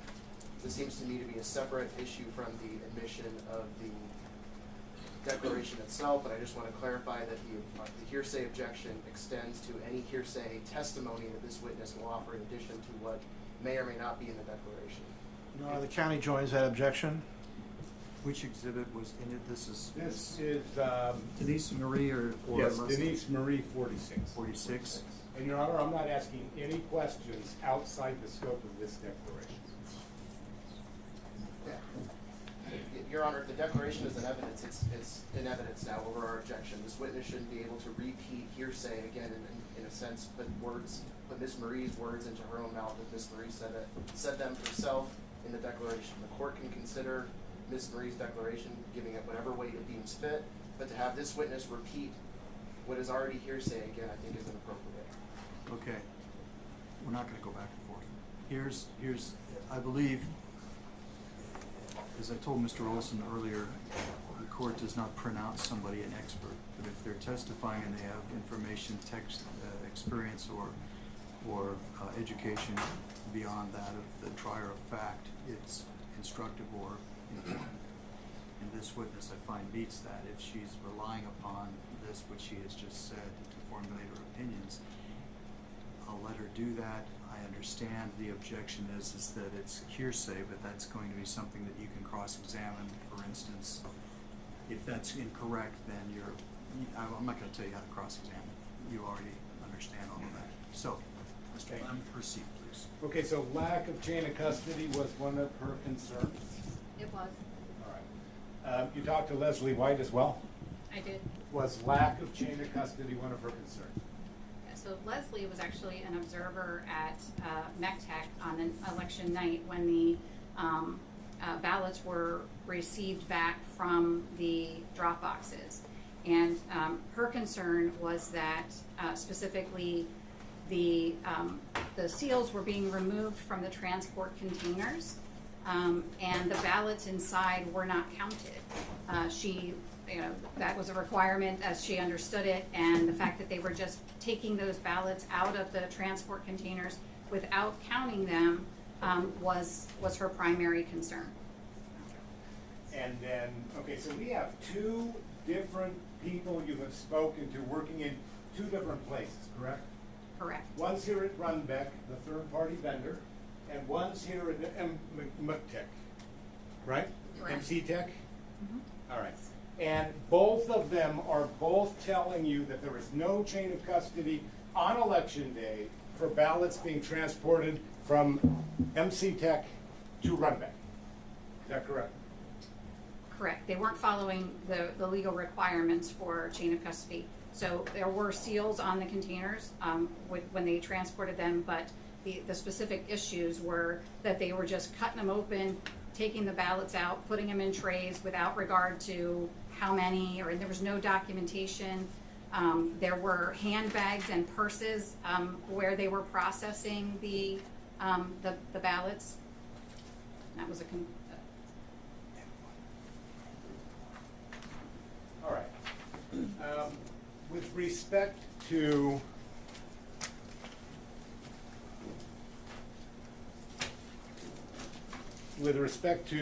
sorry, I just lost my chain of thought. With respect to Denise White,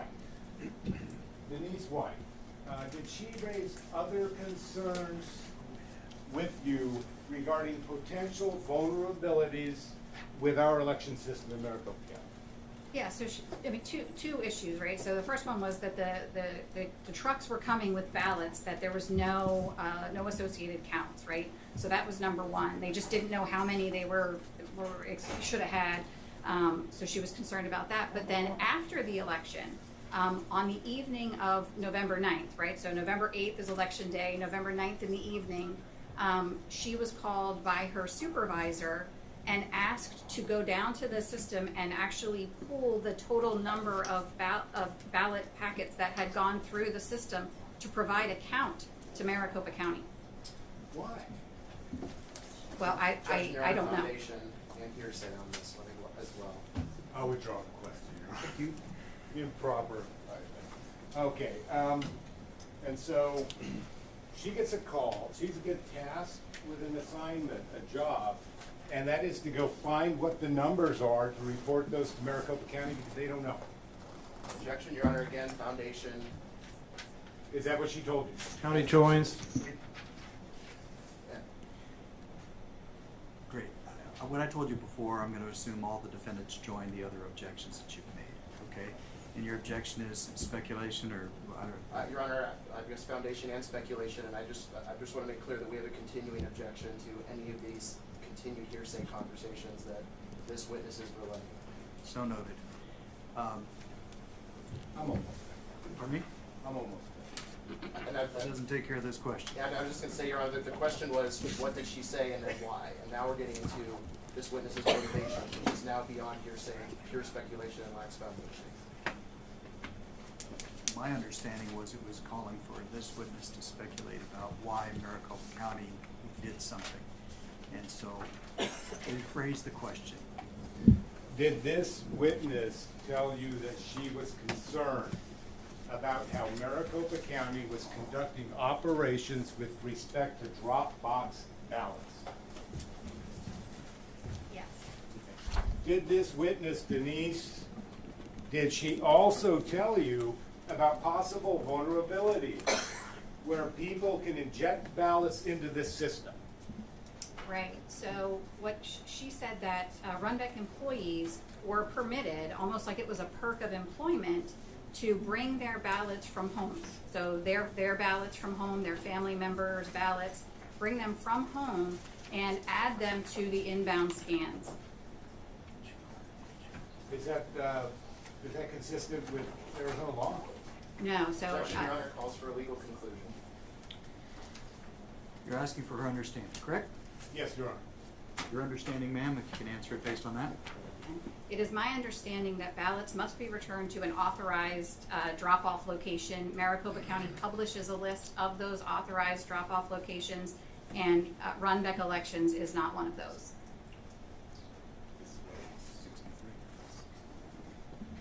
All right, are you familiar with these social media posts I put up here? I am.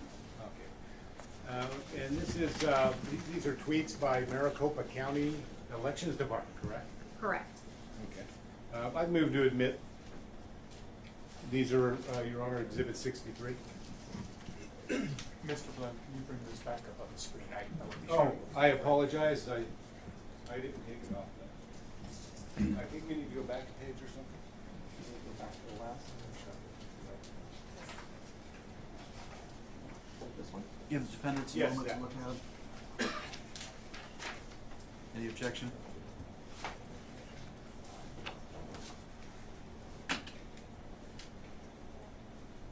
Mr. Flynn, I'm sorry, I can't read it. You're referring to that's an actual tweet. Just look at yours. I can have my witness read it.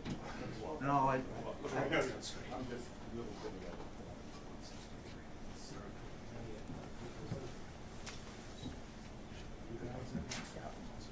No objection, no objection. very well, that was 63 that'll be admitted.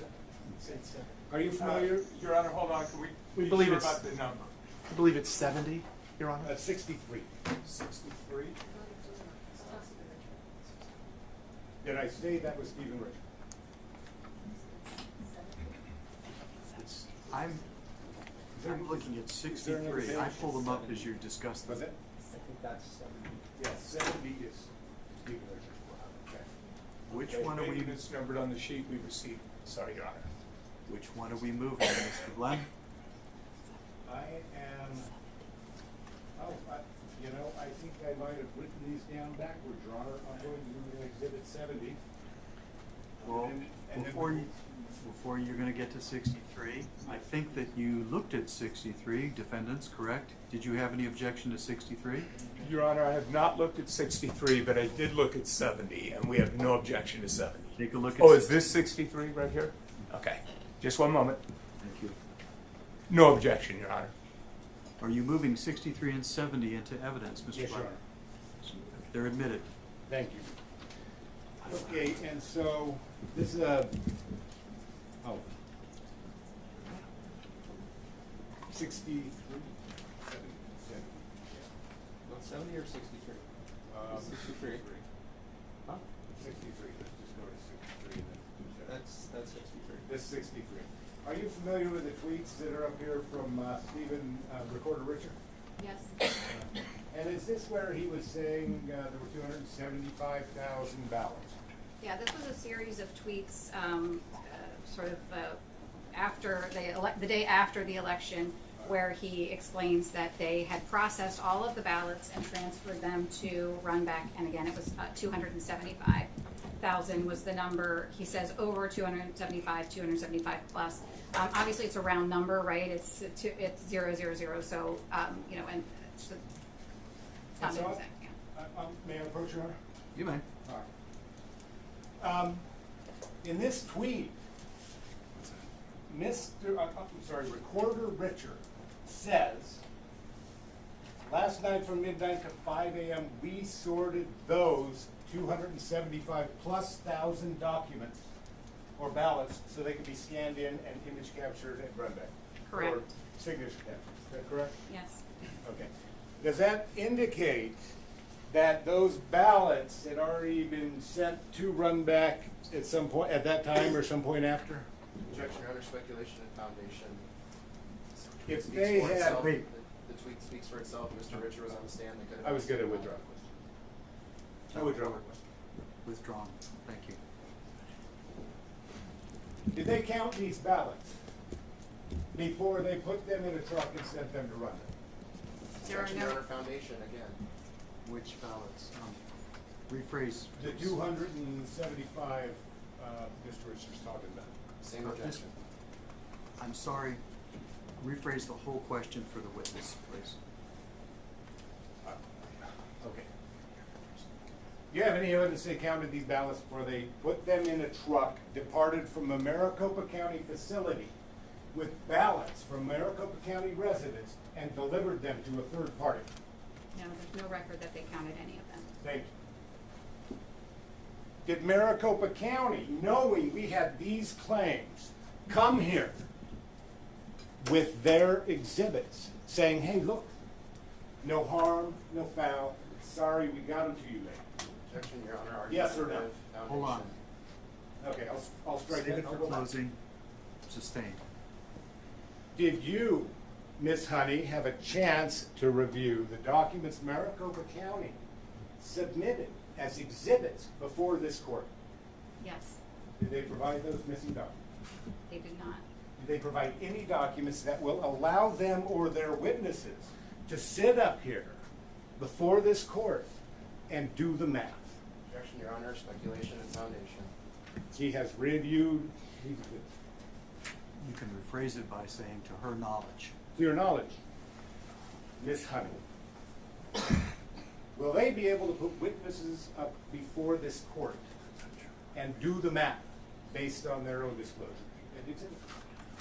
No, to my knowledge, no. And I will like to also expand that we looked at the chain of custody documents that they did use on election day, which are those are called the precinct ballot reports, and the precinct ballot reports are really the chain of custody for those voted ballots that come from the vote center on election day, and it also includes, by the way, a count of the door 3 ballots. Those documents, which I have on one of these exhibits here. 65. Objection, Your Honor, I want to move to strike everything that witness just said about the precinct-based ballots as being completely non-responsive to the question. I'm, sorry, Your Honor.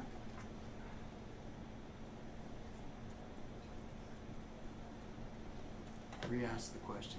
I'm too busy trying to follow, take notes, and keep up with the two of you. Re-ask a question.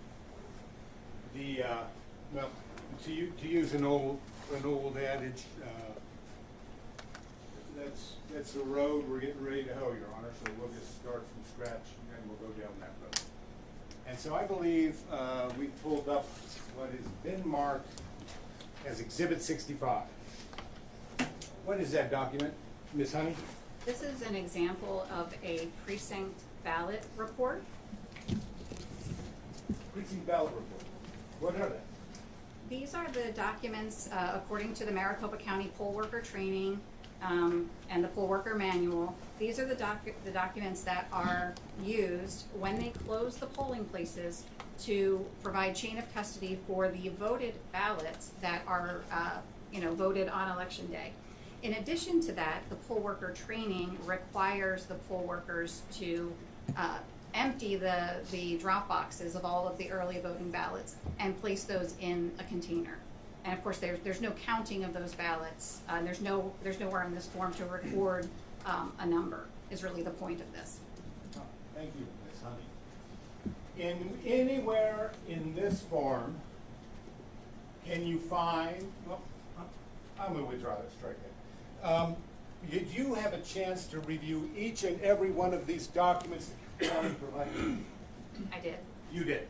On any one of those, for election day, did you see any documentation of drop box ballots and the number of ballots contained within the drop box? Definitely not the number of ballots. The seal numbers that were put on those containers are on here, but there's no ballot counts. All right.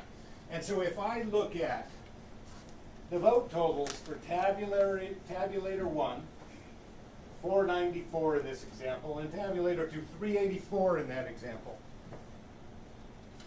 that's how many ballots were contained in the black bag. Is that correct? Correct. If they followed the procedure, the misread ballots, the 101 would have been transported separately in that blue tote as well. All right. If Recorder Richer hypothetically were to testify that, oh no, I'm not responsible for drop boxes on election day, would that be accurate? It's my understanding, according to the EPM, that it specifically makes the recorder or the recorder's designee responsible for the secure retrieval of ballots deposited in drop boxes. So it would be my understanding that that applies to election day. There is no exception to the requirements for election day. All right. Thank you, Ms. Hunter. I would, now I forgot what exhibit it is, Your Honor. Exhibit number 65, I move it into evidence. Any objection? No objection, Your Honor. 65 is admitted. Thank you. You had an opportunity to review some of Recorder Richer's emails, is that not correct? Yes. And I'm looking for them on my list right now, but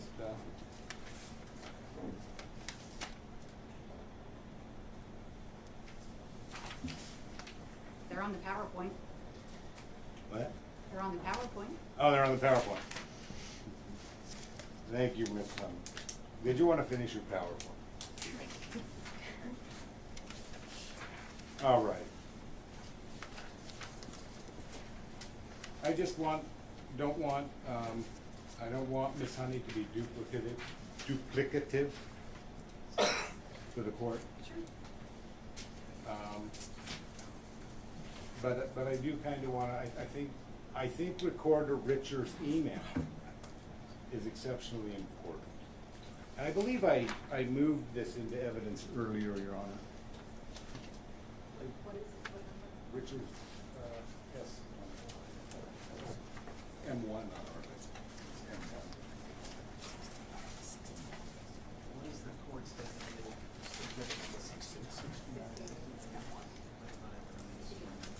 Oh, these These are 69, Your Honor. Okay, yeah, they're. This morning, Your Honor.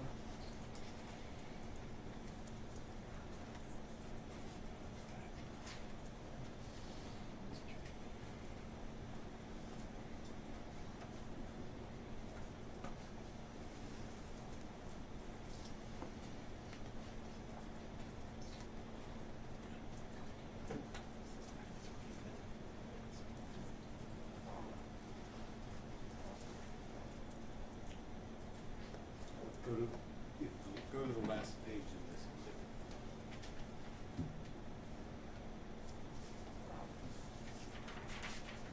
exhibit. Ms. Honey.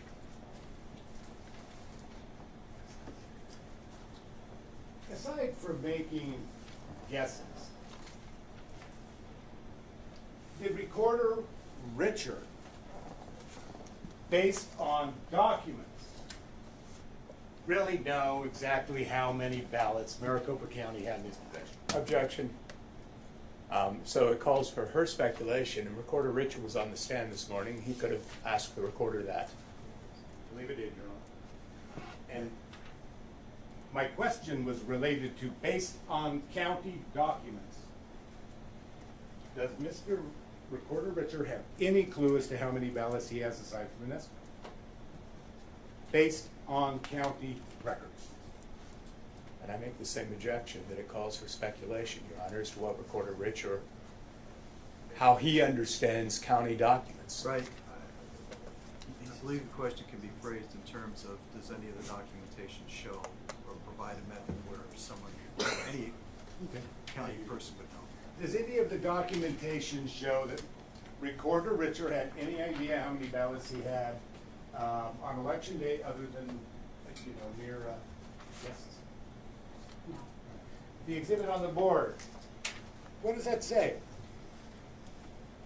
It's an email from Stephen Richer. It looks like it's Thursday the 10th, so 2 days after the election, and he says he's unable to reconcile.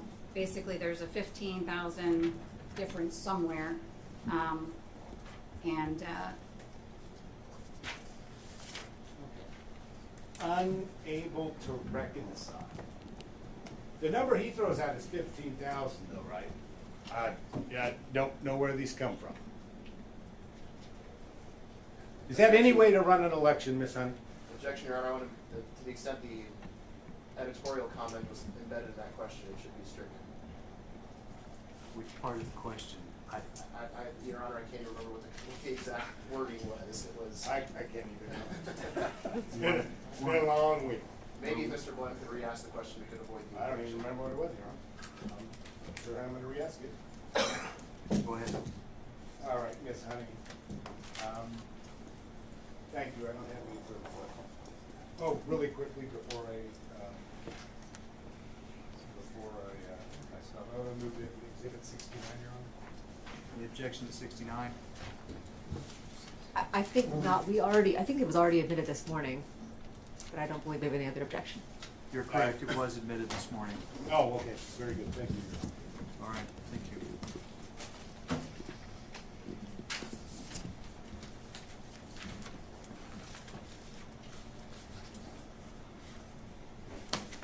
Just one moment, Your Honor.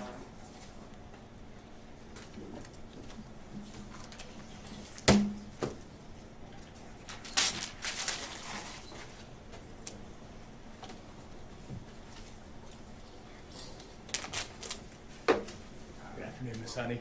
Hold on a second. Sorry. I think that we should be taking an afternoon break for the sake of my court reporter's carpal tunnel syndrome if we don't.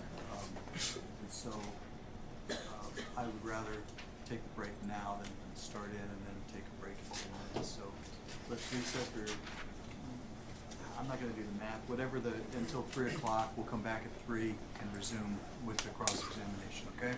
Go off the record until then. Thank you. All right.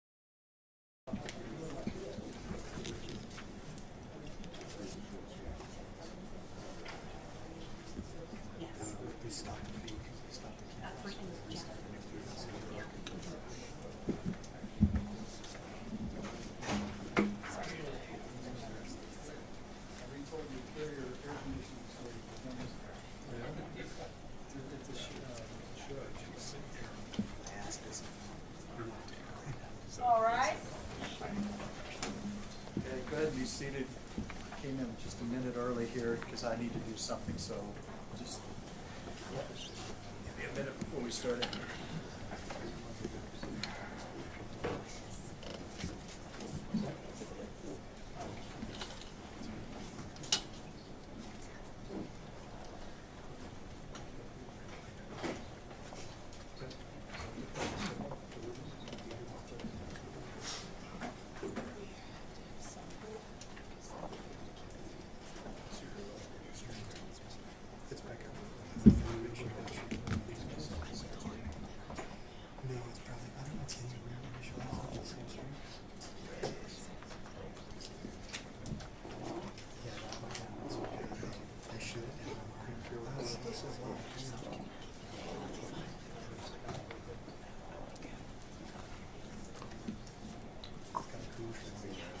All right, we are back on the record in CV 2022-095-403. This is Lake versus Hobbs et al. Present are the parties or the representatives in the council. We have Ms. Heather Honey on the stand remaining under oath, and we're ready to begin the cross-examination. You may proceed whenever you're ready. Okay. Thank you, Your Honor. Good afternoon, Ms. Honey. And thank you for being here today at this trial. I know that all the parties appreciate your attendance. I just have a few questions for you.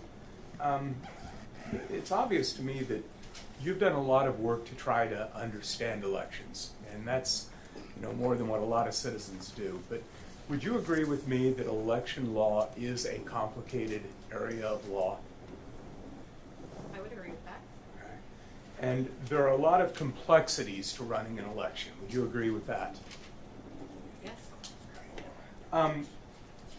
Have you ever taken the election officer certification course that's offered by the Secretary of State? I have not. Okay. Have you ever worked as an election official in Arizona? No. Have you ever worked as a poll worker in Arizona? No. Have you ever been an observer at McTech, observing the processes there? And by observer, I mean an election day observer or a ballot count observer, an observer in official capacity at McTech. No, I've never been a credentialed observer at McTech. You've been to McTech though, correct? Yeah, sort of. Sort of. I've not gotten a tour, if that's what you mean. I mean, I've been there, but I haven't gotten a tour. Okay, all right. Now, you testified that you didn't receive certain forms in response to your public records request, correct? Correct. Okay. And is it fair to say that because you didn't receive those forms, you're assuming that they do not exist? No, quite the contrary. I know they exist. They exist in more than one copy. I know that they exist at Runbeck because I've seen photographs of them. So I know they exist, and in fact, the email correspondence between the attorney for Ms. Lake and your office was that, hey, if you can't find your copy, could you get the copy at Runbeck for us? Okay. So you know the forms exist, they just haven't been provided to you. They haven't been provided in about 3 weeks. Okay. And Ms. Honey, I will let you know that we believe you're being honest, that you don't believe you've received them. We take a different position. Do you think it's possible that you were provided them and you simply missed them in the large stack of documents that you were offered to review? Absolutely not. Okay. All right. Have you ever observed the ballot pickup at the post office when the Maricopa County employees come, the election department employees come and pick up the ballots to transport to Runbeck? Have you ever been there to observe that? I'm sorry, when they pick up the ballots at the post At the post office. No, but I did actually speak to 3 people at the Phoenix Postal Facility. But you've never personally observed I that? have not personally observed that. Your Honor, I apologize for interrupting, but I believe we have the rule to exclude from the courtroom any testifying non-expert witnesses, and I believe one of those witnesses just entered. Mr. Sonneberg, I believe. I have to rely on counsel for that. I don't. What's the question? You need to leave. Oh, okay. He's been sitting there for the last hour. I did not see them, Your Honor. Let's focus this way. I believe the attention was brought to opposing counsel and thought it was Mr. Barris, but it was not. I don't know who the gentleman is. I wasn't in your conversation. I just know that gentleman's been sitting there for the last hour plus. But, so, I don't believe it was intentional. I believe you're like me. You're intent and focused on what's in front of you. So I'm not casting any aspersions. I'm just, let's all be more astute. I guess that's the best I can do. Thank you for pointing it out. Thank you, Your Honor. Go ahead and proceed. Thank you, Your Honor. Now, Ms. Honey, I believe you testified earlier, correct me if I have this wrong, but I believe you testified earlier that the United States Postal Service provides an exact count of the ballots that are picked up by the Elections Department staff. Was that your testimony? So I think what I said was that in the trays, they include a receipt, which basically is like a bill. How many ballots were, and it includes like the total amount of postage on that form, and it's actually tucked into the trays. I have some photographs of that as well. Okay, and you said they put it in, you mean United States Postal Service employees? That is my understanding. Prepare the receipt and put it in. Okay, and is it your understanding that that receipt includes an exact number of ballots for that tray? I don't believe it's for the tray. I think it's for the entire like pickup. For the entire pickup? Right. Okay. So however many trays are included, it's not a one for one like this is how many are in this tray. I think it's the whole. That's my understanding. Would it surprise you to learn that the United States Postal Service actually weighs the trays and makes an estimated determination based on the weight of the tray? Well, that would, I mean, obviously that's a great way to do it. Weight counting is a very effective way of, a method of counting papers. Okay, thank you. I want to talk with you for just a minute about the woman who I believe is identified as Denise Marie. Do you know who I'm speaking about? I do. Okay. And I believe you testified that she was an employee at Runbeck. Is that right? She still is an employee at Runbeck. Okay. Do you know how long she's been employed there? I think probably close to a year, but you'd have to look at her declaration just to be certain. I'm not 100% sure. Okay. Do you know what her position is? I know what her position, well, no. All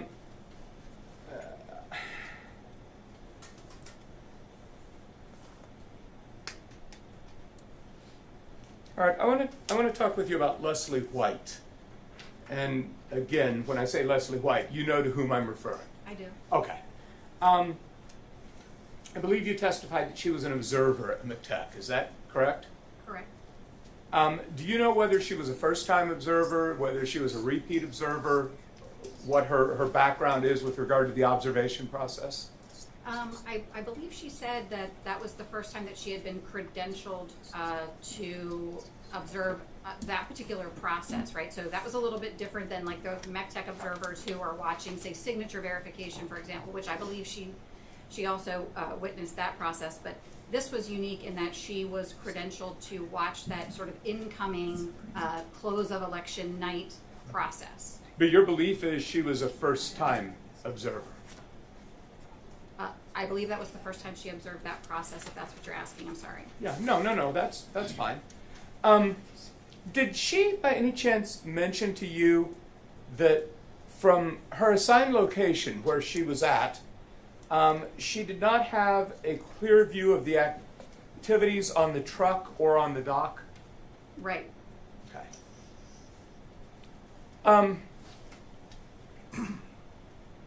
Do you agree with me when I say that Leslie White did not actually say in her declaration that she was worried that ballots were not being counted? That she didn't actually say that, I'm worried ballots are not being counted? Are you asking if those were her words specifically I'm in going to her? object, Your Honor. The declaration speaks for itself. You can ask the question related to this, her statement, but I thought there was testimony as well about conversations with people, so re-ask it, Mr. Would you agree with me that Ms. White, Leslie White, never actually said in her declaration or to you that she was worried that ballots were not being counted? She most certainly said to me that she saw the seals being removed, the transport containers being opened, and that there was absolutely, that's in her word, absolutely no counting of the ballots. They were simply picking them up out of the transport container and putting them into trays, and then putting those trays onto like what she was calling a cage or a cart, and that they were just moving these through. She was concerned about that. So in her declaration, she doesn't say that. She says, and I'm wondering if she said any of this to you. She was concerned with the disorganized way the ballots were being handled. She said, I did not see any person count any ballots or record any information. I didn't see it. But she didn't say it didn't happen. When she spoke with you, did she talk about what she saw and what she observed, or was she making statements beyond that? So I think you're mischaracterizing what she said, but if you would like me, if you have a copy of her statement, I'd be happy to point out what I'm talking about. It's all right. We'll move on. Okay. I want to come back to Denise Marie. You testified that, I believe you testified that she told you that Runback allowed, or maybe it just happened, I don't remember exactly what you said, but employees brought in ballots from home. Do you remember talking about that? Yes. Okay. And Denise Marie was concerned about that, correct?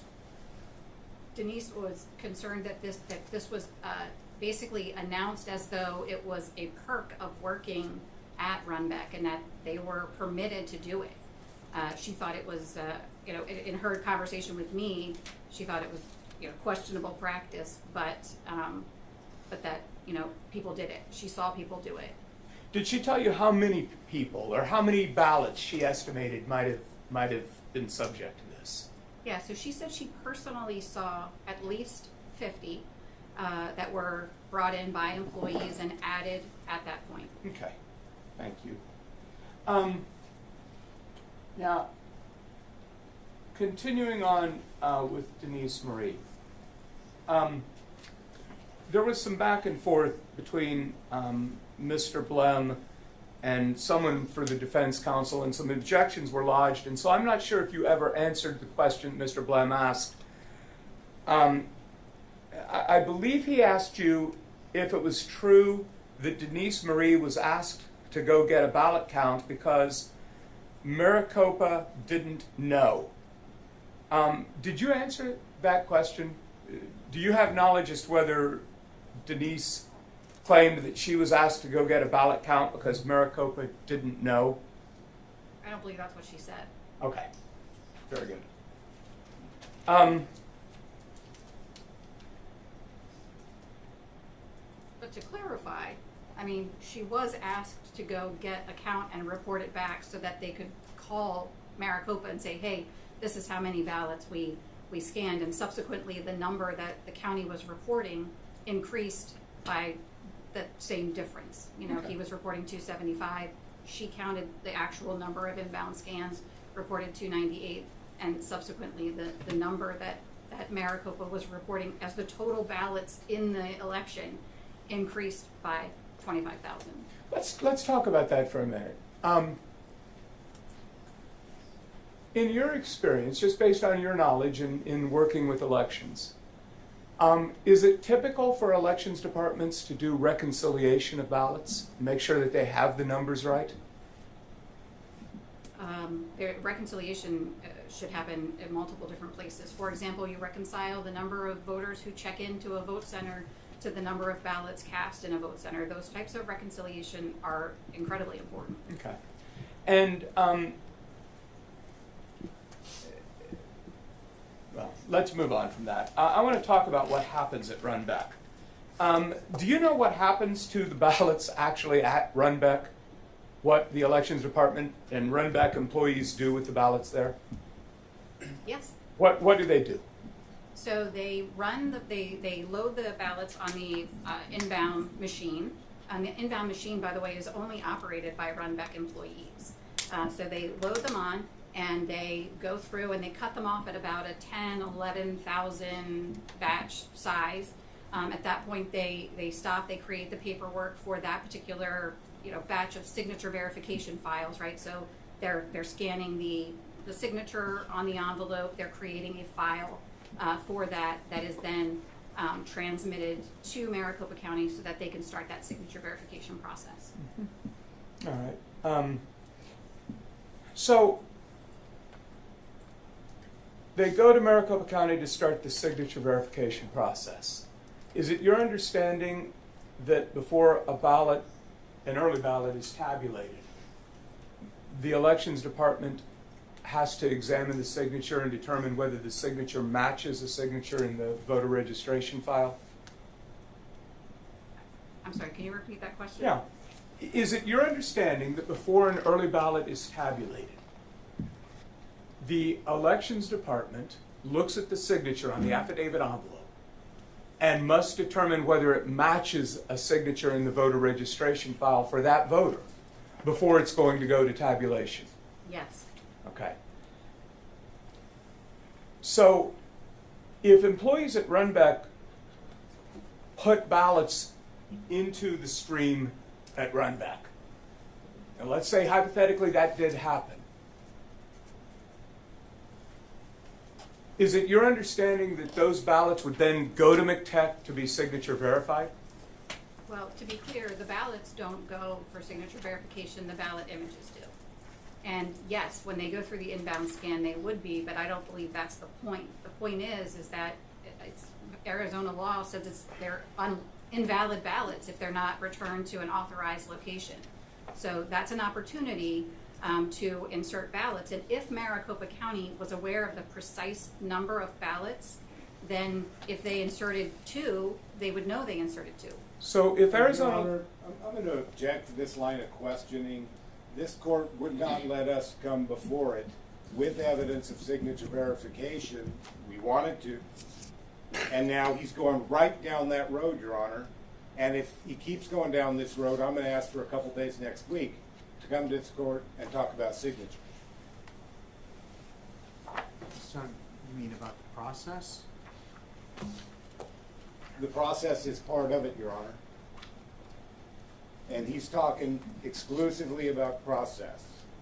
Her direct examination, Your Honor, was limited to talking about chain of custody with respect to Dropbox to Runbeck.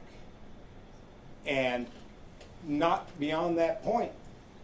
And so, Your Honor, Understand. if that door wants to open, I'm more than happy to drive a truck through it.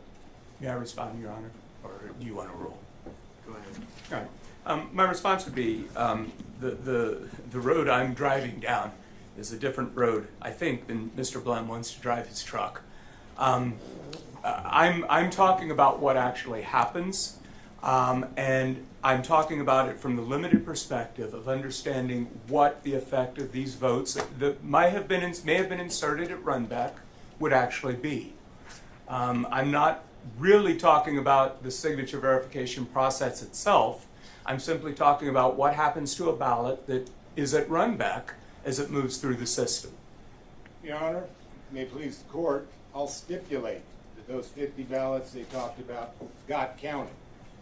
But I'll also do so only on the understanding, Your Honor, that that is a concession by defendants that it is possible to inject illegal ballots into the system. Your Honor, may I respond one more time? This offer stipulates out there. I understand, but I think this needs to be cleared up. Mr. Blem's making a legal argument that ballots that are harvested are illegal ballots and should not be counted. That's a legal argument. Your Honor, I don't believe in my direct examination of this client, I ever even said the word harvested. Now, more than happy to talk about it, and as a matter of fact, I believe it was defense counsel who brought up 2,000 mules. I haven't said anything about it, Your Honor. I'm talking about chain of custody. The legal documents this county has Your Honor, let me to prove how many ballots they picked up from drop boxes and took to run back. Right. Let me change my statement. I understand it may have inadvertently irritated Mr. Blem. I didn't mean to do that with my choice of words, and I apologize. Well, it's not about irritating Mr. Blem, it's just about making sure we're getting it right as far as what each side's allowed to go into. So if you want to... Yeah, so let me amend my statement.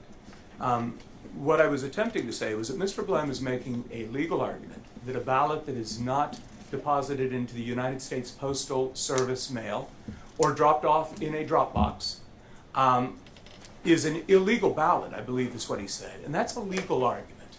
No, I think we're talking about chain of custody, if we could distinguish things.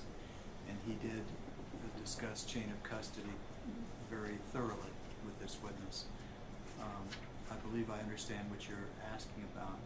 He's correct that what you're discussing is the process for validation of signatures as it would relate to possible injection of ballots into the system without the chain of custody accounting for them. Have I got that right, Mr. Blem? Did you listen to what I said? I did, Your Honor, but I'm kind of hard of hearing. Well, I'm speaking soft, maybe. Do you want me to say it again? Probably a combination of both, if you would, please, Your Okay, Honor. sure. If I've understood your objection, Mr. Blem, it's that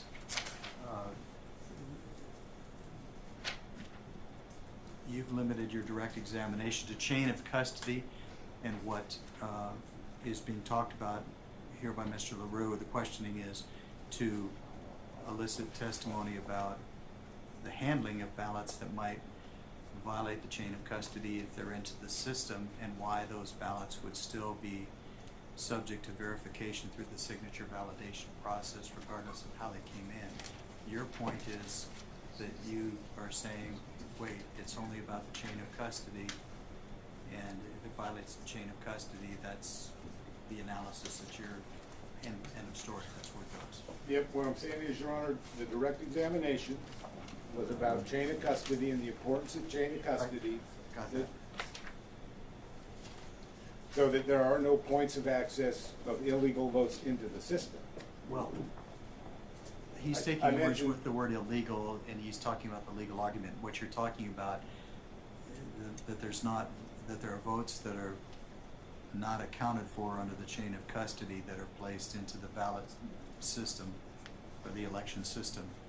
Well, Go ahead. I can go down that road, Your Honor. It's illegal for a county elections official not to do a job they are legally required to do. So if we want to talk about illegality, we can go into that point. I understand your point, but I guess you're objecting to Mr. LaRue going into his argument that separate and apart from your position there, that if in fact ballots were somehow put into the system, in this instance, I think we're talking about the run-back ballots. And Your Honor, that's fine. I'll let him go down this road because it's my understanding that what he's saying is, it doesn't matter.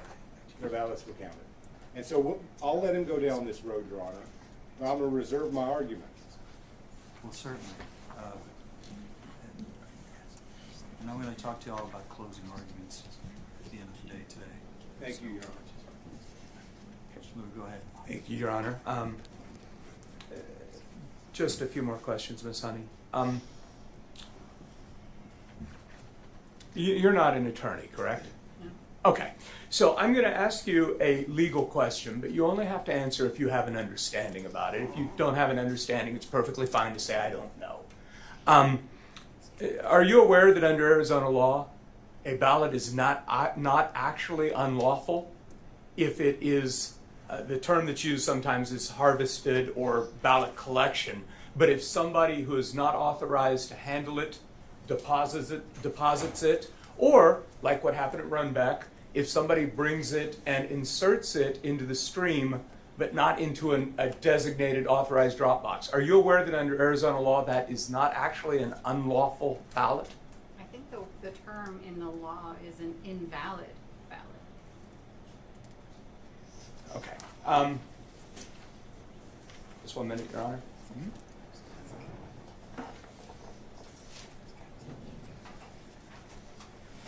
No more questions. Thank you very much, Ms. Anna. Okay.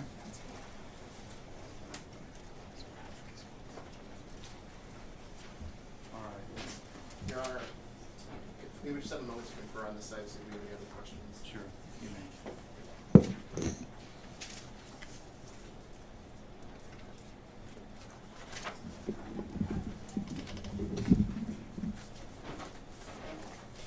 Good afternoon, Ms. Honey. My name is Andy Gayo, and I represent Secretary Hobbs in her official capacity. I want to echo Mr. LaRue's thanks for being here today.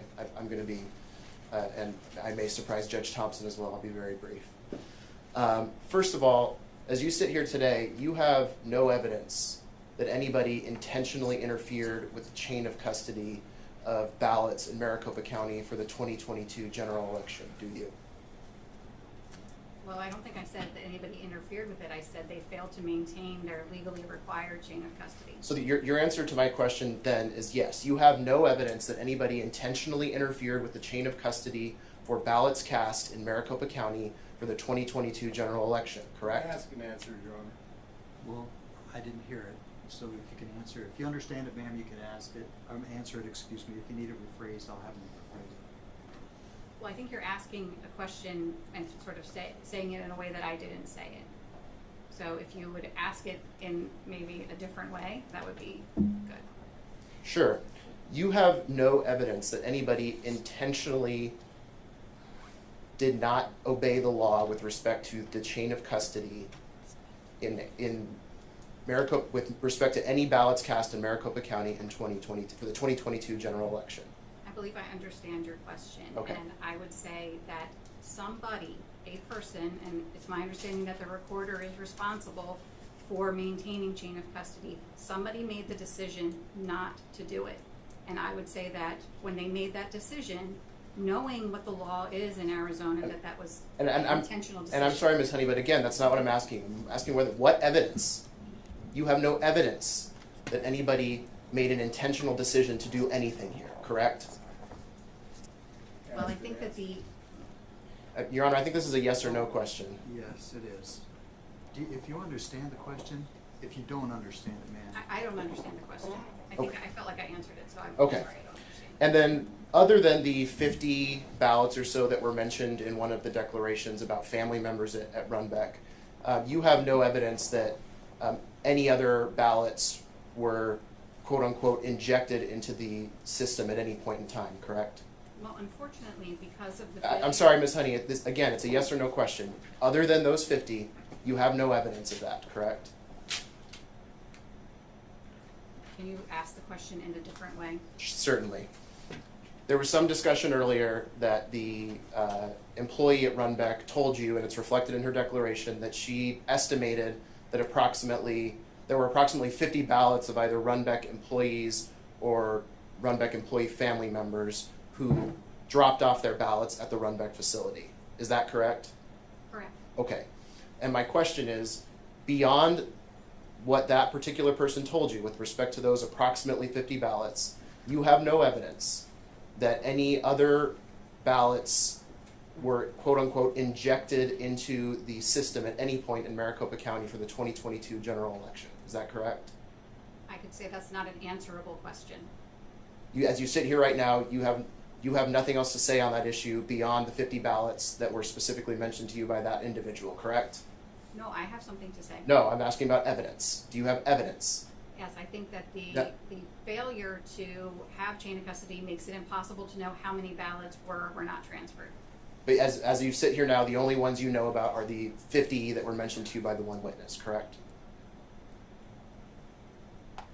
The only identifiable ballots that you can speak to today are the 50 that were mentioned by the Runback I witness. can't identify those 50. I don't know who they are. Thank you. I have nothing further, Your Honor.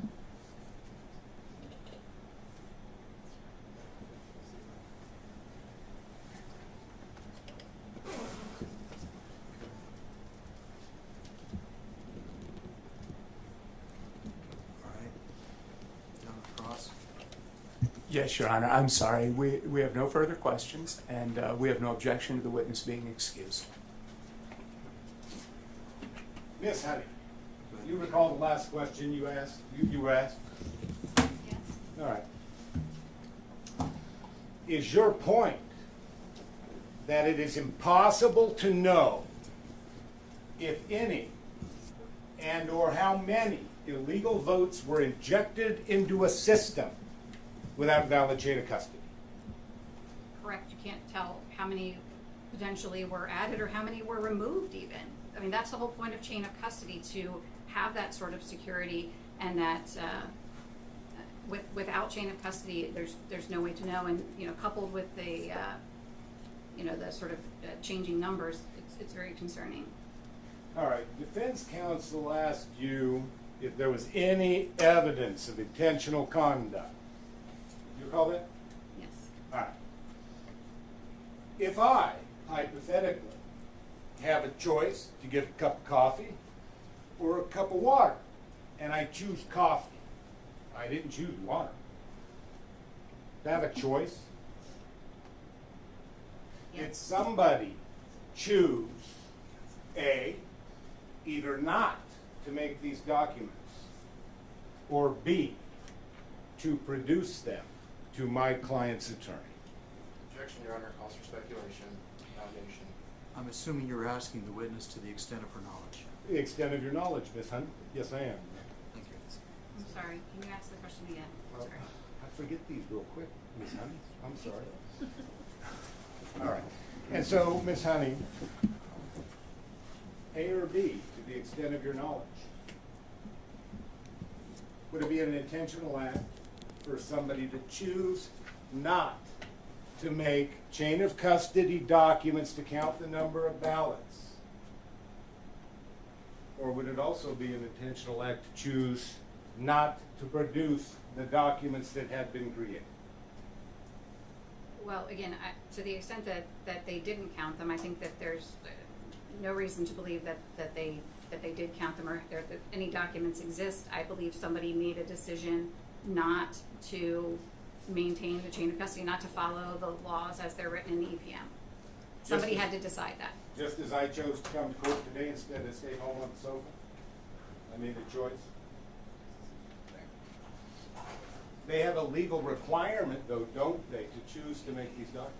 They don't have a choice not to make them, do they? Right, there's no exception in the EPM to I believe it was, wasn't it? Where's my exhibit list? I believe Secretary of State Hobbs, as a matter of fact, in a recent matter involved with Cochise County. And I think we got correspondence on that. It's an exhibit.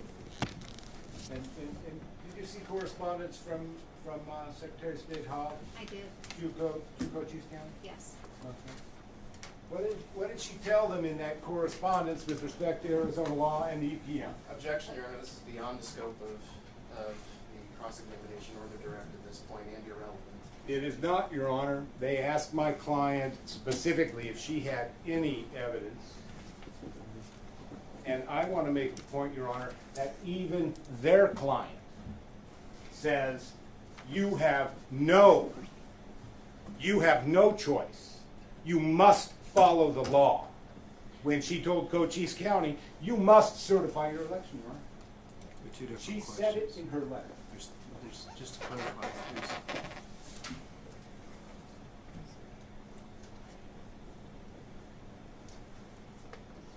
I'm not sure what the letter says that you're referring to. It says you must what? She told the Board of Supervisors for Cochise County that they have no choice but to do their legal duty and certify the election to make her governor of the state of Arizona. my argument here, Your Honor, that that same legal duty applies to Maricopa County with respect to their obligation to follow Arizona law and the elections procedure manual. No, okay, you were correct. They're obligated to follow the procedures in the manual, but the question that was asked is whether she has any direct evidence that there was an intentional decision to not make the documents or not produce the documents, is what I recall. And she didn't answer it directly. What she said in response was, they're supposed to do this, and the fact that it didn't get done tells me somebody must have made a decision. And that was the answer. So I think it's been asked and answered. To the extent that you're going to ask her about a conclusion of law, that's... Fair enough, Your Honor. I only got a few more questions anyway. Please proceed, Mr. Brown. I think if you recall cross-examination correctly, I got the impression that defense counsel was sort of downplaying the injection of 50 ballots into the system. Do you recall those questions? I do. I believe they were, do you have any evidence those 50 votes were not counted or something along those lines? You recall that question? I do. You don't have any evidence that those votes were not counted, do you? I don't know which ballots those were. Is that the point? That is the point. I mean, Denise said that she personally observed 50. She's not there all the time, so we don't know what that number is. And the reason we don't know what number that is because we don't know how many there were supposed to be. Could it be 5,000? Objection, Your Honor, speculation, foundation. I agree, Your Honor. That's But your the point. only- That's your point, so sustained. Can't believe we got to try. That's all we can do, isn't it, Miss Hunt? Is speculate, isn't it? Well, I strongly dislike speculating, but I think there's just no way to know the answer, and that's the problem. There's Any no way to question know the I answer. ask you about how many ballots it could have been would be nothing but pure speculation, isn't that right? Correct. And isn't that the problem? Okay, you testified earlier, and this gets back to their questions about chain of custody being complicated. You recall that? Is it complicated?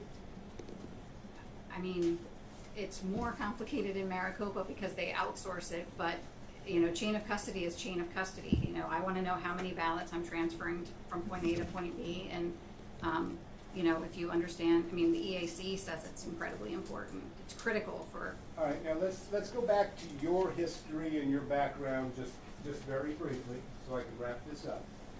Supply chain management, what'd you do in that area? I do consulting in the supply chain space. Again, a lot of it is counter diversion, but it's also in terms of loss prevention.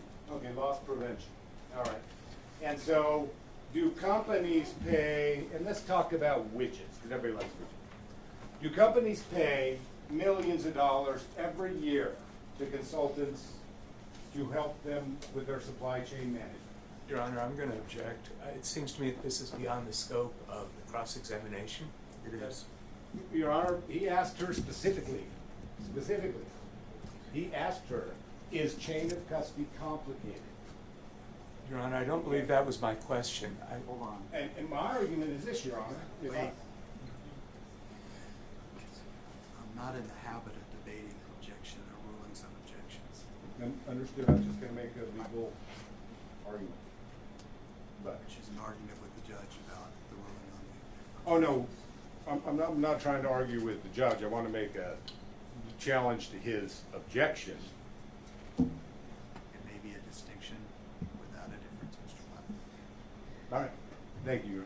But if you're ever in a position where I make a ruling and you think that you need to make a offer of proof to show that I may be mistaken, I will let you do that, okay? But not back and forth. Understood. Discussion or argument, okay? So I'd like to make a quick offer of proof right now. Then go ahead and do that. At her Honey, do companies spend millions of dollars a Well, year? Wait, you're just continuing the questioning. Oh. As far as an offer of proof, I want you to tell me what you expect to prove and how that would make a difference with regard to my rule. That's what an offer of proof. I guess, Your Honor, I would expect to prove that, you know, big companies spend millions of dollars every year, you know, to get 5,000 widgets to your local Ace Hardware store. And they do it successfully. I'm not arguing. And wait, so, I'm not arguing the concept. I'm arguing that whether or not your offer of proof is going to show me that this is something that was touched on in his cross. understood, Your Honor. And I'll just move on to my last point. You were part of the 2021 Arizona election, is that correct, Ms. Hunt? And this is relevant to Mr. LaRue's question to you about the Postal Service receipts. You recall that question? Yeah, I do. And Mr. LaRue was telling you, well, those aren't really receipts, are they? Those are weights. Is that true? I believe Mr. LaRue asked if it was possible that they were weight counts. Okay. And are weight counts a valid tool to count paper documents? Yes. Okay. Why is that? Scales are precise, and you can determine the weight of a single sheet of paper, you can determine the weight of a single ballot, and then weigh it, and, you know, you're within, it's a pretty accurate measurement. That's what weight counting is. Well, let me ask you this question. During the 2021 audit, did you and your crew weigh all of the ballots? Objection, Your Honor, relevance. I'm getting to my relevance. I give him some leeway. Go ahead. You can answer it, ma'am. Go ahead. We didn't weigh all of them, no. We weighed some boxes. Now, the boxes that you did weigh, was the weight count consistent with the other counts? Yes. How many counts did you do? Different counts? I can't say, I mean, Well, I think there was half, maybe? the machine count, right? Oh, I'm sorry, I didn't understand your question. Yes, there was a hand count, a weigh count, a machine count, and in some cases, an audit count, and then there was a count of ballot images as well. Ballot images. Did you photograph each ballot? Correct. You could count those. And were they all consistent with a weight count? Yes. And so if the United States Postal Service or some other large company wants to bill their client for 50,000 pieces of mail, it's an effective way to do so by measuring weight, isn't that correct? If it's the same piece of mail type. Same mail type.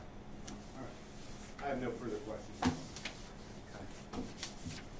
You'll excuse the witness. I excuse the witness. Dennis? Thank you. No objection, Your Honor. You're excused. You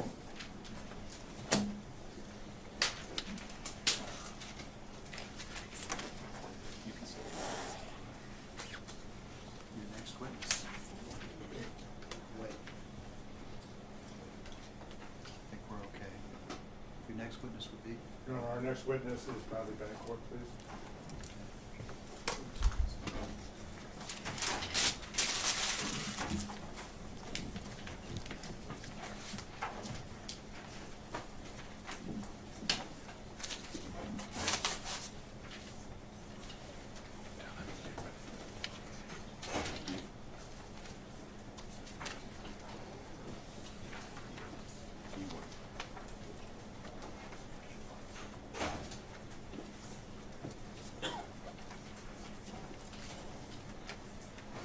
Bencourt, yes.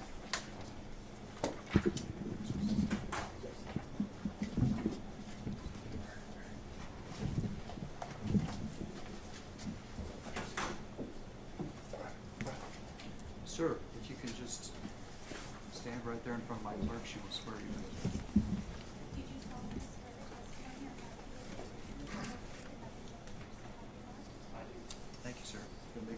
to the witness stand and have a seat, please. Okay. Who's going to do this examination? I am. Whenever you're ready, Mr. Olson. Yes, sir. Good afternoon, Mr. Betancourt. Would you please state your full name for the record? Bradley David Betancourt. And what is your occupation? Well, I generally work with real estate and have my own company and work with my dad.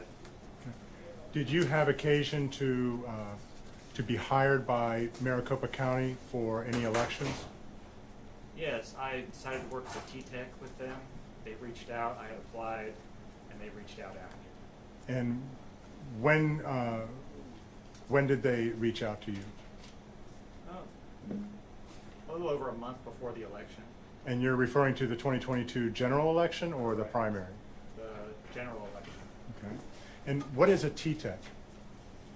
Well, we would set up the sites beforehand and site watch on the days of polling. And in terms of setting up the sites beforehand, what kind of work were you doing? Well, we focus mainly on the site books, the printers, and the MoFi, which is like a Wi-Fi.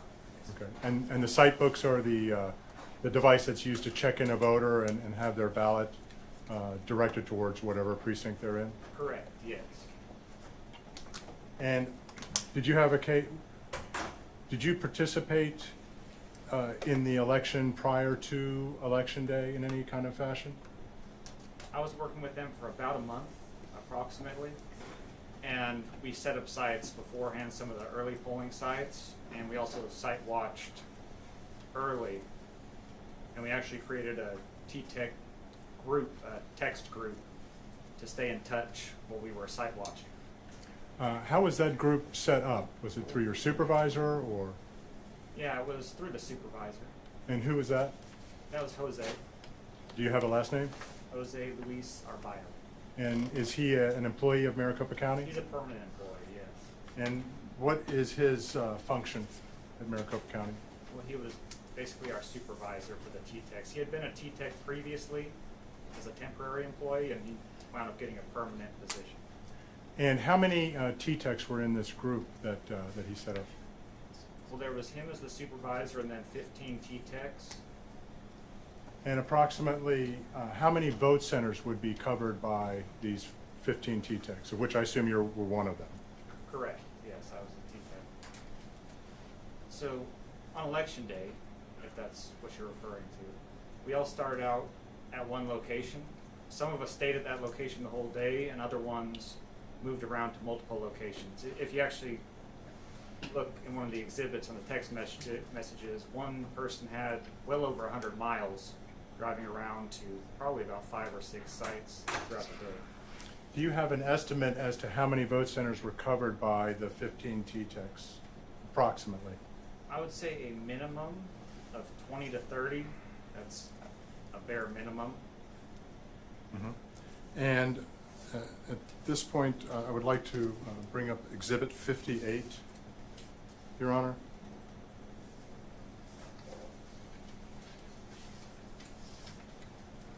Go to the next page. And Exhibit 58 is a series of about over 54 pages of text messages. Do you recognize this document, sir? Absolutely, yes. And what is it? It's the group text from that day, the election day. And is this a group text chats from your phone? Yes, yes, sir. And did you provide a declaration in this case? Yes, And you swore under oath under the penalty of perjury to tell the truth, correct? absolutely correct. And did you, in connection with this declaration, provide screenshots of your text messages with the other T-Techs, the other 15 T-Techs that day? Yes, correct.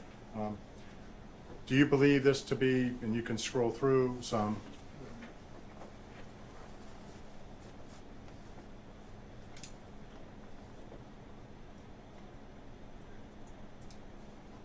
and does this appear to be a true and accurate copy of your text messages? Yes, sir, Okay. it does. There are a lot of issues that came up throughout the day, and including at times T-Techs would say that the ballots look pristine, but the tabulators aren't reading them. So that would really not have to do with the printers from our point of view. And that wasn't just one person, there were others that said similar things. Do these text messages represent communications that were happening as they were occurring on Election Day? Yes, yes, in real time, absolutely. Your Honor, at this point, we'd like to move for Exhibit 58 to be entered into the record as evidence. It is hearsay, however, under present impression and excited utterance. As you will see, some of them, for example, if we could go to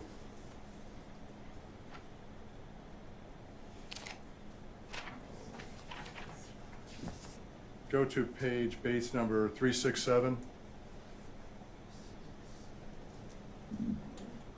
And at the bottom, you'll see, Your Honor, it says, "I'm having a 911." I would say that there are a number of, as you just can scroll through, these would classify or qualify as either excited utterance or present sense impression. Certainly, so we would move to have them admitted into the record under those exceptions, Your Honor. Any objections? Your Honor, Christina Ford on behalf of the governor-elect. We do object to these coming in. There are more than, I believe, 50 pages of these texts, and one text out of 50 pages that potentially qualifies for an excited utterance doesn't make up for 50 pages of text from this day of otherwise out-of-court statements that they're trying to enter for the truth of the matter. Your Honor, Go ahead. I also submitted them, sir, with under the present sense impression. These are real-time messages, text messages that are being typed in as the events are unfolding, the day of election, and I believe it falls under that exception as well. Okay. I'm going to allow them because I think that they represent is the correspondence back and forth between the texts who are working with their immediate impressions of trying to resolve the problem. So go ahead. So what you're offering, what's the number again? It's 58, Your Honor. 58. So I'll admit 58 over objection. Go ahead. Mr. Betancourt, can you describe what was going on between you and your other T-Techs on Election Day? If you had to characterize it. Yeah, we were consistently talking back and forth trying to solve the problems, and this group was really trying hard because there were a lot of issues that popped up. And actually our main fix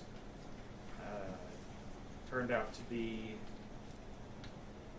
walk up to the printer, open up the printer, take out the ink cartridge and shake it. So that was our main fix. That was the big one we were intending to do. I know the official county statement was that they changed the printer settings, but I'd say based on the text I saw, that was probably about 10 to 20% of the issue there. So I would say that'd be an incomplete description of the issues from my point of view, seeing the text. Did the situation resolve very quickly, or did it last throughout the day with the problems? That depended on the location. Some got better, and some kept having issues. I mean, we had issues. I believe there was one even after closing time where they were asking someone to go over to Biltmore, I believe it is. You can confirm towards the end there. How would you how old are you, sir? I'm 34 years old. And how long have you been in Arizona? Well, I've been off and on. I've actually lived in 5 states, but overall, a little over a decade in Arizona. And so you've been voting for how long?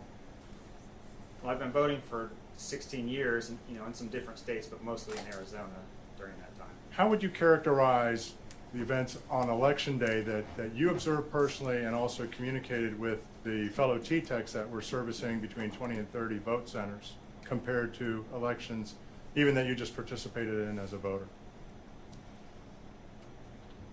It felt a bit chaotic. I had people from the other places I've lived reaching out and saying, "What's going on in Maricopa County?" down there. So it felt a little chaotic, I would say. Were these problems that continued throughout the day at many of these vote centers? Yeah, and like I said, we tried to shake the ink cartridge. They cleaned the corona wire. They would have the inspector call over a troubleshooter to try to clean the tabulator because, like I said, sometimes in there the prints looked good, but the tabulator wasn't taking them anyway. Did you hear of any long lines outside of the vote centers?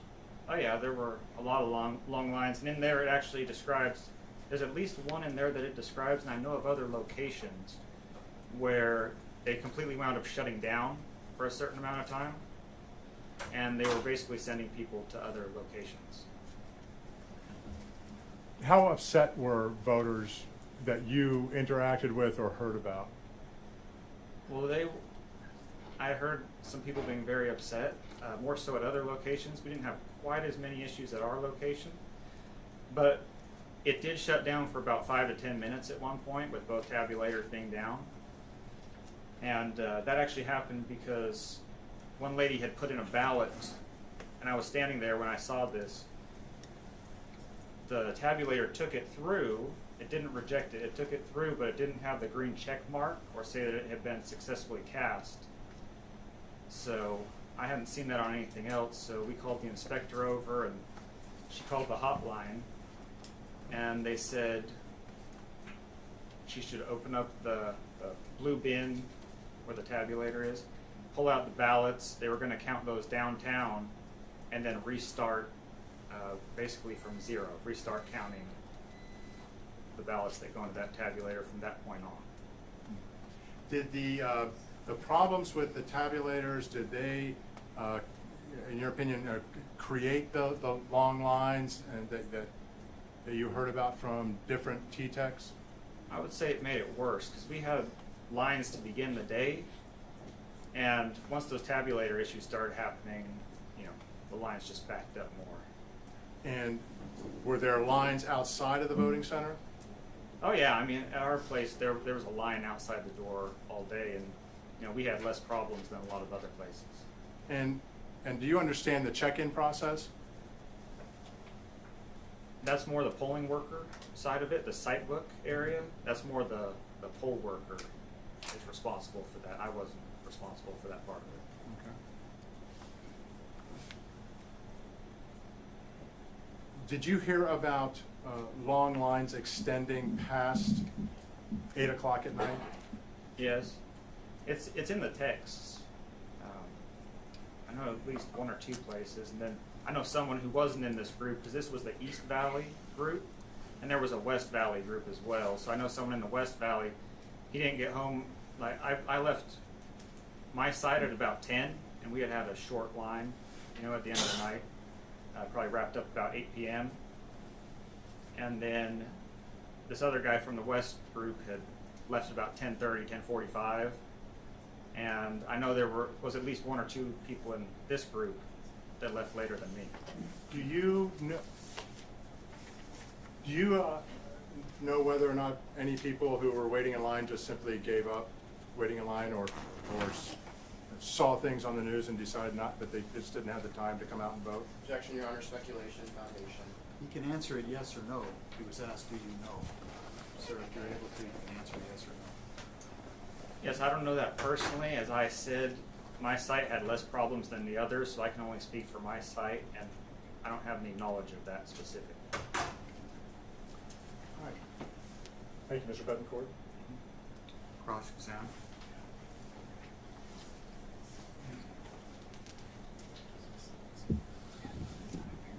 Good afternoon, Mr. Betancourt. Good afternoon.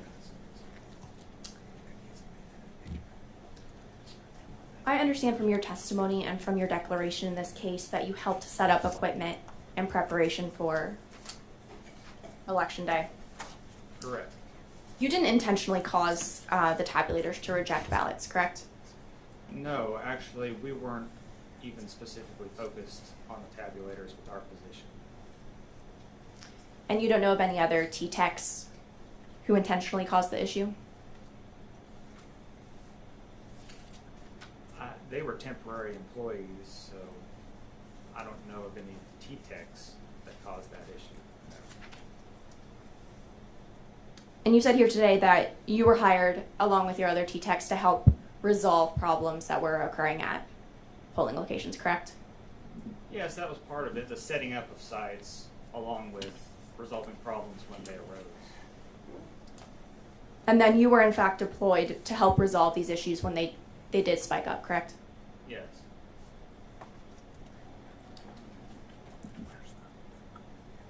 Would you agree with me that sometimes tabulators cannot read a ballot due to the way that the voter marks the ballot? Yes, and I actually wrote that in my declaration as well. That's part of it, but that wasn't the whole part, so I can specify. That was definitely not the whole part. There were some that looked very good, and the voters had marked them very well, and they weren't being read. Okay, well, I wanted to go through some of those.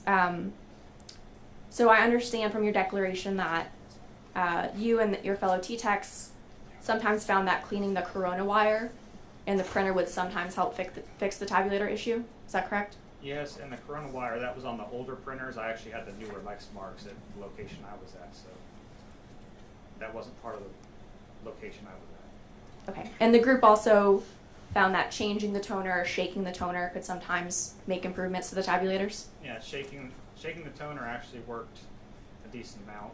It wasn't perfect, but it helped at times. Okay. And then you all also found that letting the printer warm up could also improve the situation?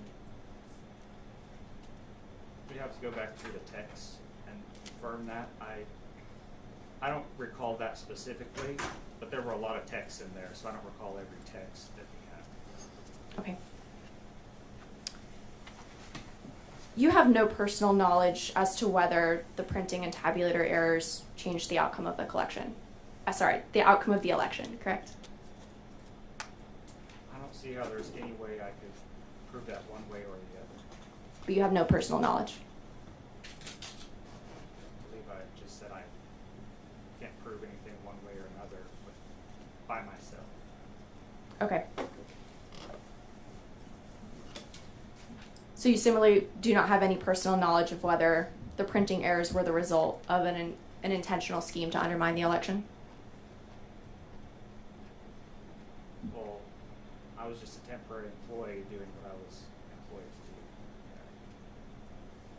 to do. Okay, thank you. No further questions.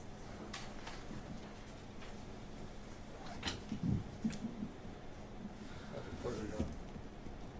Nothing further, Your Honor. Nothing further? Okay. Can we excuse the witness? Yes, Your Honor. Yes, Your Honor. You're free to go. Thank you.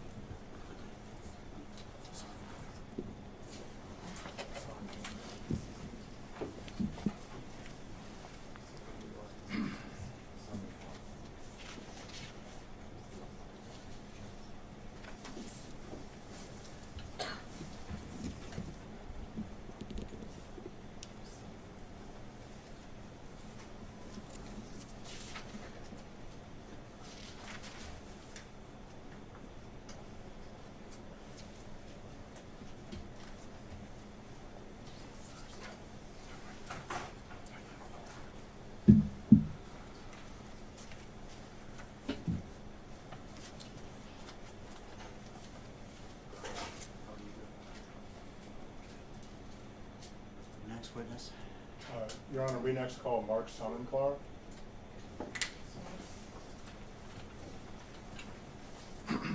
Clark, if you could just come over in front of the clerk. Just one. Did you solemnly swear the testimony about If you could just basically have a seat at the stand test.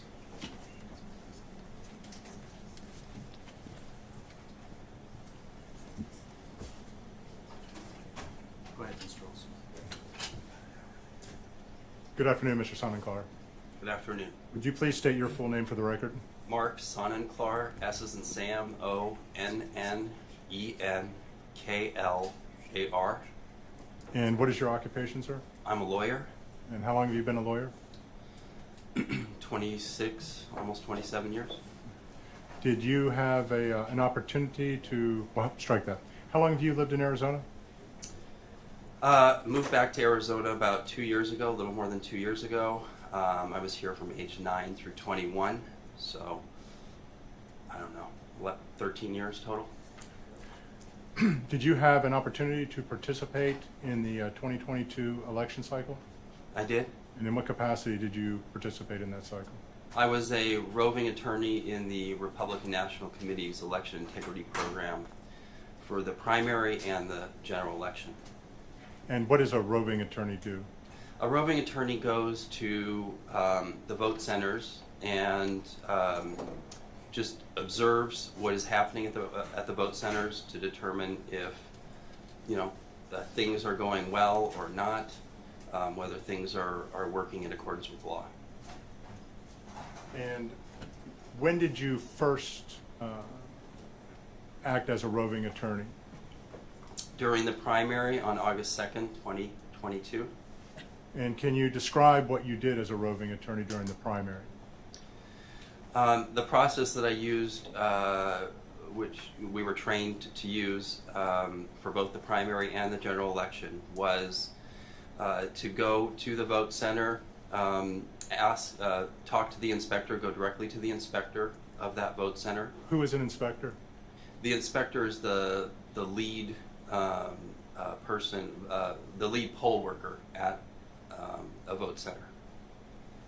So are they employed by Maricopa County?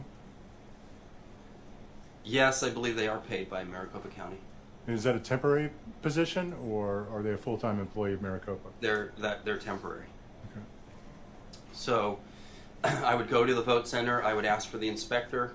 I would ask the inspector if there was a Republican observer inside the vote center, because there's not, by law, we're not allowed to have more than 2 observers from any one party within the vote center.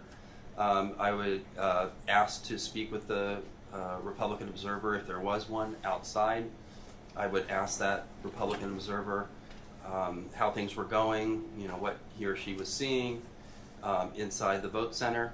I would take notes on what the observer, the Republican observer, told me. I would then ask the Republican observer to remain outside, and then I would go back into the vote center and speak with the inspector and ask really the same questions that I had asked the Republican observer. How are things going? If there were issues, I would ask more questions about those issues, and I was trying to determine whether, you know, what the Republican observer was telling me was matching up with what the inspector was telling me. And I took notes while I was talking with the inspectors as well. Did you create a report in connection after the election associated with that, and I'm talking about the primary? I did. I had a sense that there was going to be litigation, and I knew that I had information that would be critical to that litigation. And so I reached out to, there were 17 or 18, I'm not clear exactly, but I believe there were 17 roving attorneys in the program with the RNC.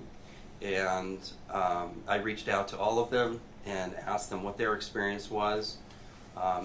And they reported to me, and I created a report based on my own personal experience at 10 vote centers during the general election, and 105 other vote centers that the roving attorneys who responded to me, which I believe were 10, I believe, responded to me and were willing to, you know, tell me what had occurred, what they had seen.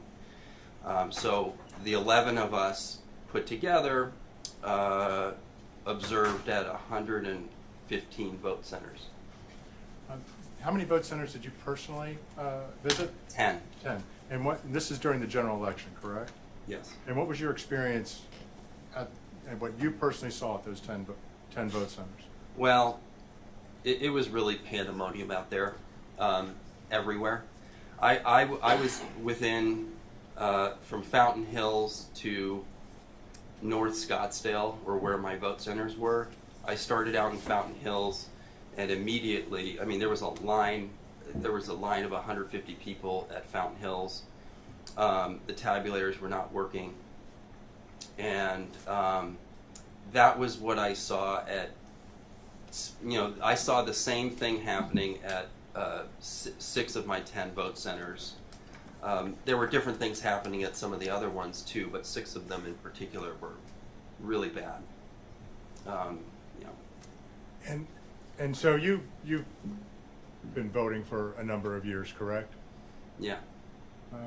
How would you characterize the events of the 2022 general election compared to other elections that you witnessed? Oh, this was a completely different animal here. So I was a roving attorney at during the primary, and there were, some minimal problems there too, but the general election was a completely different situation. There were lines out the door which you did not see during the primary at many of the vote centers. There were angry and frustrated voters who did not want to put their ballots into box 3, there, it was just, and then there were the poll workers who were extremely frustrated and really didn't know what to do. Most of them, I would say, were doing their best, to figure out a solution to the fact that the tabulators were down, were not reading the ballots. Everyone was just freaked out. A question for you. There's been some testimony earlier about wait times. Do you have an understanding of how the county measures wait times? Yes, I understand that one of the poll workers is supposed to check the line every 15 minutes and report back to MCTEC, is my understanding. It would have been difficult. I don't know where you're going with the question, but it would have been very difficult for the poll workers who were crazed trying to figure out just how to get the tabulators to read the ballots. I can't imagine that there was time for any poll workers at the worst vote centers anyway to actually go out and check the line. I believe you mentioned that you visited personally about 10 vote centers. Yes. And that the other roving attorneys that you were working with, it was a total of about 115 vote centers in total. Yes. And that's 115 out of about, I think, 223 vote centers, correct? That's correct. So that's a little over half of the vote centers. I believe it was 52%. How are you able to characterize what your the other roving attorneys were experiencing, whether it was similar to what you were experiencing or worse or maybe not as bad? How would you characterize? Well, I would say that most of the roving attorneys had a similar experience to mine. I can't think of one that had a different experience. There may be, but for the most part, aggregated together, pretty much everyone had the same experience. And if somebody were to characterize the events of that day as minor technical difficulties that should be expected in any election, what would you say to that? I would say that's nonsense. When you have 132, we've been able to document that there were at least 132 vote centers with tabulator problems out of 227, which comes out to about 59%.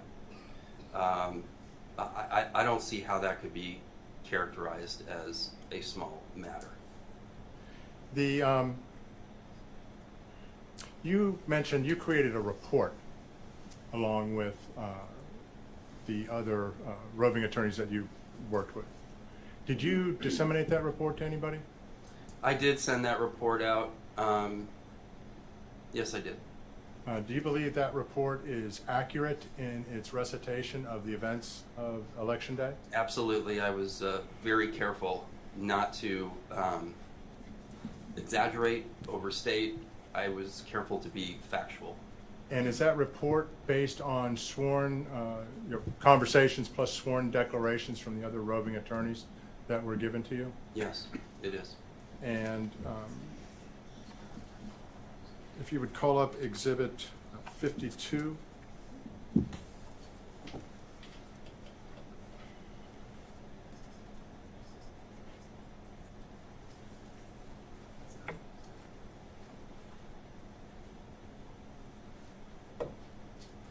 wrong. Wrong PC. What's going on? Pulled up the wrong system.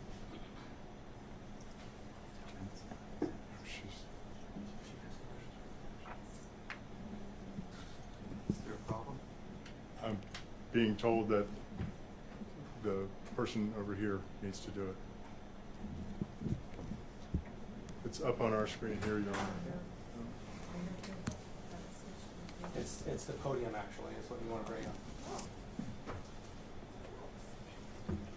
There you go. Can you go to the top?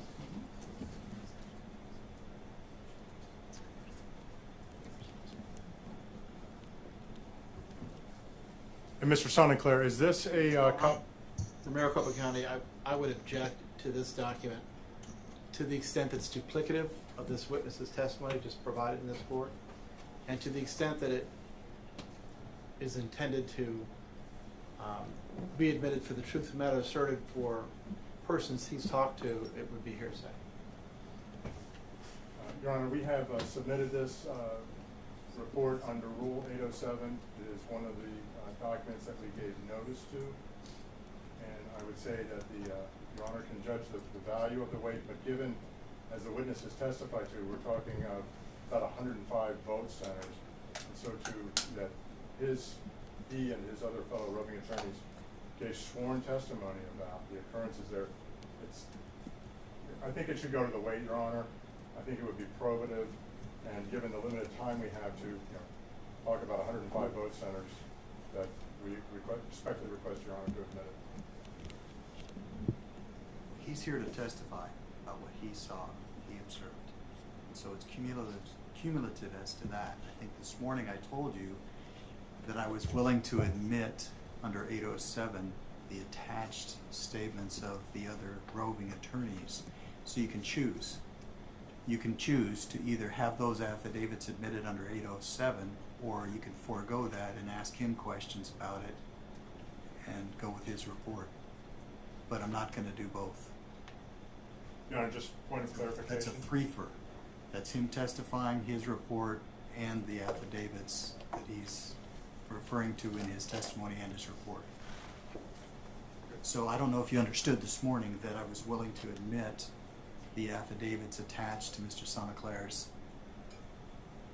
affidavit under 807, provided that you could, because I've read them.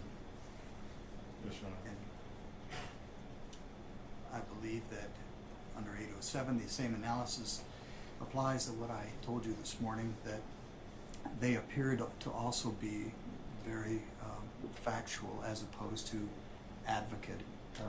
advocacy, even though I believe that he's just said all of this was prepared in anticipation of litigation, but the affidavits are sworn to and contain facts rather than advocacy or opinions. So after all my speaking, your choice how you wish to proceed, Mr. Olson, but I'm not going to do both. I'm not going to put in all those affidavits and have him talk about everything in his report and all the hearsay. I think I know where I'm going, sir. We will forego. We will keep them into evidence, as Your Honor alluded to, and we will move on to another topic. Okay, very good, sir. Can you pull up?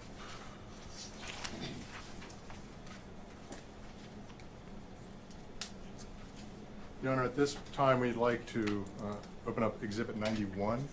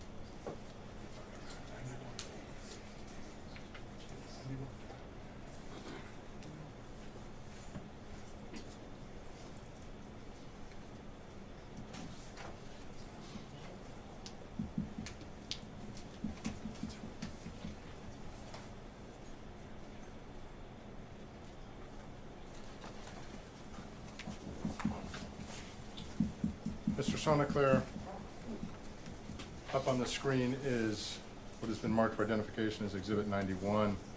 It is an exhibit that was part of a response letter by Maricopa County to the AG's letter dated November 19th, questioning some of the events around Election Day.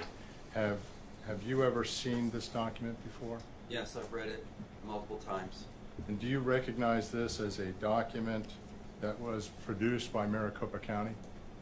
Yes. Do you have any reason to doubt that it's a true and accurate copy? No. Okay. Your Honor, at this time we would move to admit Exhibit 91 into evidence. No objection, Your Honor. 91 is admitted. I think it's a self-authenticating document. Making sure. Yes, Your Honor. Mr. Sonnenclair, do you see where it states on the first page of this document, in the paragraph beginning, while a few, you see that? While a few 2022 general election locations encountered 80 to 115-minute wait times on Election Day, Maricopa County posted these wait times on our website, informing voters of other nearby options that had shorter times. Yes, I see it. Do you have an understanding, based on your work, whether or not that's an accurate statement? That's not an accurate statement. And why do you say that? There were many more vote centers. I mean, I must have had, I believe I had 2 at least, just in my 10, that had longer wait times than 80 minutes. And they're not included in the list in footnote 1. And you're talking about footnote 1 on the page that's Bates stamped, last 3 digits, 715, the first page of this document? And in addition to that, you know, we documented through declarations that there were many, many other vote centers that had over 80-minute wait times.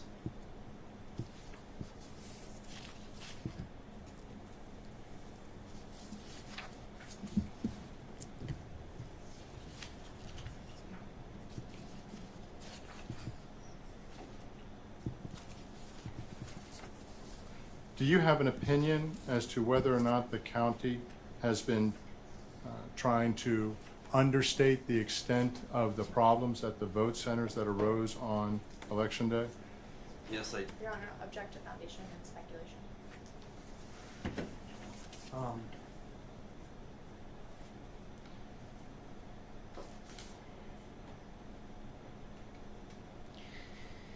All right.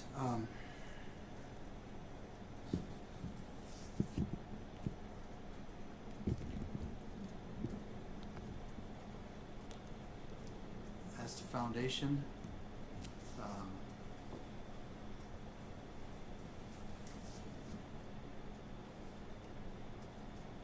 I'd overrule it. So, if you're able to answer it, and I assume you're asking him based on his personal knowledge. Yes, Your Honor. If you're able to answer it, Mr. Sunflower. Thank you.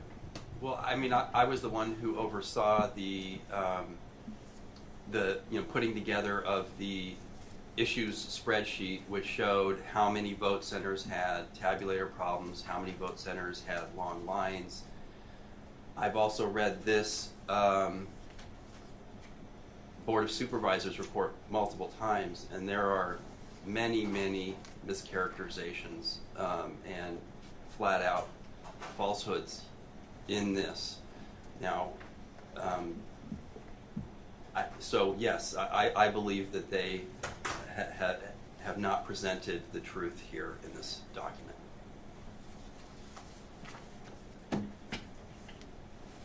We have nothing further at this time, sir. Cross-examine, please.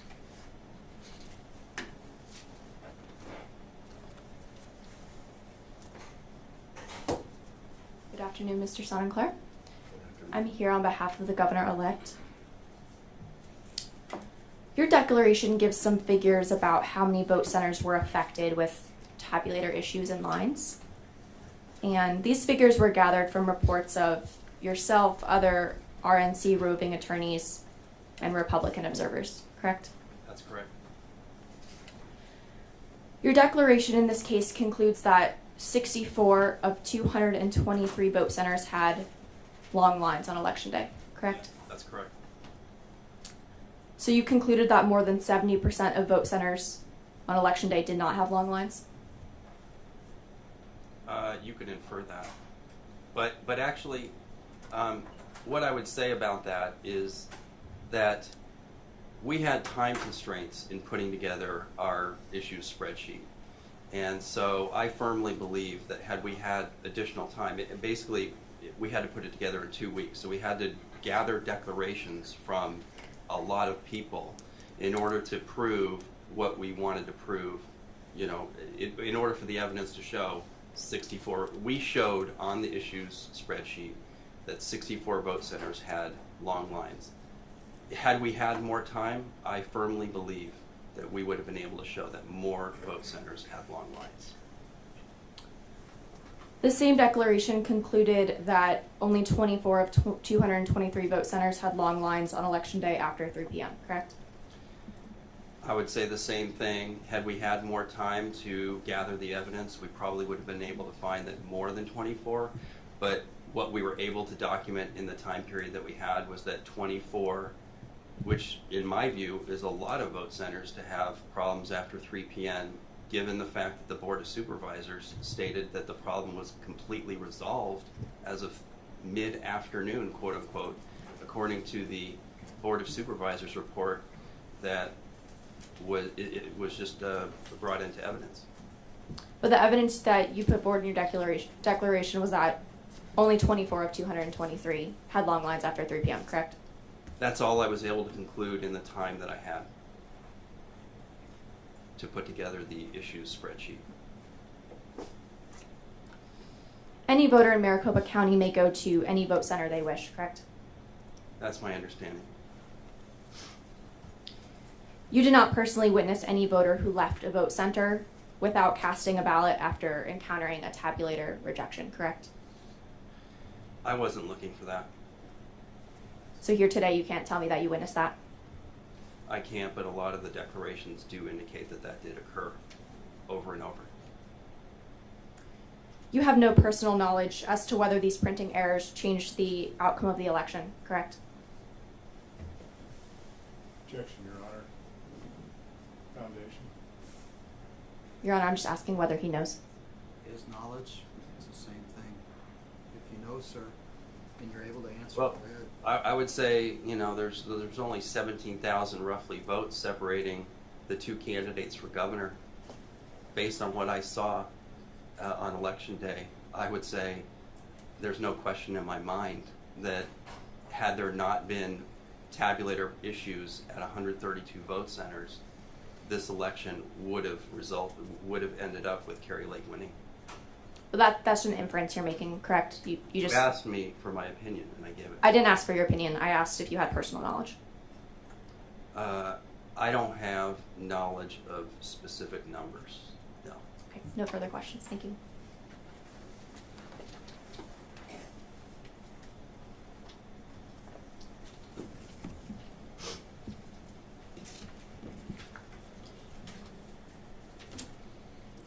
Mrs. Sunclair, you testified that the Maricopa County Board of Supervisors, in drafting its correspondence to Jennifer Wright at the Attorney General's office, intended to deceive her. Is that correct? I don't see how you could. Is that correct? I don't see how you could view what happened on election day and issue that report in good faith. Do you have any evidence that the authors of that wrote that report with an intent to deceive? It's just common sense, sir. Is that a yes or a no? Common sense tells you that if they issued that report and they are the ones in charge of the election, then And so many things in that report were false that, yeah, they were trying to cover up. So that's what common sense tells me? Is that your testimony? Yeah, common sense tells me that there was a cover up here. Okay, that tells you, but not me, as you earlier testified. I don't know what's in your mind, sir. But you do know what's in the mind of the 5 members of the Board of Supervisors. All I can say is that I believe that they were trying to cover up here, because I don't see how else you could explain the Board of Supervisor report.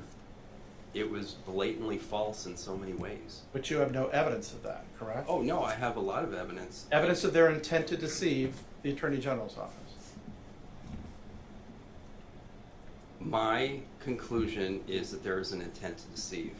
Okay, so your testimony today is you can't read my mind, but you can read the mind of the members of the Board of Supervisors. Is that correct? I don't see how else you could interpret the statements on the Board of Supervisor report other than to conclude that there was an intent to minimize the problems on election day, because they probably knew they were going to be in this courtroom today. Well, it's interesting that you've just responded to my query by saying problems plural, because when you initially testified, you said problems singular. And your testimony was about problems related to tabulators. Do you remember that testimony? Do you mean in my declaration? No, I mean in your testimony right here in this courtroom a few minutes ago. Yes, I recall my testimony. Okay. And you recall that you had witnessed at least 2 vote centers, and you've heard of a lot of others that had problems with tabulators. No, there were 6 vote centers out of 10 in my that I observed at that had material tabulator problems. Okay. Did any of them have printer problems? Yeah, my understanding is that the printers were not printing dark enough. That is one theory, anyway. Was that your understanding from your direct observation? Yes. So you were able to observe the printers putting in not enough ink in some of the ballots? So, my declaration sets this out. At one of the vote centers that I went to, I spoke with the inspector. They had a massive problem with the tabulator not working. Okay, thank you. You've already testified about your conversation with the inspector. I heard that, and I thank you for that. No, may I But my actually question, answer your question? Yes, please. My question was your observation. This is of my the observation. Your observation with the problems with the printers, not what you heard from inspectors. Can you answer that? My observation was in relation to a conversation I had with the inspector. So that would be, you heard it from somebody else who observed it, but you didn't. I'm not a technical person. I don't know exactly what caused the problem, okay? But an inspector showed me the ballots. Okay, so you don't know what caused the problem, right? But you know that whatever the Board of Supervisors said was intended to deceive the Attorney General, even though you don't know, correct? I don't see what one thing has to do with the other. Then there's a problem as well. How about wet pens? Wet pens that might cause problems with the tabulators. Did you observe any of that? No, I didn't note that at all. No. So you had testified earlier that you have voted several times in Arizona, but you've never seen lines like the lines you saw in the general election in 2022. Is that correct? That is correct. Did you vote in the presidential preference of 2016? No, I wasn't here in 2016. Would it surprise you to find out that in many instances, all over this country, there have been lines far longer than those to which you just testified to? I would be surprised by that, yeah. Okay, thank you. No further questions.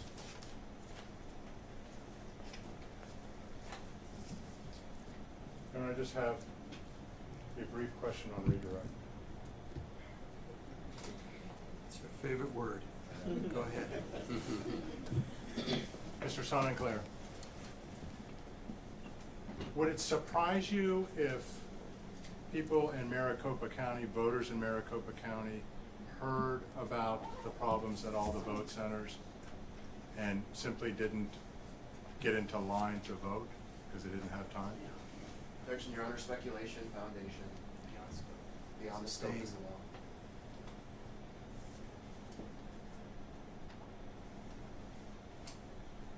Do you have a belief as to and it's a yes or no question. Do you have a belief as to whether or not voters on election day, strike that. Do you have a belief that there were voters on election day that were not able to cast their vote and wanted to? Same objections, Your Honor. Sustained.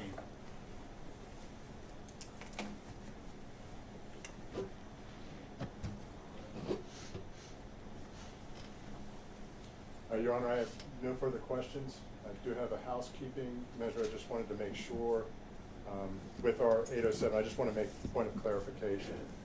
We had a summary exhibit, 2 summary exhibits that were attached to his declaration, and that we are moving those.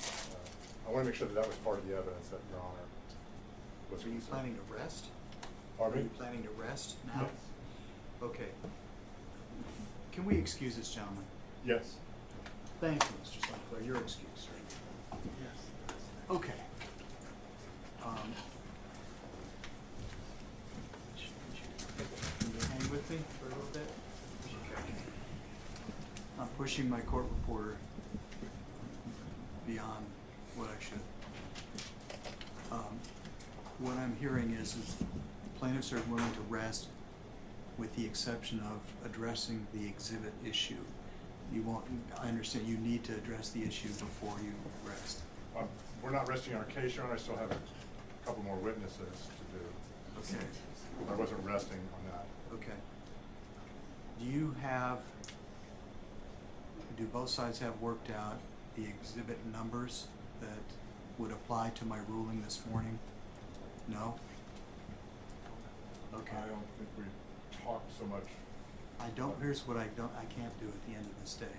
I can't put my court reporter through another hour of us going back and forth about whether a certain exhibit fits within my ruling or not. This is probably a poor question. In fact, I won't ask it. I'm going to restate what I told you this morning. I said that the 807 ruling was extended to admitting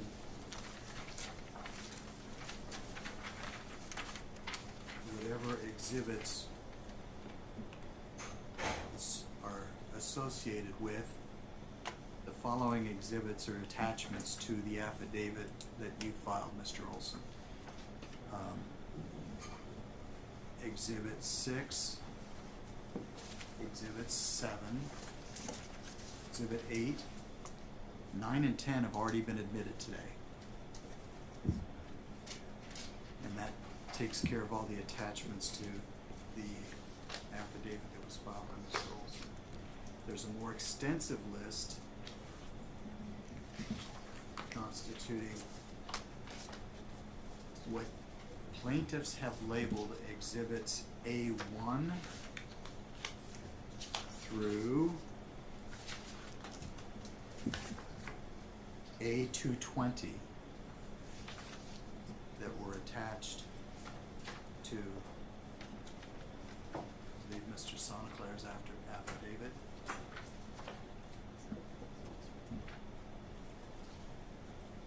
And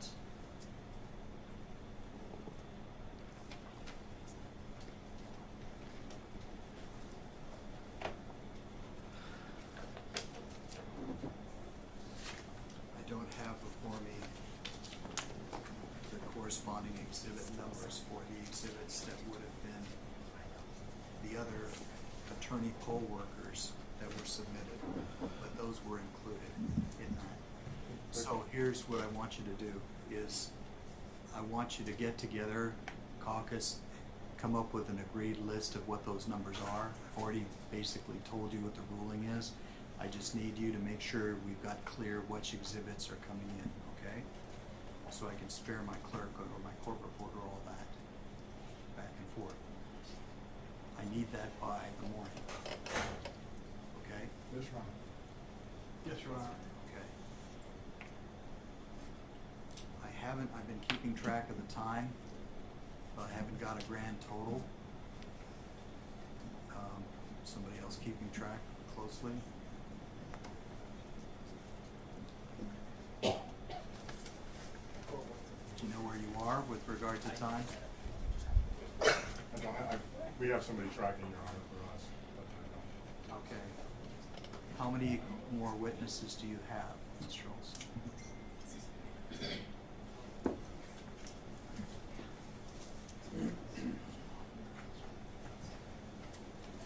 Your Honor, I believe it's just one. Which would be? Richard Barris. That's gonna take a while. If it's anything like Mr. Parikh, you know, which is your other expert. Your Honor, I don't think it will take as long as Mr. Parikh. Famous last words. But, I'm smiling again because we're down to the brief, and I've only got a few things, Your Honor.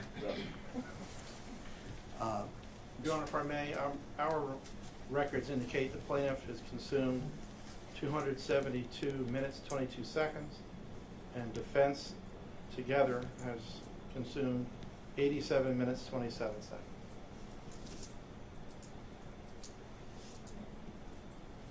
Your Honor, I'll have to check with our person.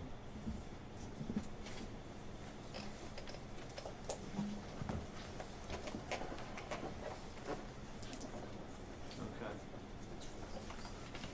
If I take his total, that puts you at 4.5 hours. Yes, Your Honor. So you'd still have another hour, Mr. Barris, right? What about your case, well, all three of you? What do you think about how many witnesses are you thinking about calling? We have 4 witnesses that we intend to call if we put on our case in chief tomorrow. Part of my problem is that if you've spent all your time, then there's nothing left for cross-examination. I'm aware of that, Your Honor. Okay. It's a strategy call. So you got 4 witnesses. How much time do you think? Again, I'm skating fast on thin ice talking to lawyers about time estimates. Well, I will of course promise that we're going to be as efficient as possible. We'll use tonight to make sure we have estimates in what we submitted to the court, and we'll go back and see if we can pare those down to make sure we're staying within time. Okay, that's fair.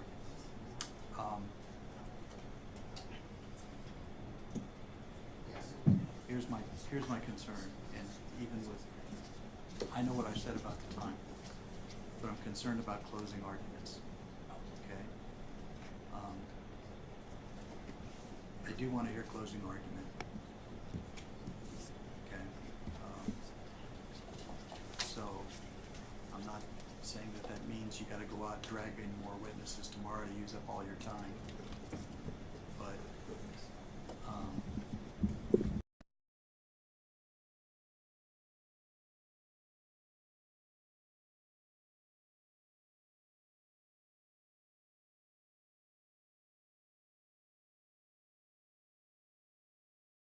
For closing. that'll probably put us though, realistically, we're gonna start at 8:30, we're gonna come back at 1, mid-afternoon. That may be fuzzy math, but, that's a guesstimate. So at that point in time, I do want you to prepare closings. How much time do you think you would need to sum it all up? That's the both of you, I'm asking. Your Honor, I think that we would not need any more than 15 minutes. I think we'd be more like 20, Your Honor.